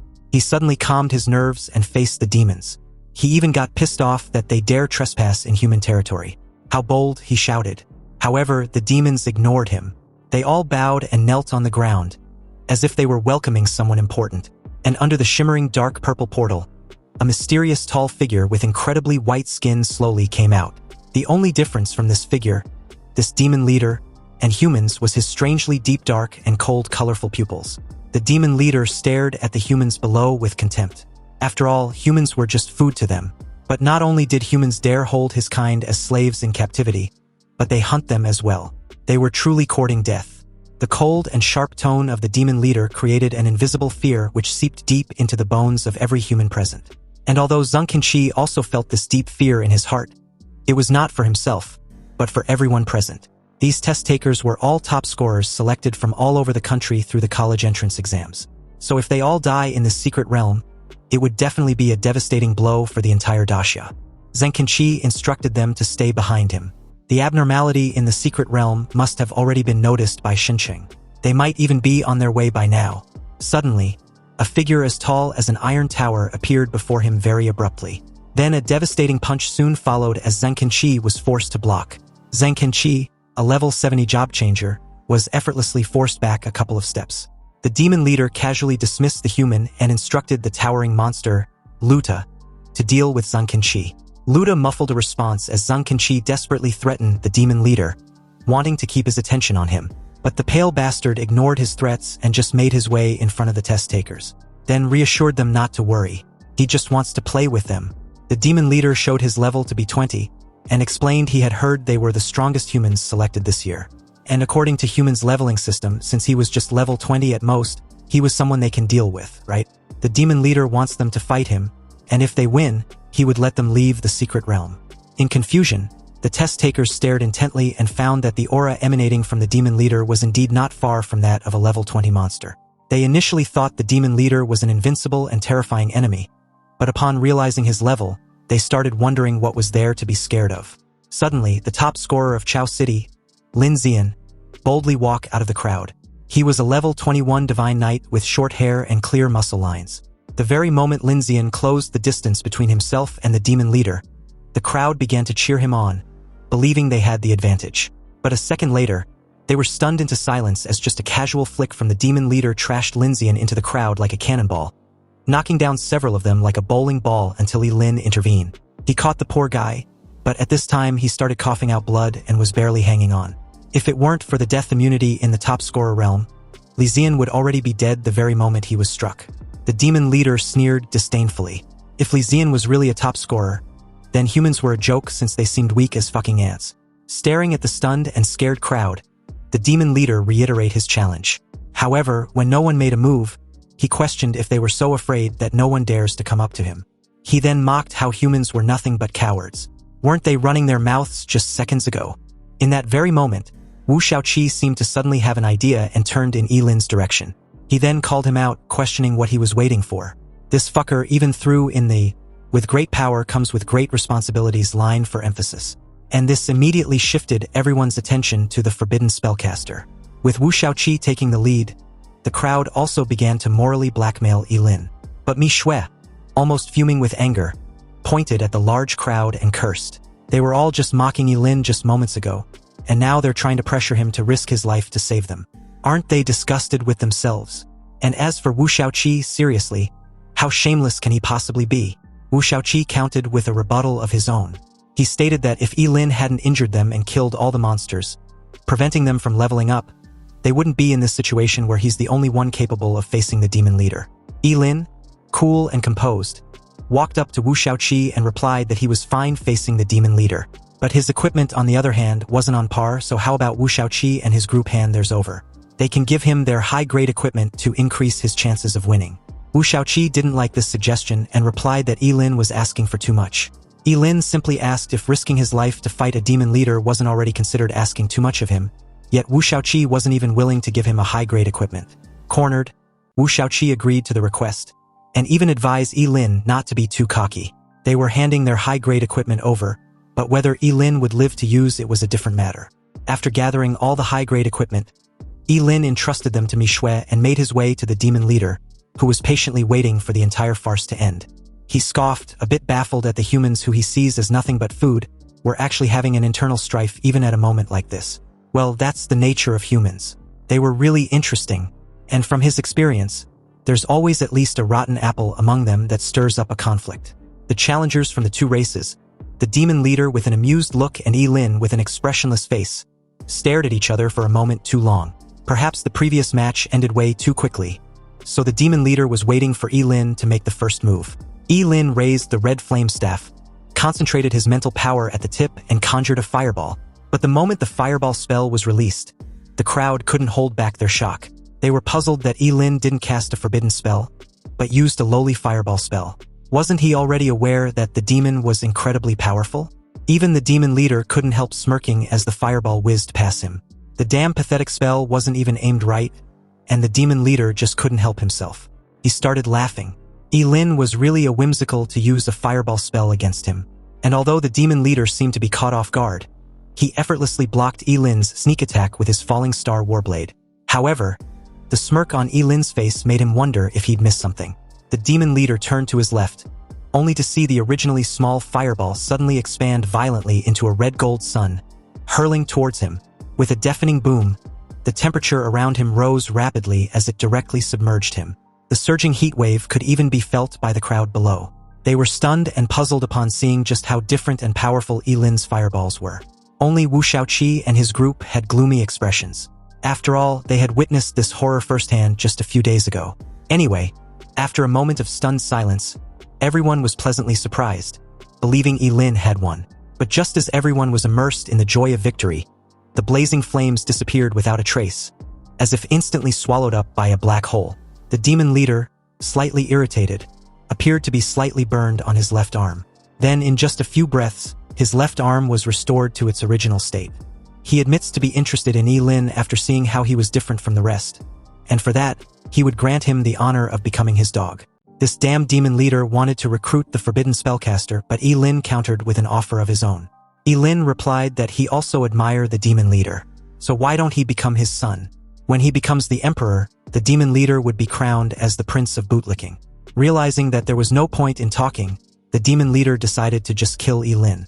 The very moment Ye Lin used the spell, Illumination, the demon leader was upon him in an instant, interrupting him.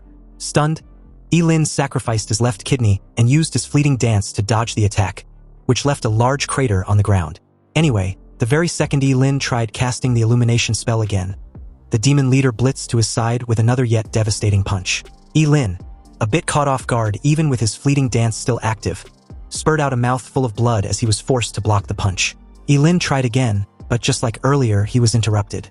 This kept repeating as the confusion from the crowd below grew with every passing second. They believed Ye Lin was insane for attempting the same thing repeatedly, expecting a different outcome. And the craziest part was that he had yet to use a forbidden spell. He just kept dodging wave after wave of attacks that his defeat seemed to be predetermined. And since everyone was aware that if Ye Lin dies, their deaths were also assured. But out of nowhere, someone suddenly pointed out of being thirsty, and this alerted the rest since they too felt the same. And not only that, the entire area was getting hotter and hotter that their lips were cracking as well. Back to the duel, the demon leader laughed and mocked Ye Lin, stating that as long as he interrupts his spell, Ye Lin can only escape like a cornered rat. So in the end, Ye Lin was just as weak as the rest below. Ye Lin, huffing profusely, simply told the idiot to look around since he hadn't caught on what he had been doing. The demon leader was stunned to see countless illuminating spells hovering everywhere around him. The entire airspace became a landmine, waiting to be detonated. The demon leader, baffled and confused, turned from side to side, wanting to know what and when this happened. Ye Lin spared no time triggering the ordinary illumination spell to explode. You see, the spell, illumination, was practically a little skill of the fire element which releases a minuscule ball of bright flame. However, under the shocked and horrified gazes of everyone, flames even more violent than before burst forth as the air around the demon leader seemed to be ignited, forming a vortex of hot flames as it closed in on its target. And although the demon leader was caught off guard yet again, he was quick to cast a huge dark magic shield condensed from the surging magical power around him. The collision of flames and magic stirred up a massive gust of wind, and the surrounding air seemed to be distorted by this force. Then, with a contemptuous sneer, the demon leader mocked Ye Lin for the failed attempt. But before he could get another word out, a dazzling golden spear, the eternal thunder, streak across the space in between the two and pierce the bastard straight through the chest. The golden spear was stained with dark blood as the demon leader, with his head lowered in disbelief, coughed and spurted out a mouth full of blood. He also couldn't comprehend how a mere level 25 human could hurt him. The demon leader slowly clasped the spear, and with a slight squeeze, it shattered into fragments as he roared furiously, wanting to tear Ye Lin apart. He no longer had any reservation and charged towards Ye Lin like a deranged beast. In an instant, his shadow claws slammed into the red flame staff used to block his preemptive strike. And although the attack was blocked, the full brunt of it was extremely powerful, which sent Ye Lin flying, crashing into a massive rock below. Seeing Ye Lin's battered state, the demon leader was a bit pleased with himself. He intended on cutting Ye Lin's head off as a trophy. But amidst the debris, Ye Lin sacrificed his duodenum and activated the burning reincarnation forbidden spell. With the 50% fire elemental amplification of the red flame staff and the active burning karma status enhancement, Ye Lin held nothing back and went all out, daring the fucking bastard to withstand his next attack like he did previously. He again used an elemental fire spell, the illumination spell, only this time around, countless number of them were summoned at once. Then the very next second, they exploded with an extremely terrifying power. A trace of fear flashed in the eyes of the demon leader as he hurriedly condensed his magic power into an indestructible magic shield for the second time. However, the flames seemed to be beyond his expectation. With the dual bonus of the burning reincarnation and the red flame staff, the power of this forbidden spell was now enough to threaten a level 50 job changer. Cracks appeared on the magic shield one after another as it began to tremble violently under the scorching flames. With another impact, the giant magic shield shattered and the flames directly hit the demon leader like a sledgehammer, slamming him into the earth like a crashing meteor. For a moment there, the crowd was stunned into silence, their shock and fear clearly evident, simply because the attack they just witnessed was extremely horrifying and brutal. But more importantly, it seemed that Ye Lin had truly won this time around because the arrogant bastard couldn't even muster the strength to get up. It didn't take long for the smoke and debris to subside, leaving a massive crater similar to a meteor crash. And at the center of this crater was a charred figure trembling in defeat. It seemed that although the demon's recovery ability was strong, it also had its limits. Barely conscious, the demon leader knew he'd lost even though he didn't want to accept it. Evidently, he still couldn't fathom how a mere human possessed such formidable combat power at level 25. Meanwhile, Luta, upon seeing the current state his lord was in, cursed furiously and charged towards Ye Lin, dismissing his fight with Zhang Qinqi, who was huffing profusely in exhaustion.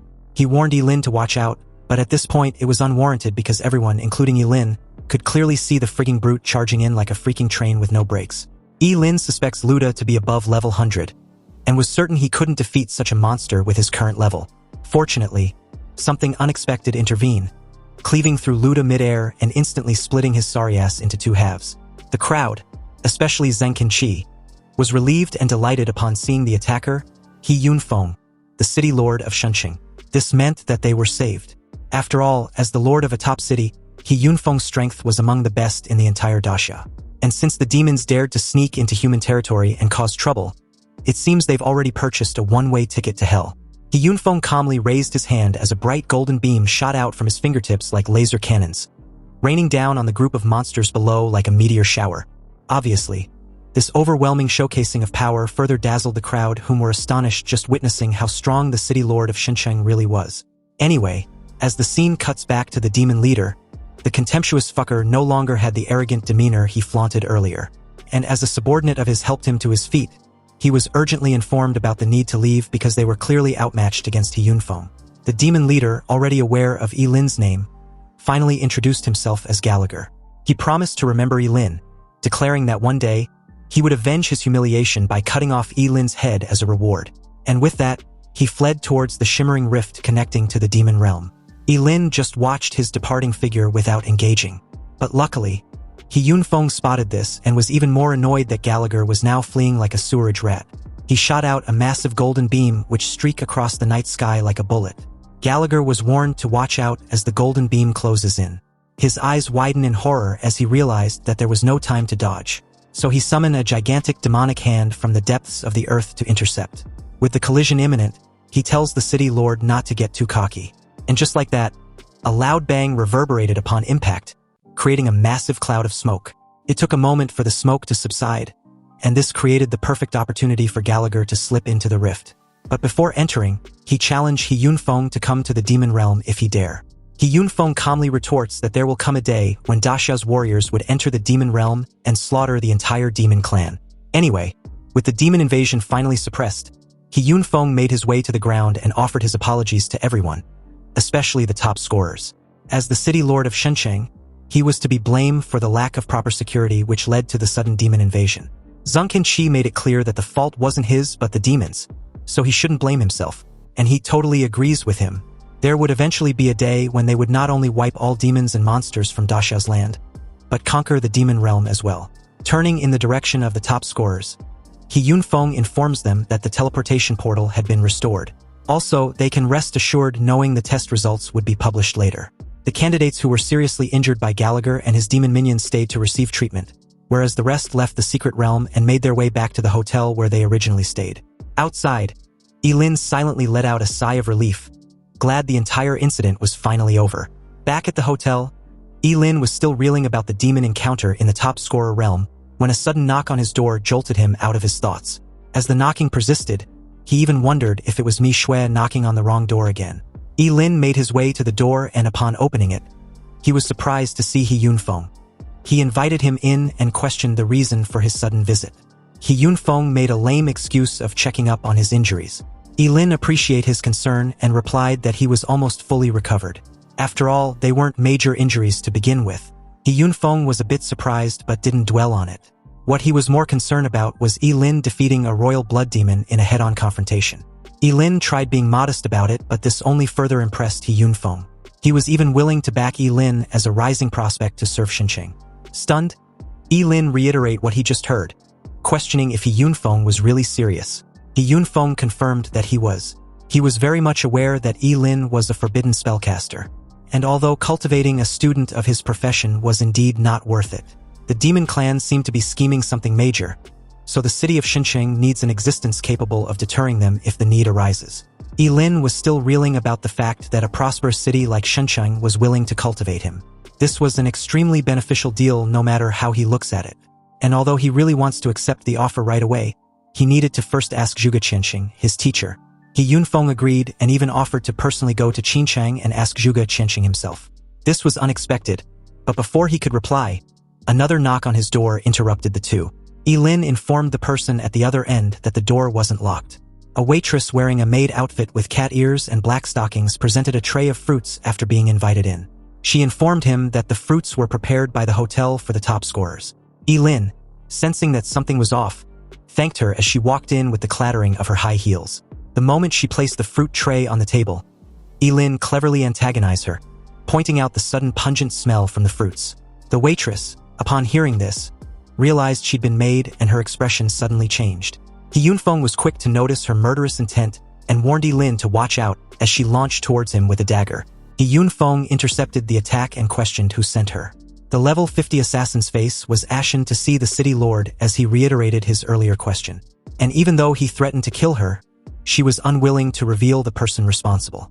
She knew very well that being caught in the act by He Yunfeng, she would either die or live a life worse than death. But her family will be fine, however. If she offends the Wu family, her whole family might be ruined. Therefore, in the current situation, the best option was her death to settle her debts. And as for whether the city lord would investigate the person responsible, that's his business. So, the moment she was trashed across the room by a simple kick from He Yunfeng, she quickly grabbed the dagger she dropped. And without any hesitation, she plunged it straight into her stomach. It took less than a second for the bitch to drop dead from the poison coated on the dagger. He Yunfeng narrowed his eyes, his face gloomy as he stared at her lifeless corpse. Obviously, the people behind this assassination weren't ordinary, since a level 50 job changer chose suicide rather than reveal their identity. And what's more, the poison used seemed to be extremely powerful to be able to instantly kill her. Ye Lin suspects the Wu family, as He Yunfeng reassured him not to worry. He would personally investigate this incident thoroughly and make Wu Shaoqi apologize to him. But Ye Lin knew a simple half-ass apology wouldn't stop the Wu family for trying again. So he decided to give up the offer on joining Shenqing. His reason was simple. He was afraid he wouldn't live past a month if he stayed. He Yunfeng walked off, furious at the Wu family for crossing the line and fucking up his deal. But he still intended on investigating. And the moment he left the room, there was another knock on the door. Ye Lin was close to losing it when he noticed that it was Mi Shui. She rushed inside, all excited, informing Ye Lin that the results were finally out. And as expected, he was the nation's top scorer. Mi Shui even added that he had brought honor to his family. But upon realizing Ye Lin was an orphan, she visibly tensed up, a bit embarrassed. Anyway, since her teammate was awesome, she wanted to take a photo to commemorate his achievement, and also boast about clearing a dungeon with the nation's top scorer. But in doing so, she found the dead woman behind them. Mi Shui freaked out, questioning why a dead person was inside Ye Lin's room. But before answering, Ye Lin delegated the task of cleaning up to her. He also had to stop her imagination from running wild. The dead bitch was an assassin sent by Wu Shaoqi to kill him. Upon hearing this, Mi Shui got pissed off, suddenly all fired up to teach that spoiled fool a lesson. Meanwhile, Wu Shaoqi, upon receiving the news about the failed assassination, got furious as he questioned what kind of worthless trash carried out the attempt. After all, the disparity was so vast that he couldn't comprehend how a level 50 assassin couldn't kill just a mere level 25, regardless of the profession. But no sooner was he done lashing out in anger than a dignified middle-aged man walked in. And upon seeing this person, who happens to be his father, Wu Shaoqi's face immediately turned ashen. The middle-aged man sneered, his face full of disappointment and rebuke as he questioned Wu Shaoqi if he even respected him as his father. He didn't care if his son sent someone to deal with Ye Lin, but why did he have to be so stupid to do it in front of the city lord? A sudden unease washed over Wu Shaoqi, and he could only reply that he didn't know. He had no idea He Yunfeng would be there, but his father wasn't having it. Anyway, since he was the direct heir of the Wu family, He Yunfeng will most likely give him a minor punishment as a warning, and won't do anything devastating to him. Wu Shaoqi was then instructed by his father to pack his things. They were going to apologize to the city lord. The young master of the Wu family immediately deflated like a wilted eggplant, not daring to utter a single word in rebuttal, but his resentment towards Ye Lin only grew stronger. Later during the next day, Ye Lin soon received the National Champions Award, which was personally presented to him by the city lord He Yunfeng. As the top scorer in the national exam, he was to receive only 2 rewards, both of legendary grade. But to be honest, Ye Lin initially thought he was going to receive money, but receiving a legendary skill scroll and equipment would also do, especially since the ranks above legendary were forbidden spells and god-tier equipment. For the legendary grade equipment, it was the Great Sumeru Ring with a 100% psychic power enhancement, but can also be refined. Its first skill was the Sumeru World, which allows the user to absorb energy-type attacks and store them inside the ring, upon which the stored energy can be converted to temporary psychic power enhancement. The second was the Inside World, which also allows the user to open the storage space inside the ring. The storage space's size was equivalent to the user's psychic power. So basically, not only will the ring be able to absorb energy-type attacks and convert them temporarily into psychic power, but it also comes with a storage space. Ye Lin couldn't help but smile slightly. Obviously, with this ring, even if he's attacked by a group of mages, he can absorb all attacks and convert them into temporal psychic power. Then use forbidden spells to retaliate and quickly make light work of them. It's evident that the Sumeru ring, together with his undying body, significantly makes him stronger the more attacks he's dealt with. He thanked the city lord and promised to continue to work hard and improve. Pleased with this reply, He Yunfeng was also quick to add the matter concerning his earlier offer. He wants to discuss it in more details later. But for now, Ye Lin would be sent back to Qingqing using a teleportation array. It didn't take long for the scene to cut back to the city of Qingqing, specifically the teleportation square. The very moment Ye Lin stepped out of the portal, a series of high-pitched sounds filled the air, and for a moment there, these chorus of cheers and praise startled him. Principal Gao and Hu Wang, both beaming with joy, rushed over to congratulate him. The city of Qingqing now had a national top scorer. Ye Lin replied modestly that it was nothing, and before he could get another word out, the frenzied crowd also rushed over and nearly swamped him. Principal Gao and Hu Wang tried to curb the situation, but that quickly proved to be a challenge. Clearly, the crowd didn't relent. Some wanted to take a photograph with him, others wanted his signature, a hug, and all kinds of weird shit. Ye Lin felt a chill run down his spine and subconsciously took a step back. This kind of crowd were overly enthusiastic for his liking, especially the group of middle-aged women who claimed to want just a hug. Fortunately, before things could escalate any further, Principal Gao grabbed his arm and flew him out of there. In the air, Ye Lin informed him that he was tired and wanted to go home to rest. But seeing Principal Gao heading in the wrong direction, the old guy explained that Zhuge Qianxing wants to meet him first. He led Ye Lin through a couple winding alleys and soon entered Zhuge Qianxing's courtyard. Zhuge Qianxing, who was making tea, couldn't help but smile when she saw Ye Lin's disheveled state. Pouring himself a cup, he remarked that it seems being the top scorer in the nation wasn't easy. Ye Lin sighed and agreed, replying that it wasn't. However, the rewards were still quite generous. It was clearly evident that Ye Lin looked exhausted, so Zhuge Qianxing suggested he go rest. There were more important things waiting for him when he's fully invigorated. Curious, Ye Lin wanted to know what his teacher was hinting at. Zhuge Qianxing calmly replied that the Gate of Apocalypse has appeared. Recalling the bits and fragments intel he had on the topic, especially the fact that that realm once had the 7 great ancient origin artifacts, Ye Lin reached for the key. He asked Zhuge Qianxing if he wants him to venture into the Gate of Apocalypse. However, to be precise, Zhuge Qianxing divulged his intention to go with his student. Ye Lin, slightly caught off guard, got up and left the courtyard. He planned to head to the Job Changer Guild to have some equipment handled. You see, Ye Lin had never understood why Zhuge Qianxing wanted to take him as a disciple and always harbored a degree of wariness towards him, since his profession was that of an extremely mysterious fortune teller. He knew there was no free lunch in this world, and even suspected that Kensen and the agents from the Investigation Bureau were all part of a scheme set up by Zhuge Qianxing.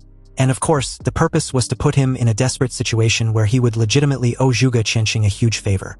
If the truth is indeed as he suspects, then it means that Zhuge Qianxing has grand ambitions, and the only thing he possessed that someone like his teacher would covet was his immortality. But regardless of whether his intentions, Ye Lin, due to his limited strength, can only play the role of a dutiful disciple for now. Anyway, the moment Ye Lin left, Zhuge Qianxing, who was calmly drinking tea, suddenly started coughing violently. Zhuge Qianxing's face turned ashen as a mouthful of bright red blood spurted out from his mouth and onto the floor, trickling through his fingers. Zhuge Qianxing was fully aware Ye Lin fully didn't trust him, but he really didn't have much time and can only give it a try. Meanwhile, at the Guild of Job Changers, to avoid causing trouble, Ye Lin entered the place with his appearance altered by the illusion mask. He walked up to the receptionist, and after a brief exchange, he announced that he was there to trade skill scrolls and equipment. In a respectful tone, the lady informed him to follow her. But before leaving the trading section, Ye Lin spotted a familiar figure in a tight leather outfit that accentuated her perfect curves. Her long hair cascaded down her back, and her features were exquisite, drawing the attention of any passing job seekers. However, upon seeing this woman, Ye Lin frowned instead, because this person was none other than Zhuge Nini. Ye Lin secretly rejoiced that he had worn the illusion mask. Otherwise, encountering Zhuge Nini might have caused even more trouble. Ye Lin quickly looked away, keeping his eyes straight ahead. However, at this moment, Zhuge Nini seemed to sense something and suddenly turned her head in his direction. She stared intently at Ye Lin's departing figure and found it so familiar.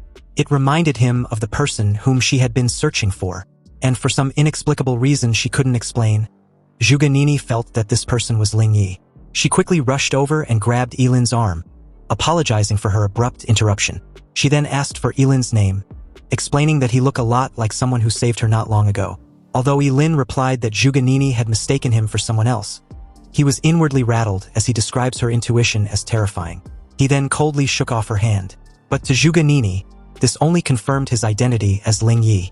A faint blush even rose on her fair and delicate face as she blocks Ye Lin's path, wanting to know why Ye Lin won't admit it. To Zhuge Nini, there was no mistake. That cold indifference was the same as when Ling Yi saved her. Ye Lin simply turned in the receptionist's direction and asked if the Job Changer Guild often encounter this kind of situation. The lady, momentarily stunned, advised Zhuge Nini not to disrupt the order in the trading area. Otherwise, she would have no choice but to ask her to leave. Zhuge Nini reluctantly complied, not wanting to cause any more trouble. But the commotion attracted the attention of several job seekers around who clearly couldn't mask their envy and jealousy. They couldn't comprehend why such an outstanding beauty was fawning over Ye Lin, whose appearance seemed so ordinary. They deduced that Ye Lin must be rich, hence why he seemed so indifferent to Zhuge Nini. Ye Lin had originally wanted to keep a low profile, but Zhuge Nini had made him the center of attention. Fortunately, he hadn't been made. Ye Lin simply ignored the gazes of the others and took out more than a dozen high-level equipment from his great Sumeru ring. These were the very pieces he had tricked out of Wu Shaoqi and his group of minions, along with the intermediate and low-level equipment that he got in the Scholar's secret realm. In an instant, the trading platform was filled with piles of equipment, each piece exuding a different aura, some full of power, while others full of mystery. Everyone, including Zhuge Nini, were completely stunned to see so many extremely precious equipment piled over like some cheap garbage. But any pieces could sell for millions. The lady from the Job Changer Guild eventually came to her senses and asked if Ye Lin wished to trade the items for gold coins. But to her surprise, Ye Lin simply states his intention to trade them for other items. The lady handed a tablet to Ye Lin and instructed him to select the items he wants for the trade. It didn't take long for him to skip through and make his selection. But after counting the pile of equipment, the lady informed Ye Lin that he needed to pay an additional 3 million because his items couldn't cut it. Ye Lin gave a slight nod, not bothered by this. However, he also have something else to sell. Ye Lin then took out a shimmering golden stone decorated with dragon scale patterns, a dragon scale gold ore, from his great Sumeru ring. The surrounding air seemed to freeze, emanating a chilling sense of oppression, containing a strange magical power. You see, the dragon scale gold ore was an incredibly precious material that can be used to forge epic-level equipment. The lady's reaction, like the crowd, were filled with shock, far more so than when Ye Lin had just taken out more than a dozen pieces of high-level equipment. Compared to the dragon pattern gold ore, a dozen or so high-level equipment pieces were nothing. Meanwhile, Zhuge Nini's eyes sparkled as she stares at Ye Lin in amazement. At this point, her resolve about the guy in front of her being Ling Yi was practically sealed. Suddenly, a calm and authoritative voice questioned the lady what the commotion was all about. This person, Chun Kai, made his way onto the stage and even added that he recalled teaching the lady about the importance of staying calm in these kinds of situations. Chun Kai was apparently the vice president of the Qingqing Job Change Guild, and his level was rumored to be close to 60. A hint of surprise flashed in his eyes when his gaze finally lands on the dragon scale gold ore in Ye Lin's possession. Pleased, he asked Ye Lin what he wants in return. Ye Lin calmly announced his desire to have a refining stone. Apparently, a refinement stone can refine the star rating of equipment, making it more powerful. A rare-grade equipment refined to 7 stars can even rival an epic-grade equipment that has not been refined in terms of attributes. Chun Kai had no issue with this request and even suggested exchanging 800 pieces for the dragon pattern gold ore. But Ye Lin asked for 1,000 pieces. The vice president readily agreed, considering it as a friendly gesture for future cooperation as the two shook on it. With this transaction, a mutual partnership had been formed, and Ye Lin plans on dealing only with the Job Changer Guild in the future. Chun Kai, delighted with this partnership, informed Ye Lin the guild would always welcome him to trade with any incredible item in the future. Then, as he instructed the lady to quickly arrange for someone to retrieve 1,000 refining stones from the warehouse, Chun Kai didn't forget to remind the lady to behave as exemplary as he just did during such situations in the future. But no sooner had he said this than Ye Lin, in his usual cold indifference tone, announced that he still had one more item to trade. He took out the legendary skill scroll from his ring to the shock of everyone present, especially Chun Kai, who was nearly losing his shit seeing such item. For someone bragging about always remaining calm and composed during transactions, he was practically screaming as he called for the president. Nearby, Zhuge Nini, in a daze, cemented her belief that Ling Yi was definitely not an ordinary person. After all, he just took out a legendary skill scroll which was previously non-existent in the entire city of Qingqing. Chun Kai's earth-shattering call quickly attracted an old man in a robe, who suddenly appeared in front of everyone in an instant. His calm and ominous aura emanated a sense of mystery. His name was Wang Lichuan, the president of the Qingqing Job Change Guild. At this moment, Chun Kai felt as if he had seen a savior, as the old guy also behaved exactly as Chun Kai did when he first arrived. But upon seeing the legendary skill scroll, He was briefly stunned before glancing in Ye Lin's direction. Apparently, this legendary skill scroll, which was already incredibly precious, was also adaptive. You see, an adaptive legendary skill scroll was even more coveted simply because it was suited for any job changer regardless of the profession. Wang Lichuan calmly asked what Ye Lin plans on trading it for. Ye Lin declared his intention to trade it for all the normal skill scrolls the guild had. Obviously, with the ultimate sublimation skill, legendary skill scrolls were useless to him, so it was better to exchange them for a few thousand ordinary skill scrolls to cast forbidden spells. However, Wang Lichuan, like the rest, was dumbfounded upon hearing this. They all stared at Ye Lin as if he was an idiot, and wondered if they heard him correctly. Zhuge Nini quickly interjected, advising Ye Lin not to follow through with the trade. He was making a terrible mistake with this deal, and besides, ordinary skill scrolls can be bought with money, costing between 8 and 20,000 each, but legendary skill scrolls were priceless. Zhuge Nini even offered Ye Lin the needed fund if he was short on money. And although Zhuge Nini was sincere and resolved with her offer, Ye Lin directly refused without hesitation. Wang Lichuan asked if Ye Lin was sure about the trade, and the moment he replied that he was, the old man quickly ordered the staff to retrieve all the ordinary skill scrolls they had, and not a single one should be left behind. Soon, the transaction was complete and Ye Lin was offered the highest level membership card from the guild. With this card, he can enjoy a 30% discount when shopping in the Qingqing Job Changer Guild. Thanking the president, Ye Lin then left the guild immediately after. With his departure, Chun Kai suggested if they should have someone secretly follow and protect Ye Lin. After all, he was carrying so many valuable items. But the president advised against it. He reasoned that there was no need because someone who once possessed a dragon-scale gold ore and legendary skill scrolls couldn't possibly be an ordinary person. If they were to take the initiative without his knowledge, it might only make him resentful. Anyway, the very moment Ye Lin left the Job Change Guild, Zhuge Nini, who had been waiting patiently at the entrance, followed him without any form of discretion. At an intersection, she again confronted Ye Lin, and this time around, she was already convinced that he was Ling Yi. Even when Ye Lin reiterated that she had mistaken him for someone else, Zhuge Nini paid no mind. She wants him to follow her home. There was an imposter who had deceived her father with his identity, and she wants to prove that the real Ling Yi and that shameless scoundrel were not the same person. But seeing Ye Lin's hesitation, Zhuge Nini stated that it was okay if Ye Lin didn't want to admit the truth for now, but she clearly recalled Ling Yi's silhouette perfectly matching his, and if he was still unwilling, she would just have to involve the investigation bureau.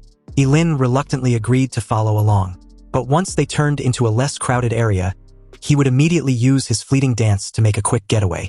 It was already nightfall when Zhuge Nini dragged Ye Lin back to the courtyard to meet her father. Excited as hell, she introduced a disguised Ye Lin as Ling Yi.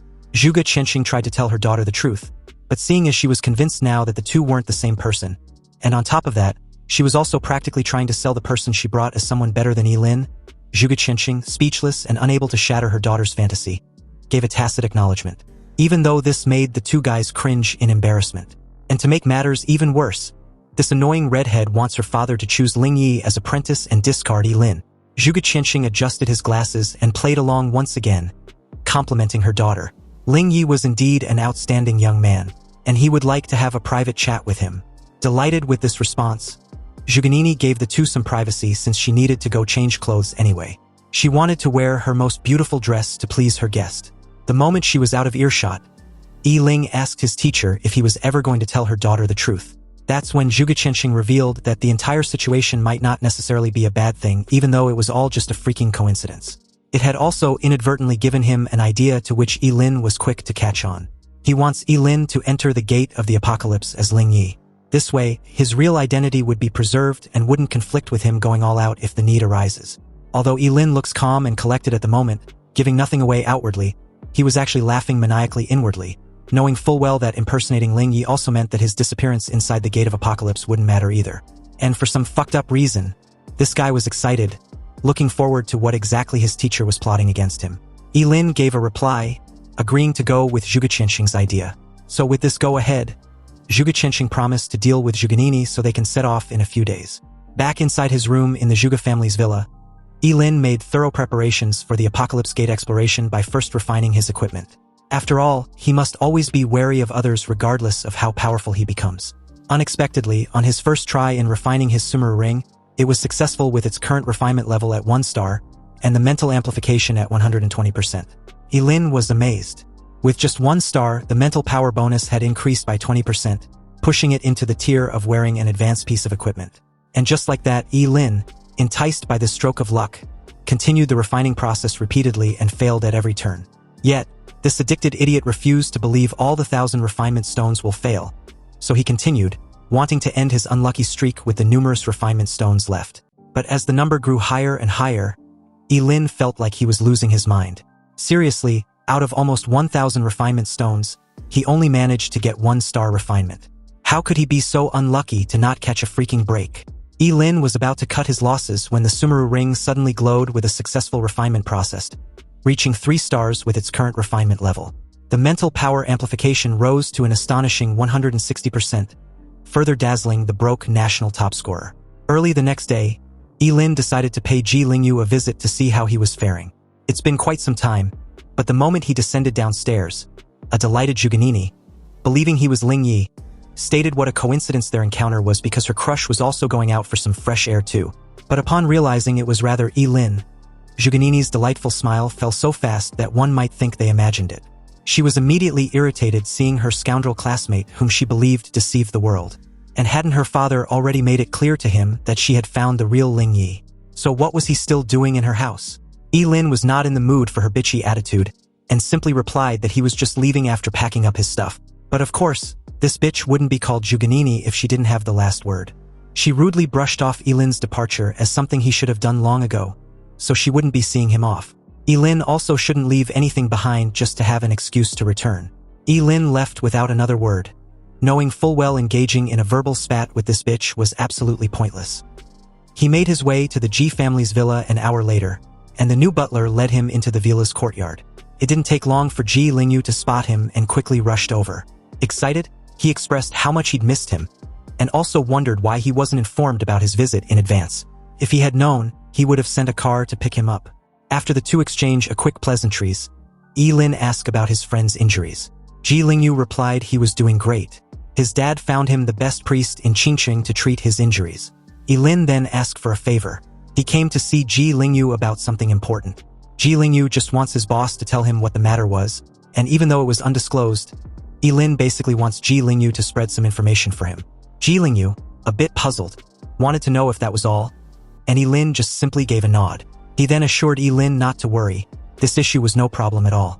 Shortly after, at the center of the most crowded streets in Qingqing, the news of the student who just won the nation's top scorer title, Ye Lin, was frequently seen visiting high-end entertainment venues. Most of the crowd, wanting to know exactly what was going on and why the national top scorer had become so depraved, speculated that Ye Lin was probably really going to die soon from overexerting his body and snatching the title.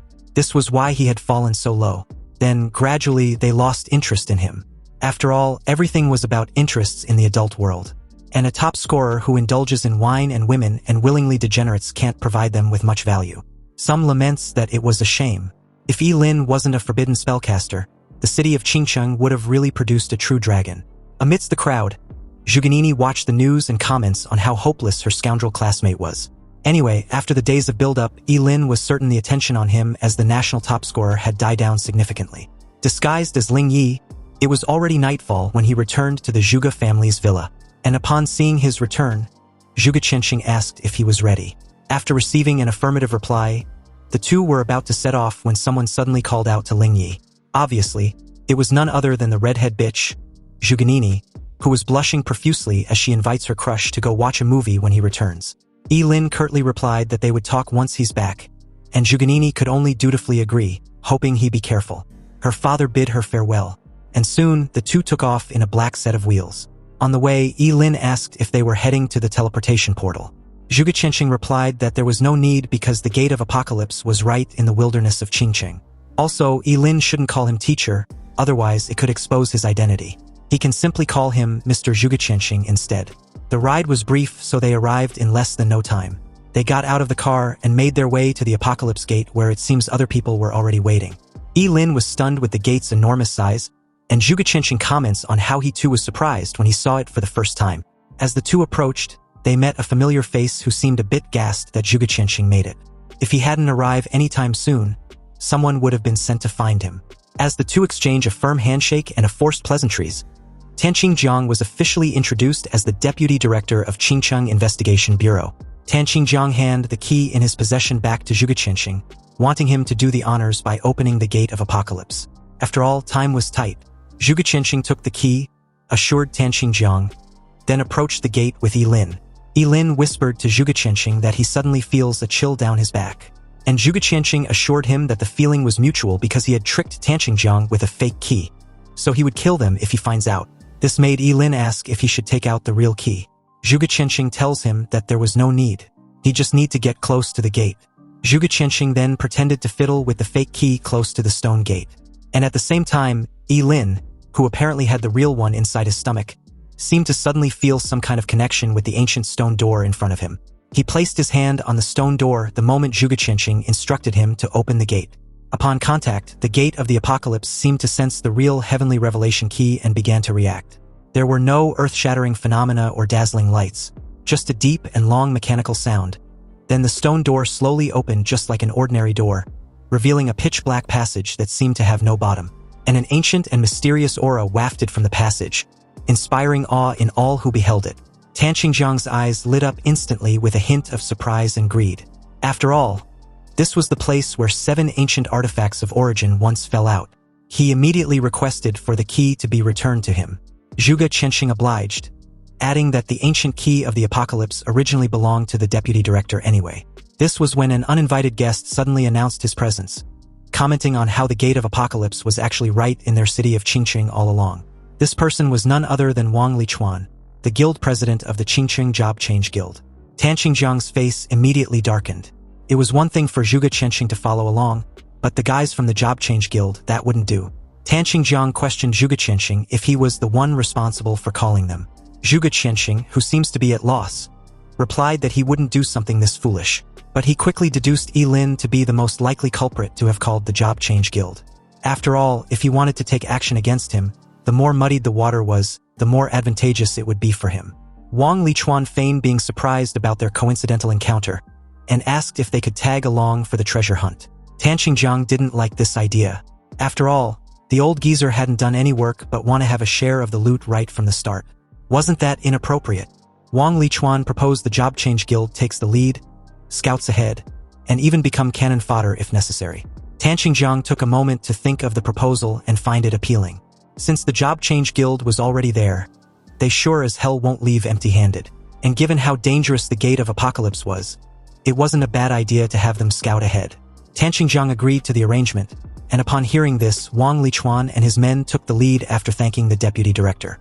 As he passed by Ye Lin, he glanced in his direction with a smile, surprised to find the young lad there as well. Ye Lin, seemingly oblivious to everything, calmly followed behind Zhuge Qianqing as Wang Lichuan and his men head straight into the pitch-black passage stretching deep into the gate. Further inside, a strong light pierced through the darkness, instantly illuminating the entire dark passage. The light was so intense that it took a while for them to adjust before they could open their eyes. But what they saw left them completely stunned. Even Ye Lin looked completely incredulous. The world behind the gate was not as bizarre and fantastical as they had imagined, nor was it a scene teeming with monsters. On the contrary, what appeared before them was actually Qingcheng. However, the Qingcheng before them was clearly different from the one they lived in. The towering city walls, winding streets, and lush trees have all been reduced to ruins and rubble.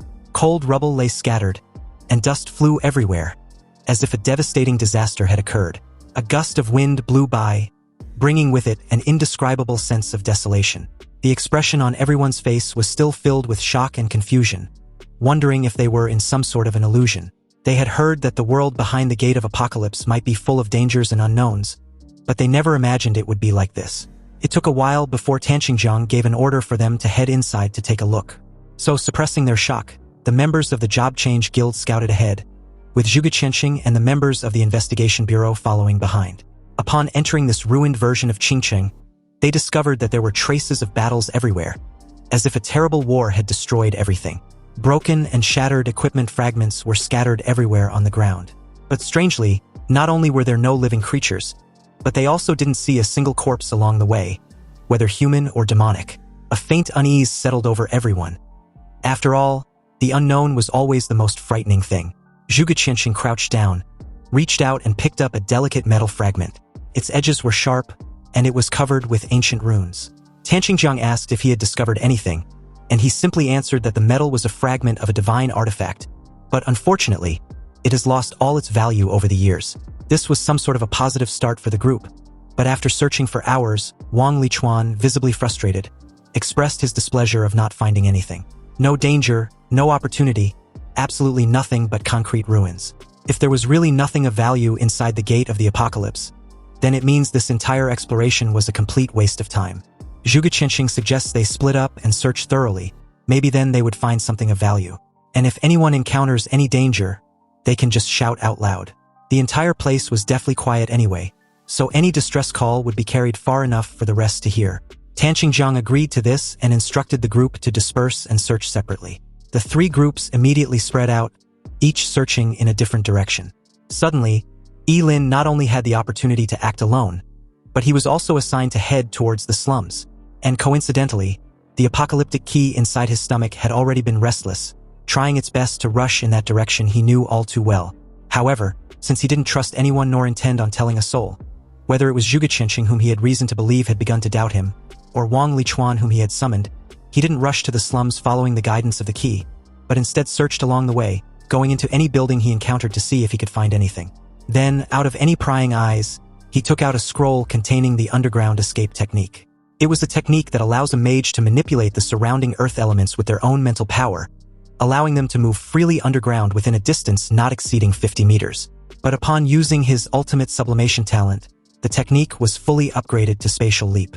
And a Spatial Leap was now a forbidden spell that allows a Forbidden Spellcaster to sacrifice their own organs to achieve short-distance cross-space movement, during which they are immune to any physical attacks and most energy attacks. In an instant, the space around Ye Lin was torn apart, revealing a deep, wavy, boundless void that swallowed him whole and made him disappear from the spot. Elsewhere, a moment later, Ye Lin's figure got pieced back together like a jigsaw puzzle and appeared in the slums he was familiar with. And before him stood a dilapidated, low-lying apartment, its walls covered with withered vines and moss.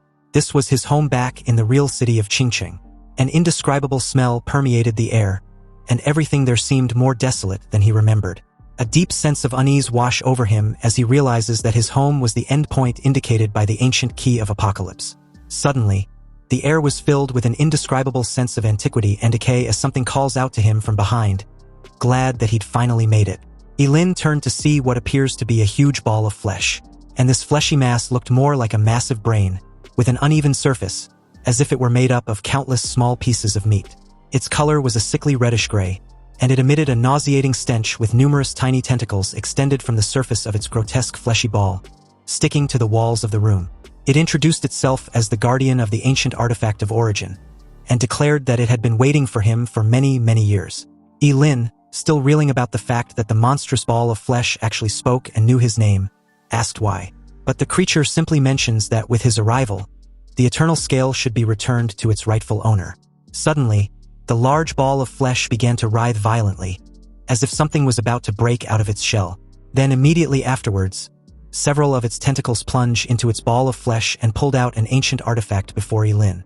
The object looked like a balanced scale, with an ancient and deep luster and intricate patterns carved on its surface. After spitting out the balance scale, the mass of flesh became noticeably weaker. The appearance of this balance scale seemed to freeze the air in the room.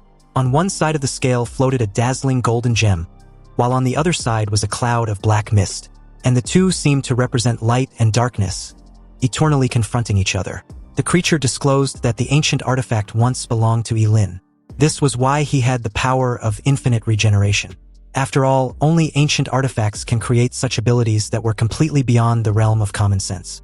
Ye Lin's heart pounded wildly as the eternal scale was handed over to him, and as it drew near, a sense of familiarity etched deep within his soul swept over his entire body, intertwined with his flesh and blood.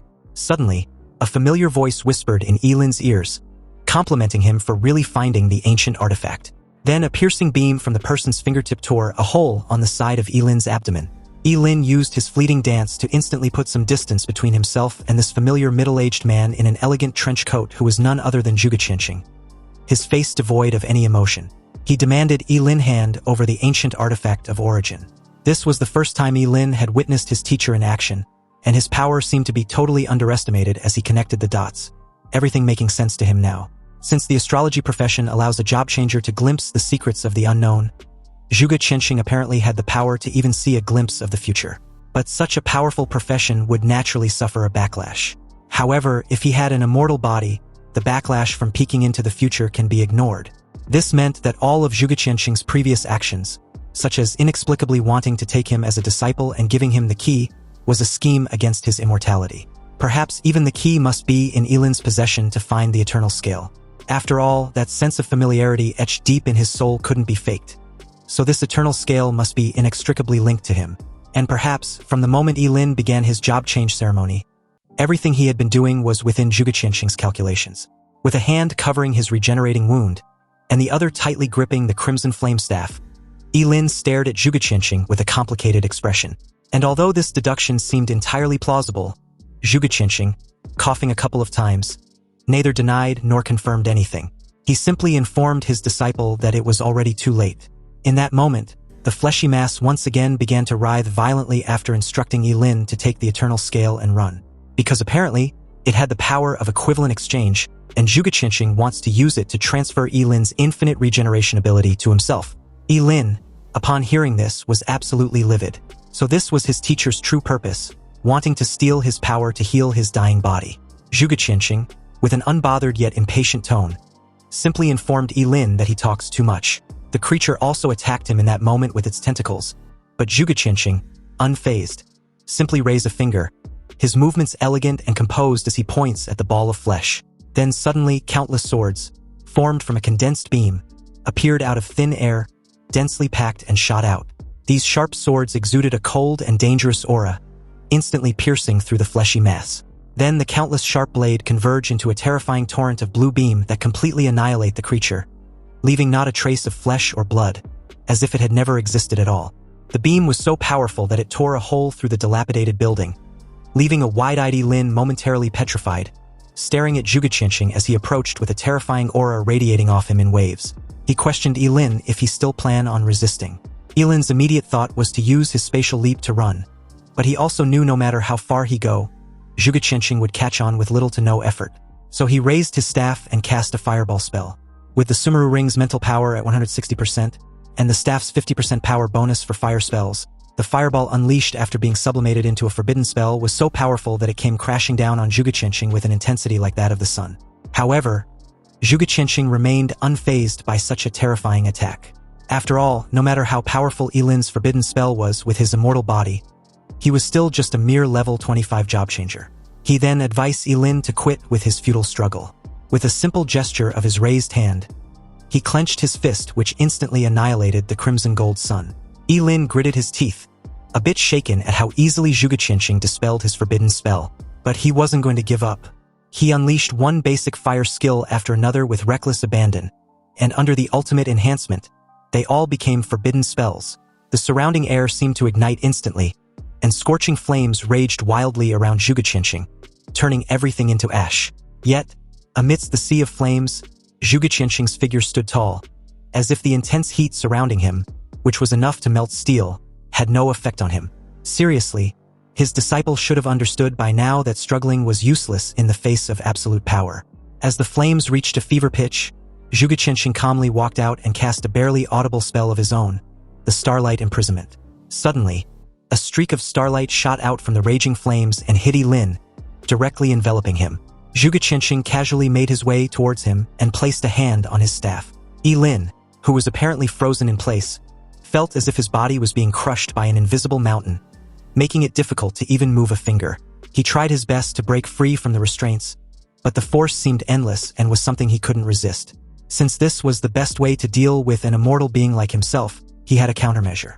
But before it could take effect, Zhuge Qianxing cast another spell, the Star Shield. This nullified the 5 seconds celestial explosion, which was apparently Ye Lin's self-destruct spell. Now he had been outmaneuvered at every turn. Zhuge Qianxing questioned if he was still looking down on him as an astrologer by using such an obvious level of skill. Zhuge Qianxing raised his hand and grasped the eternal scale in his hand.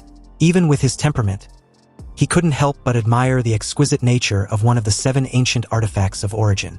Coughing violently, he thanked Ye Lin for their encounter. And of course, he really had done too many divinations and had received a divine punishment because of it.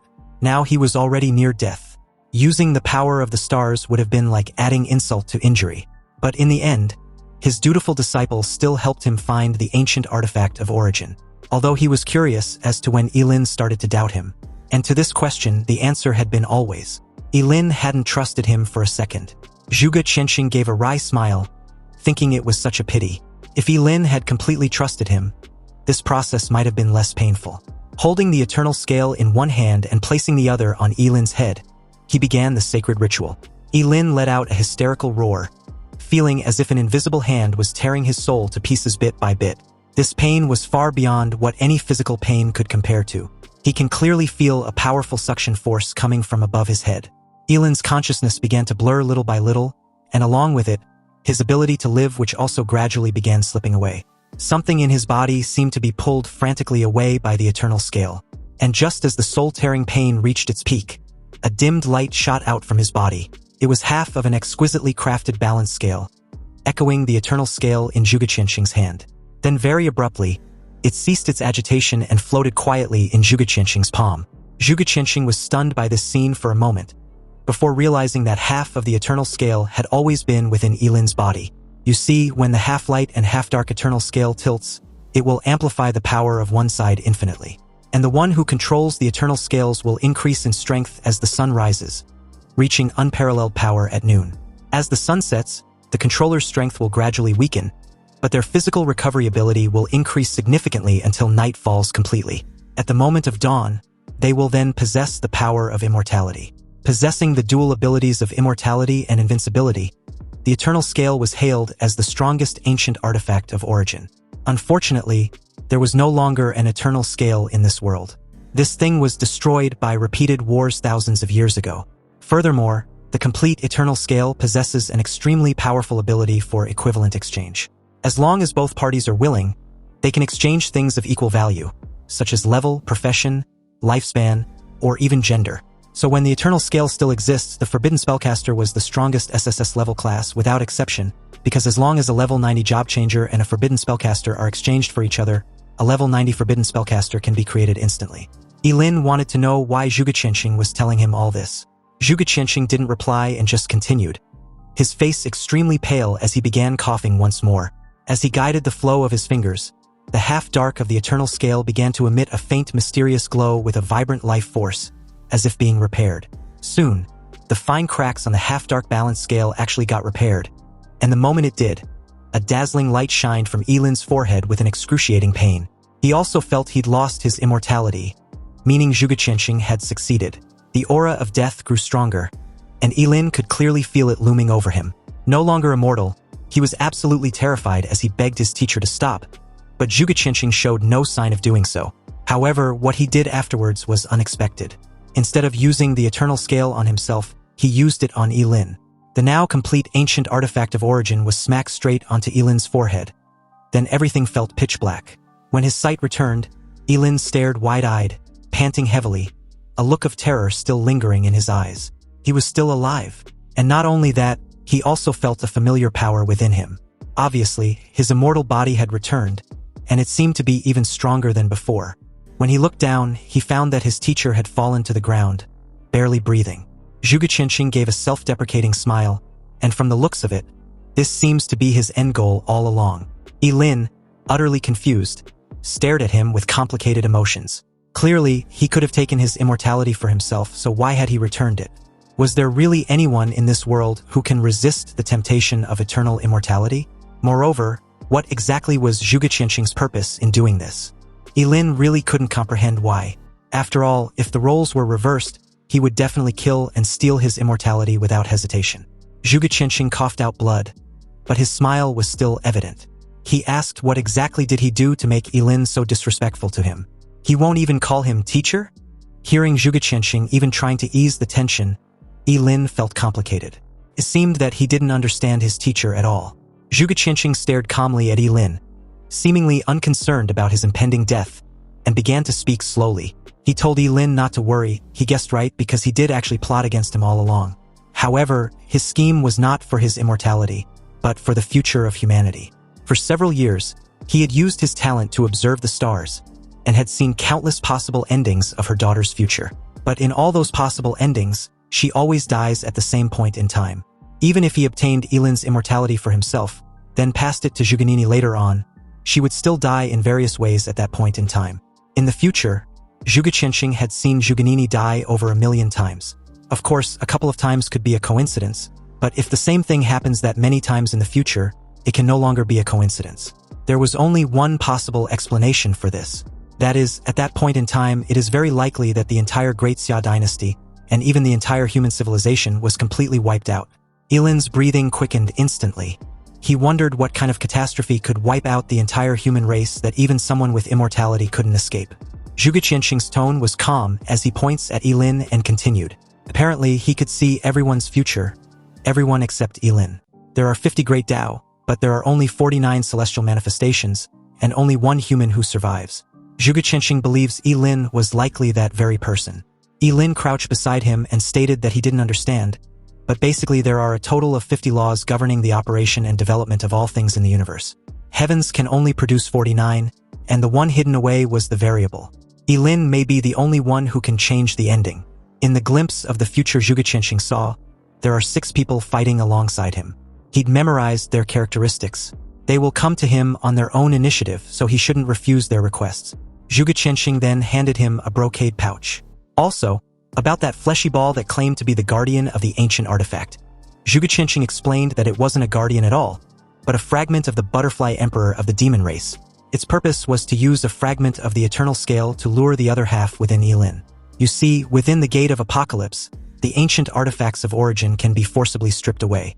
Hence why he acted so decisively before Ye Lin could actually touch that false scale of eternity. And fortunately enough, he was also able to use it to repair the broken external scale in Ye Lin's body. Then, with a hint of sadness in his eyes, Zhuge Qianxing asked Ye Lin for a favor, which was to take good care of her daughter. The moment Ye Lin promised he would, Zhuge Qianxing's pupils gradually dilated until the light in them eventually dimmed, and his last words was thanking Ye Lin for his promise. Ye Lin stared at Zhuge Qianxing's corpse, grateful for everything he had done for him. Ye Lin now wholeheartedly recognized him as his teacher. And about Zhuganini, he promised to keep her safe no matter what. In his eyes, Zhuge Qianxing was undoubtedly a figure to be revered like a towering mountain. His calculations were flawless, as if everything in the world was under his control. However, this respectful sent-off was interrupted by a series of hurried footsteps. Tan Qingjiang and Wang Lichuan led their respective group to the scene. And upon seeing Zhuge Qianxing's lifeless corpse, Tan Qingjiang asked if Ye Lin was responsible. Ye Lin ignored him, his head still bowed as he paid his respects. Tan Qingjiang, who obviously had limited patience, told Ye Lin to explain himself or pay the price for his silence. But seeing as Ye Lin was still ignoring their existence, Tan Qingjiang immediately ordered one of his men to go seize Zhuge Qianxing's corpse and search if there were any treasure on him. The guy drew out his sword and launched toward Ye Lin, demanding he hand over his teacher's corpse. Ye Lin turned sharply at the dimwit in the air, annoyed that in order to save scums like this bald idiot, his teacher had to die. Ye Lin decided on the spot this guy had to go, and if anyone wants to disturb Zhuge Qianxing's body, then they would die too. Through ultimate sublimation, the summoned wood's technique was instantly elevated to the forbidden spell, the descent of the wood realm. In an instant, the ground beneath his feet began to tremble, and as the earth shook violently, enormous vines sprouted from the ground and restrained the guy in the air. He tried to struggle, but found that the more he did, the tighter the vines restrained him. Ye Lin then raised his hand and instinctively started to devour the guy's lifespan. He trashed violently in the air and wailed as his body began to deteriorate rapidly. Everyone, including Tan Qingjiang and Wang Lichuan, stared wide-eyed in horror at the scene before them. They had never seen anything so bizarre and terrifying. The wailing continued until the guy finally disappeared completely, not leaving even a corpse, as if he had never existed. And in that moment, a series of prompts also notified Ye Lin that he had devoured a level 42 job changer and gained moisture, fat, protein, carbohydrates, minerals, and a small amount of trace elements. His lifespan had increased by 45 years, experience points by 420, strength by 4 points, agility by 2 points, and spirit by 1 point. You see, with the eternal scale repaired, it completely tilted toward the dark side. And although it lost the attribute of being invincible at noon, it permanently retained its immortality. With the scales tipped toward the dark side, the original equivalent exchange ability had also turned into endless devouring. This means that even though it's no longer possible to transfer other people's levels to oneself like before, it has gained the ability to plunder others. Shocked and furious, Tan Xingjiang believed Ye Lin had obtained the 8th ancient artifact of origin and killed Zhuge Qianqing. He ordered the rest of his men to seize the artifact from Ye Lin. Like the bald idiot, the group launched towards him simultaneously, but he boldly declared that they weren't enough to kill him.